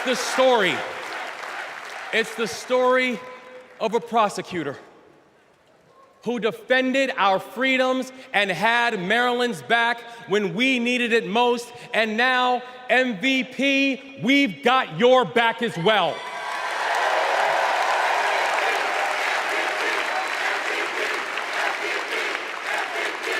That's right. It's my fellow veteran, my brother, and the next Vice President of the United States, Tim Walz. And now, Tim knows that in the military, you count the days towards mission completion. So guess what, y'all? We have got 75 days and a wake up until Election Day. 75 days in a wake-up for us to prove what Americans can do when the pressure is on. 75 days in a wake-up for us to show that true patriots do not whine and complain. We put our heads down and we get to work. 75 days and a wake-up to build a future that those who came before us hoped for, and those who come after us that they deserve. And 75 days and a wake up to elect a leader who is willing to believe in the best of us, and that leader is Kamala Harris, the next president of the United States. Thank you, God bless you, and let's leave no one behind.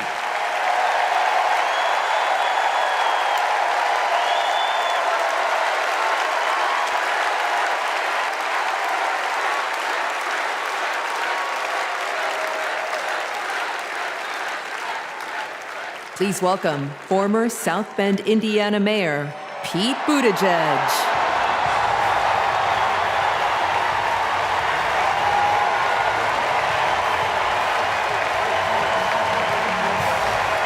Thank you.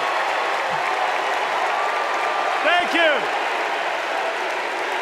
Good evening, Democrats. Thank you, Chicago. Here's a sentence I never thought I'd hear myself saying. I'm Pete Buttigieg, and you might recognize me from Fox News.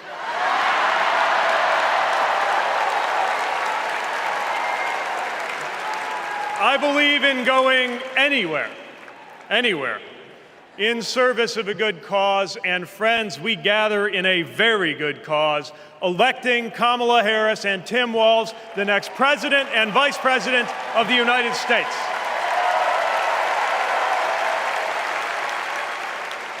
The choice could not be clearer.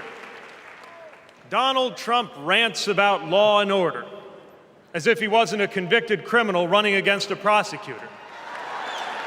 As if we were going to forget that crime was higher on his watch.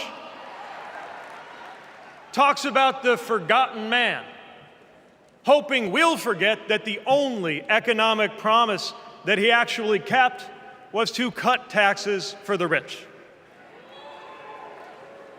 And don't even get me started on his new running mate.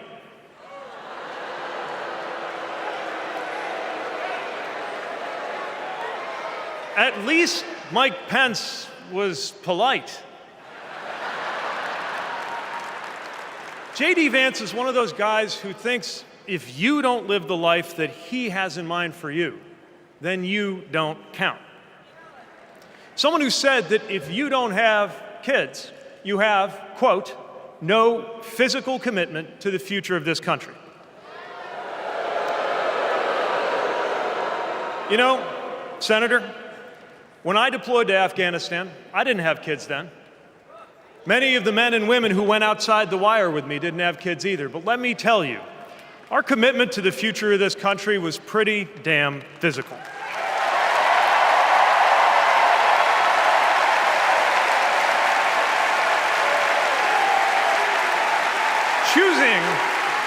Choosing a guy like J.D. Vance to be America's next vice president sends a message.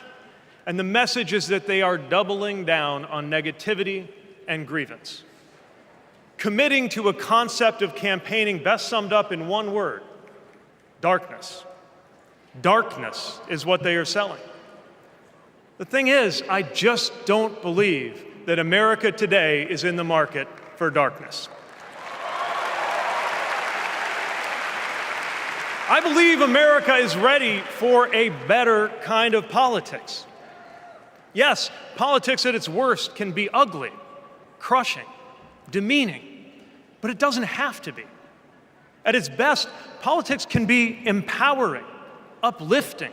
It can even be a kind of soul craft. My faith teaches me that the world isn't made up of good people and bad people, but rather that each of us is capable of good and bad things. And I believe leaders matter because of what they bring out in each of us, the good or the bad. Right now, the other side is appealing to what is smallest within you. They're telling you that greatness comes from going back to the past. They're telling you that anyone different from you is a threat. They're telling you that your neighbor or nephew or daughter who disagrees with you politically isn't just wrong, but is now the enemy. I believe in a better politics, one that finds us at our most decent and open and brave. The kind of politics that Kamala Harris and Tim Walz are offering. And as you have felt these many days, that kind of politics also just feels better to be part of. There is joy in it, as well as power. And if all of that sounds naive, let me insist that I have come to this view not by way of idealism, but by way of experience. Not just the experience of my unlikely career. Someone like me serving in Indiana, serving in Washington, serving in uniform. I'm thinking of something much more basic. I'm thinking of dinner time at our house in Michigan. When the dog is barking and the air fryer is beeping and the mac and cheese is boiling over, and it feels like all the political negotiating experience in the world is not enough for me to get our 3-year-old son and our 3-year-old daughter to just wash their hands and sit at the table. It's the part of our day when politics seems the most distant.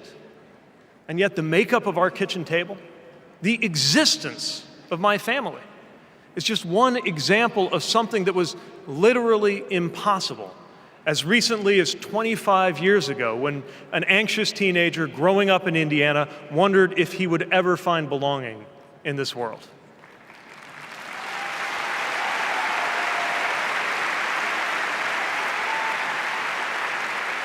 This kind of life went from impossible to possible, from possible to real, from real to almost ordinary in less than half a lifetime.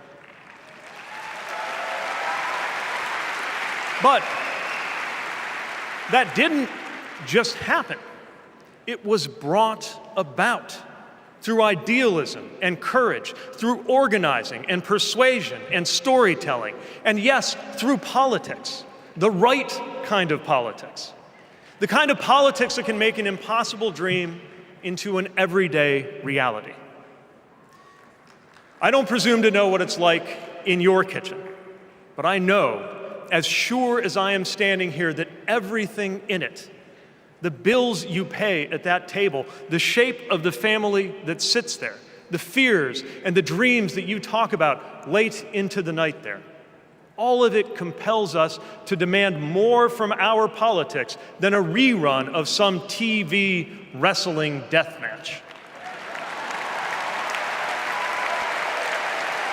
So this November, we get to choose. We get to choose our president. We get to choose our policies, but most of all, we will choose a better politics. A politics that calls us to our better selves and offers us a better everyday. That is what Kamala Harris and Tim Walz represents. That is what Democrats represent. That is what awaits us when America decides to end Trump's politics of darkness once and for all. That is what we choose when we embrace the leaders who are out there building bridges and reject the ones who are out there banning books. This is what we will work for every day to November and beyond. So let's go win this. Thank you, Democrats. Thank you.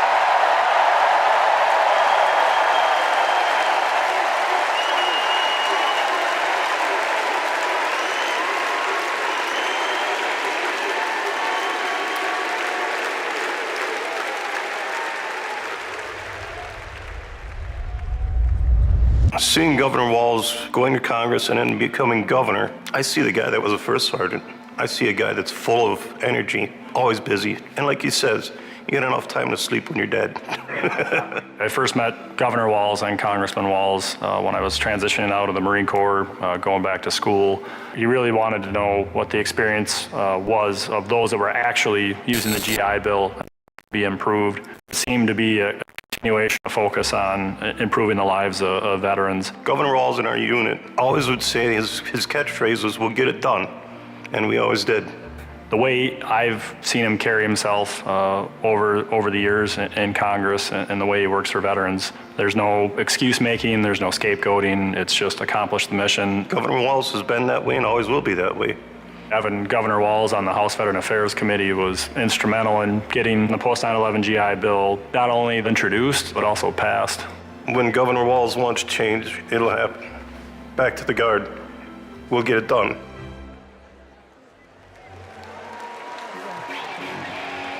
Please welcome EGOT-winning, multi-platinum artist and activist, John Legend, and Queen of Percussion, Sheila E.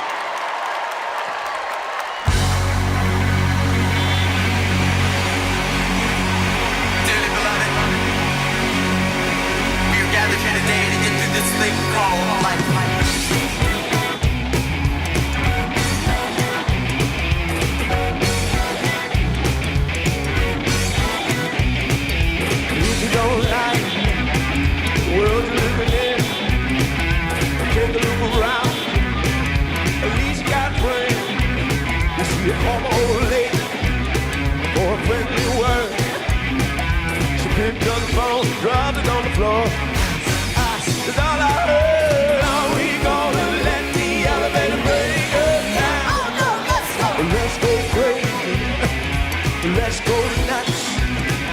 Let's go for the purple banana until they put us in the truck. Let's go.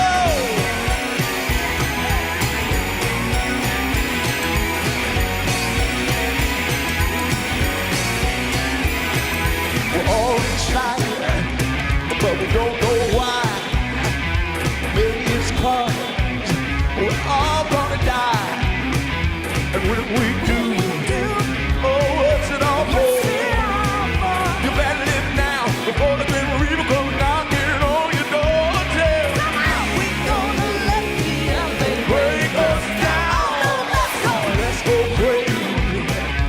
Let's go nuts.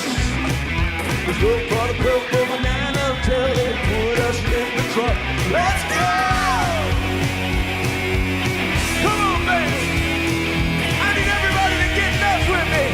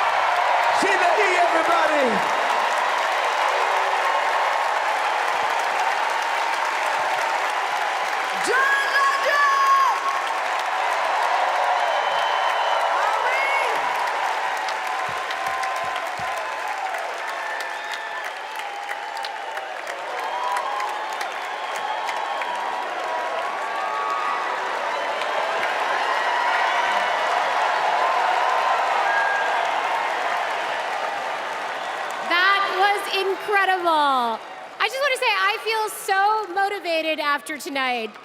It's like never been more clear that if Kamala Harris and Tim Walz are elected this November, they're going to protect our freedoms. The freedom to read whatever books you want. The freedom to work one job and afford your rent. And Kamala Harris and Tim Walz will protect your freedom to start a family on your own terms. And if you ask me, that is something worth fighting for. So guys, let's do it. It's time. Let's nominate the next Vice President of the United States, Minnesota Governor Tim Walz. And to take us there, please welcome to the stage, Minnesota Senator Amy Klobuchar.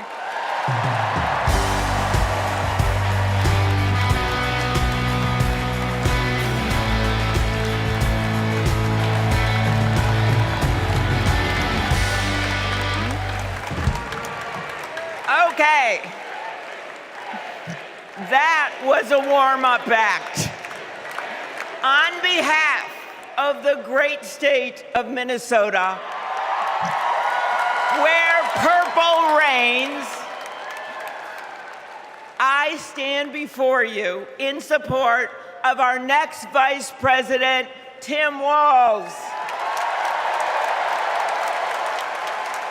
In Minnesota, we trust a coach who turned a team that was 0-27 into state champions.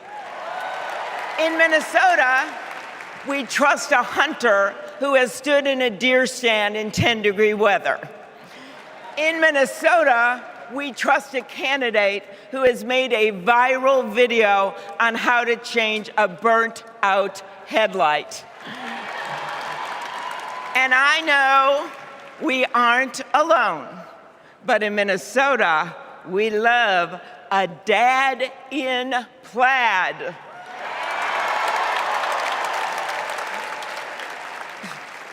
So Tim and I go way back. He taught high school right down the road from where my husband John grew up. My mother-in-law even brought him and Gwen a Parmesan chicken dinner when their son was born. That's what we do in America. We look out for our neighbors. Tim has been doing that his whole life, on the farm and in the factory, with his students and his fellow service members. And the truth is, that matters. Who better to take on the price of gas than a guy who could pull over to help change your tire? Who better to serve our nation than a guy who has served in uniform? Who better to find common ground than a guy with Midwestern common sense? A former football coach knows how to level the playing field. And a former public school teacher knows how to school the likes of J.D. Vance.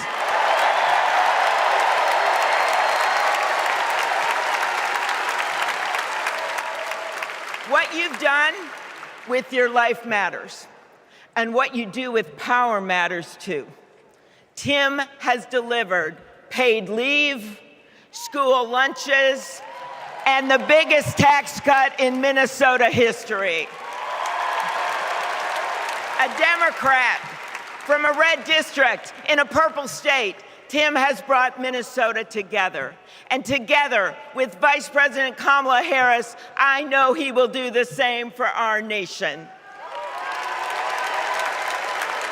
America, there is so much that we share, so much that connects us.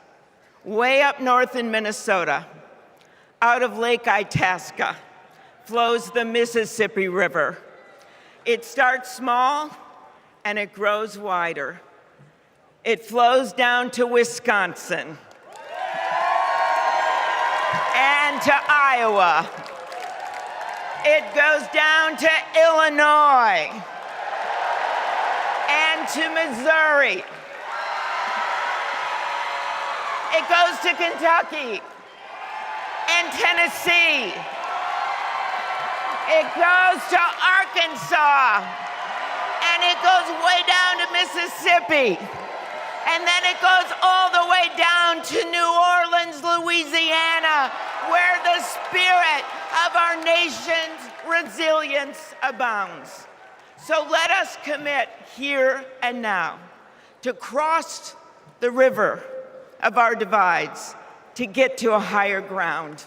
And let us join together to elect Kamala Harris and Tim Walz.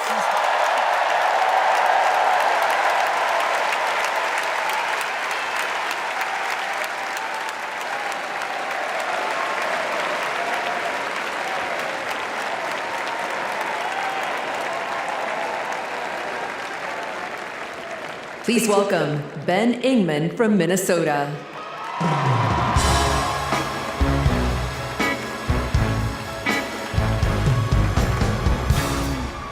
Tim Walz is the kind of guy you can count on to push you out of a snowbank.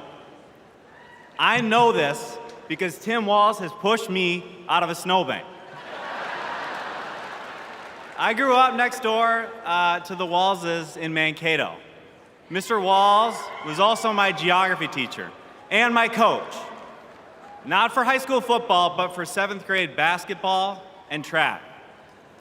So what was a high school football coach doing, coaching 7th grade basketball and track?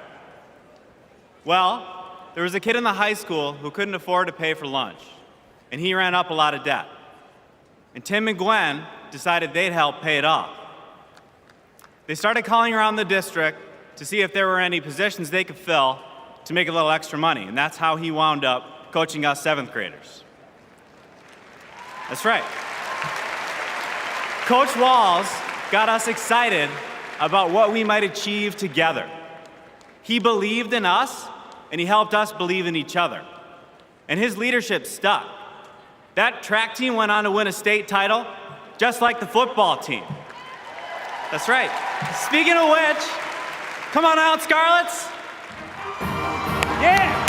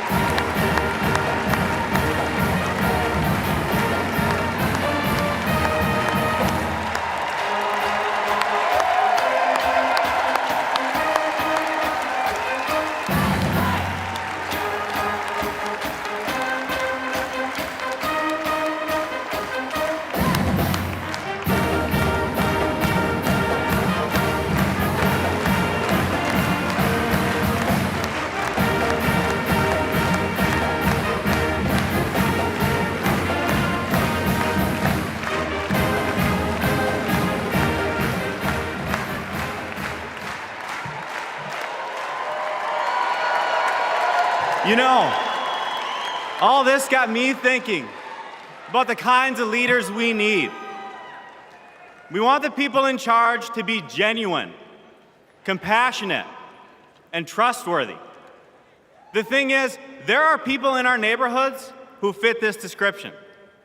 The kind of people who display quiet leadership, by helping kids pay for their lunches, by bringing teams together to believe in each other. And when we're stuck in the snow, they push us out. Well, in my neighborhood, we always wish that people like that would run for office. Well, in my neighborhood, someone like that did run for office. And he's going to be a wonderful vice president. Thanks very much.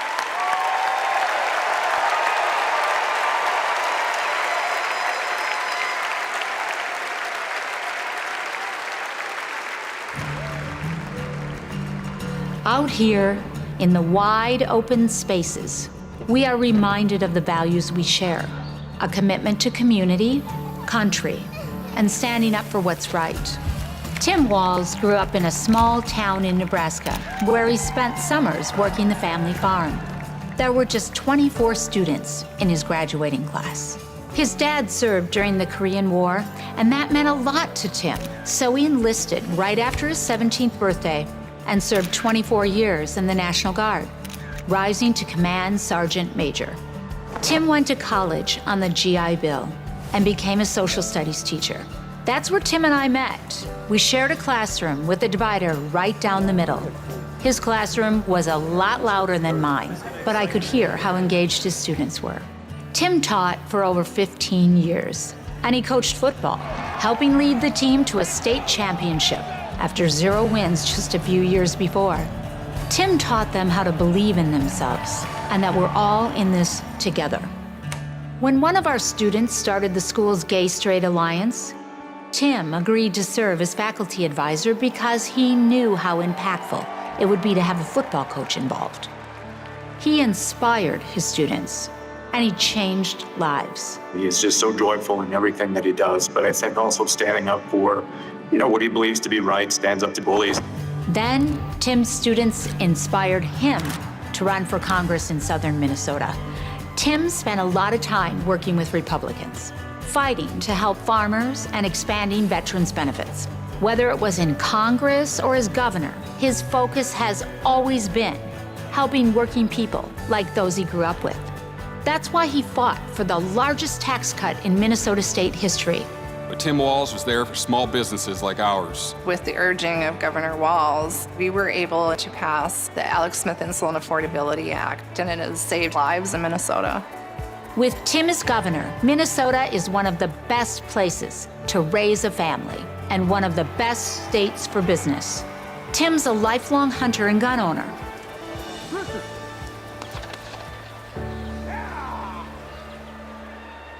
But after the Sandy Hook school shooting, he knew that we had to do something. So he's fought for background checks and red flag laws. But of all the things he's done, Tim loves being a dad. We struggled to have kids, and fertility treatments made it possible. There's a reason our daughter is named Hope. Hope and Gus mean the world to us. Governor Walz making good on a promise to his son and family yesterday by getting them a puppy. Then we're gonna go get some food, corn dog. I'm vegetarian. Turkey then. And Turkey's meat. Not in Minnesota, turkey special. He's as at home on a farm, a fishing boat, a football field, or a factory floor as he is on the floor of Congress. Tim's commitment to service all comes back to the values we grew up with. Love your country, help your neighbor, and fight for what's right. Because that's what America is all about. 2 middle-class kids. One, a daughter of Oakland, California. The other, a son of the Nebraska Plains, only in America. Is it possible for them together to make it all the way to the White House?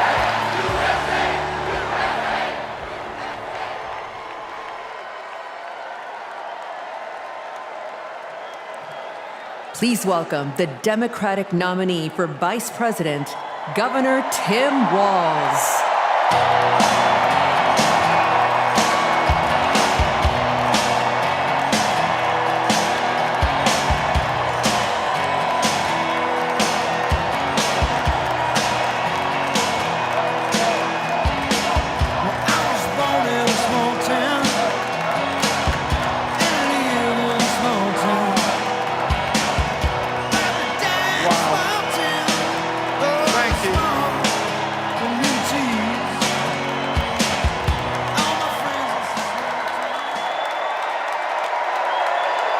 Thank you.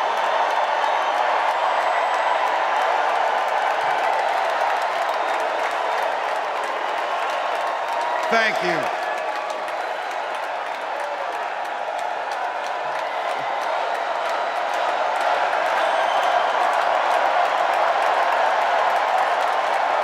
Wow. Well, thank you. Thank you, first of all, to Vice President Harris. Thanks for putting your trust in me and for inviting me to be part of this incredible campaign. And a thank you to President Joe Biden for 4 years of strong, historic leadership.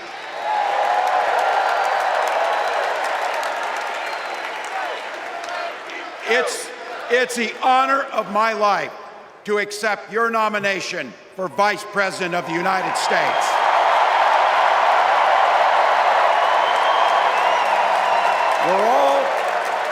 We're all here tonight for one beautiful, simple reason. We love this country. So thank you to all of you here in Chicago and all of you watching at home tonight. Thank you for your passion. Thank you for your determination. And most of all, thank you for bringing the joy to this fight.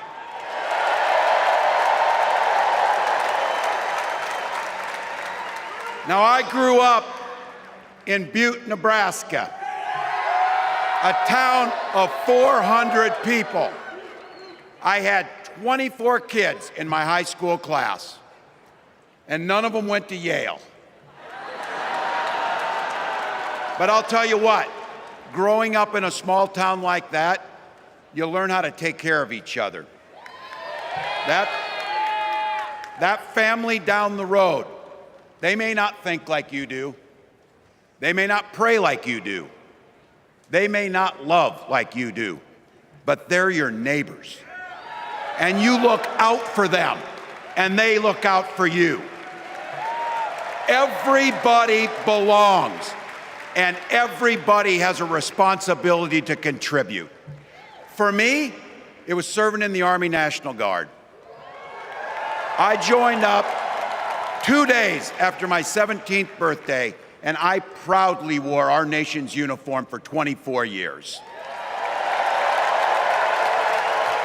My dad, a Korean War era Army veteran, died of lung cancer a couple years later. He left behind a mountain of medical debt. Thank God for Social Security survivor benefits. And thank God for the GI Bill that allowed my dad and me to go to college, and millions of other Americans. Eventually, like the rest of my family, I fell in love with teaching. Three out of 4 of us married teachers. I wound up teaching social studies and coaching football at Mankato West High School.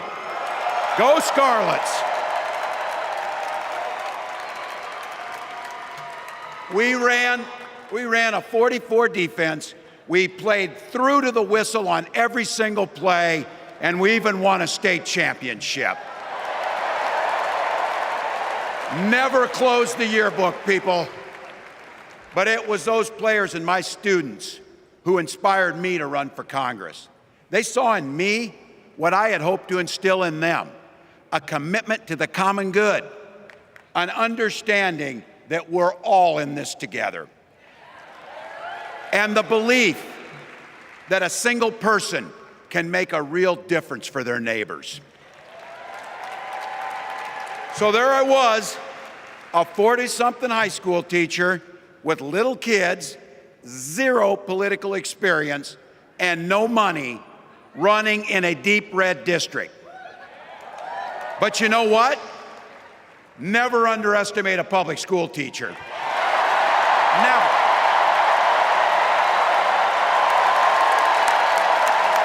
I represented my neighbors in Congress for 12 years, and I learned an awful lot. I learned how to work across the aisle on issues like growing the rural economies and taking care of veterans. And I learned how to compromise without compromising my values. Then I came back to serve as governor, and we got right to work, making a difference in our neighbors' lives. We cut taxes for the middle class. We passed paid family and medical leave. We invested in fighting crime and affordable housing. We cut the cost of prescription drugs and helped people escape the kind of medical debt that nearly sank my family. And we made sure that every kid in our state gets breakfast and lunch every day. So while other states were banning books from their schools, we were banishing hunger from ours.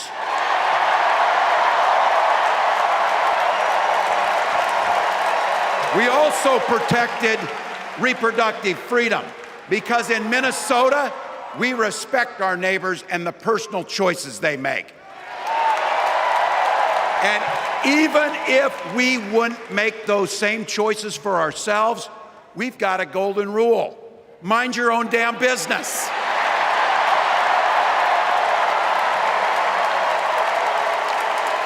And that includes IVF and fertility treatments. And this is personal for Gwen and I.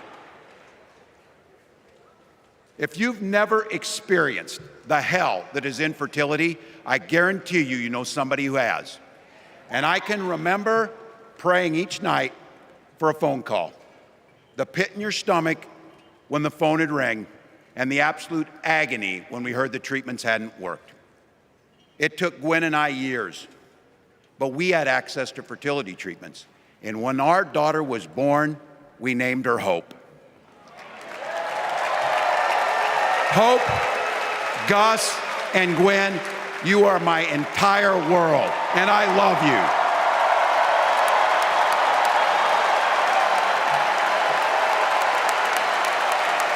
I'm letting you in on how we started a family because this is a big part about what this election is about. Freedom. When Republicans use the word freedom, they mean that the government should be free to invade your doctor's office. Corporations free to pollute your air and water.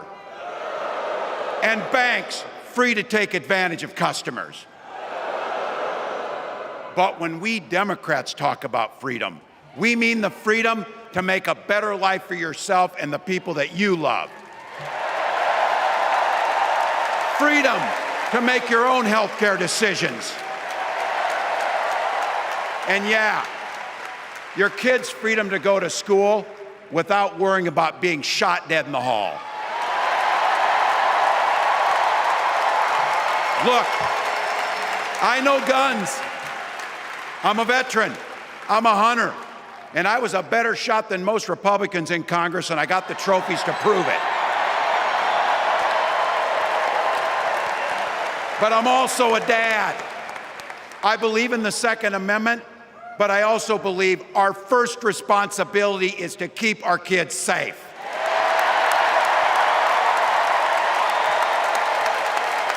That's what this is all about. The responsibility we have to our kids, to each other, and to the future that we're building together, in which everyone is free to build the kind of life they want. But not everyone has that same sense of responsibility. Some folks just don't understand what it takes to be a good neighbor. Take Donald Trump and J.D. Vance. Their Project 2025 will make things much, much harder for people who are just trying to live their lives. They spent a lot of time pretending they know nothing about this. But look, I coached high school football long enough to know, and trust me on this, when somebody takes the time to draw up a playbook, they're going to use it.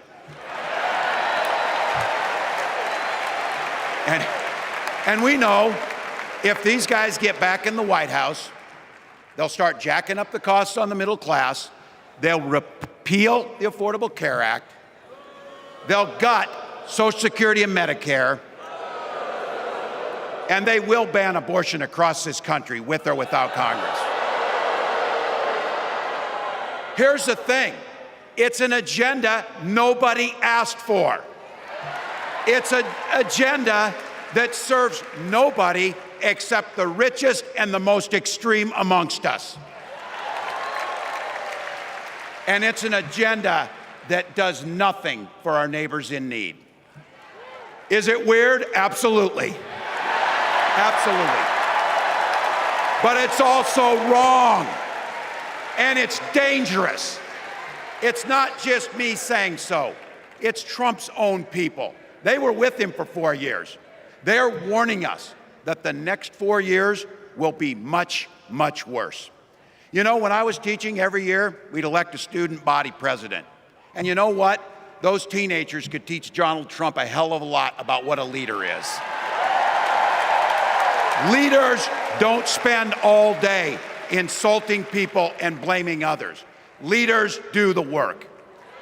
So I don't know about you, I'm ready to turn the page on these guys. So go ahead, say it with me. We're not going back.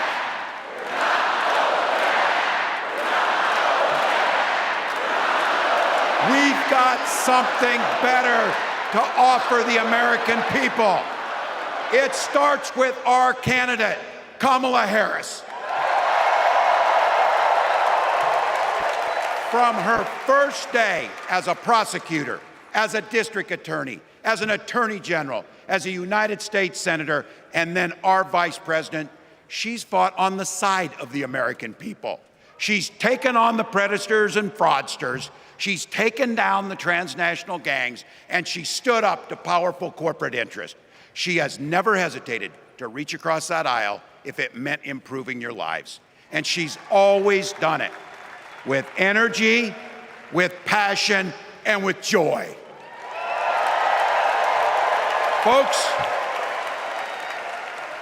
we've got a chance to make Kamala Harris the next president of the United States.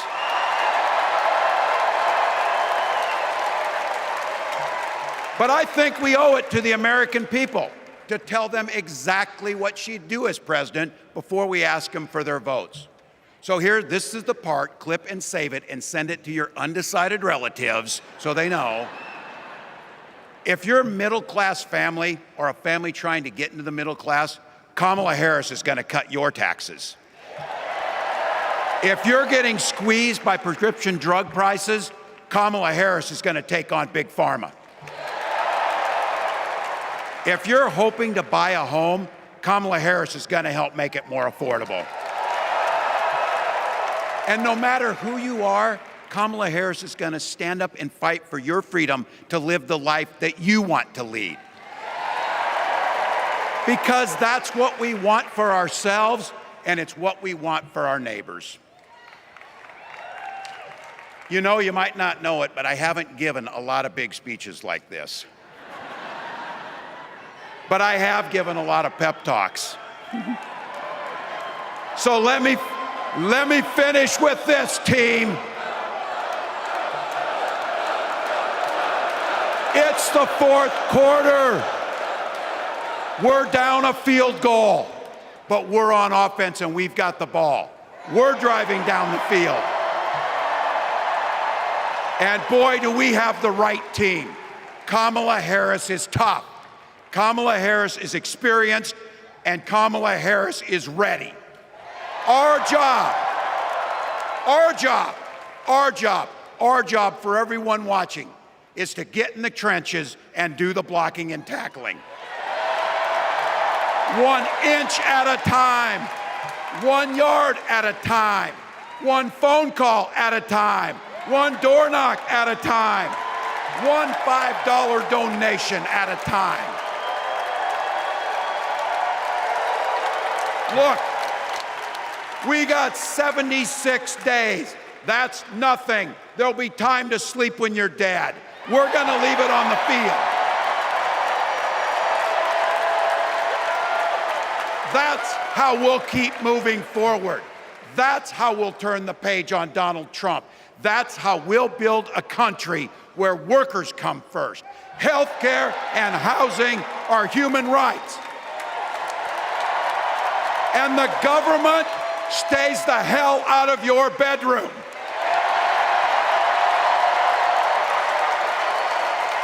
That's how we make America a place where no child is left hungry, where no community is left behind, where nobody gets told they don't belong.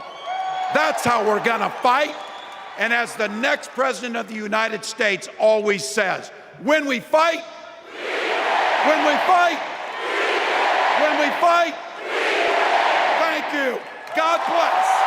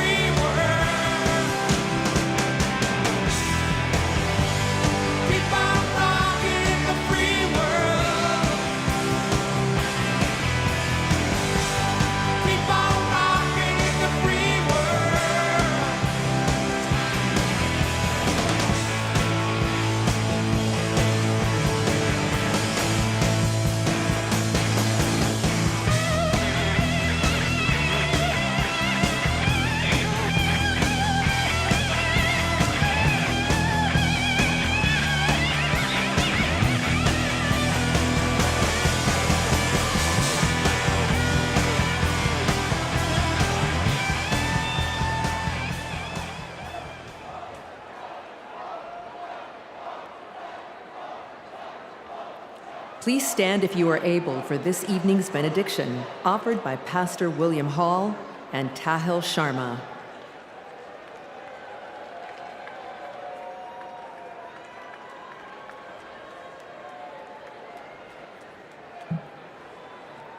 Growing up on the block with Mamie Till, serving alongside CTU President Stacey Davis Gates, and walking past the childhood home of Senator Carol Moseley Bronze, I know that women from the 6th Ward on the south side of Chicago have changed the world. On the eve of the first black woman receiving nomination for the President of the United States, God, we are ready to fight for freedoms. Division is the tool of the insecure. Hatred is the misunderstanding of love. Help us to come together and paint a brighter future, the one that Shirley Chisholm dreamed of, Maya Angelou spoke of. And let there be peace tonight. Peace in Palestine, peace for Palestinians, peace for Israelis. When we come together, we win. When we serve together, we change lives. Tonight, by faith, we rise together. Tonight, by faith, we work together. Tonight, by faith, we get information together.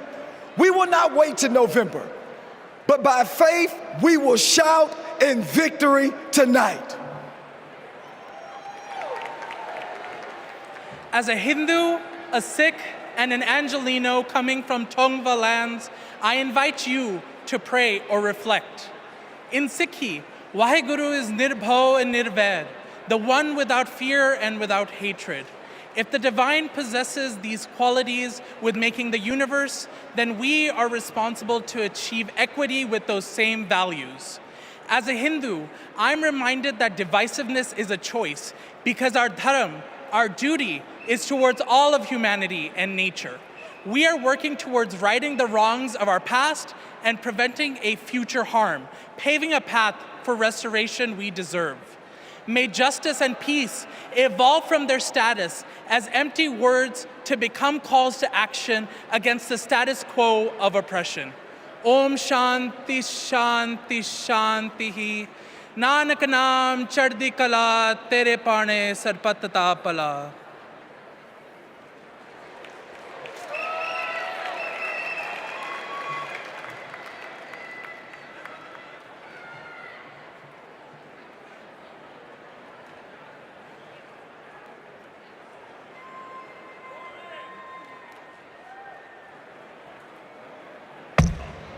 All right. For those of you that are left, I've got a question. Is there a motion to recess our convention? Oh, you guys are moving me. Is there a second? Okay, before I ask for the final vote, I don't have my phone. I can't do a selfie. Some people are asking me for a selfie. All those in favor, say aye. All those opposed, say nay. In the eyes of the chair, the ayes have it. We are now officially recessed until 5:30 p.m. tomorrow. Folks, it's closing time. I don't care where you go, but you can't stay here.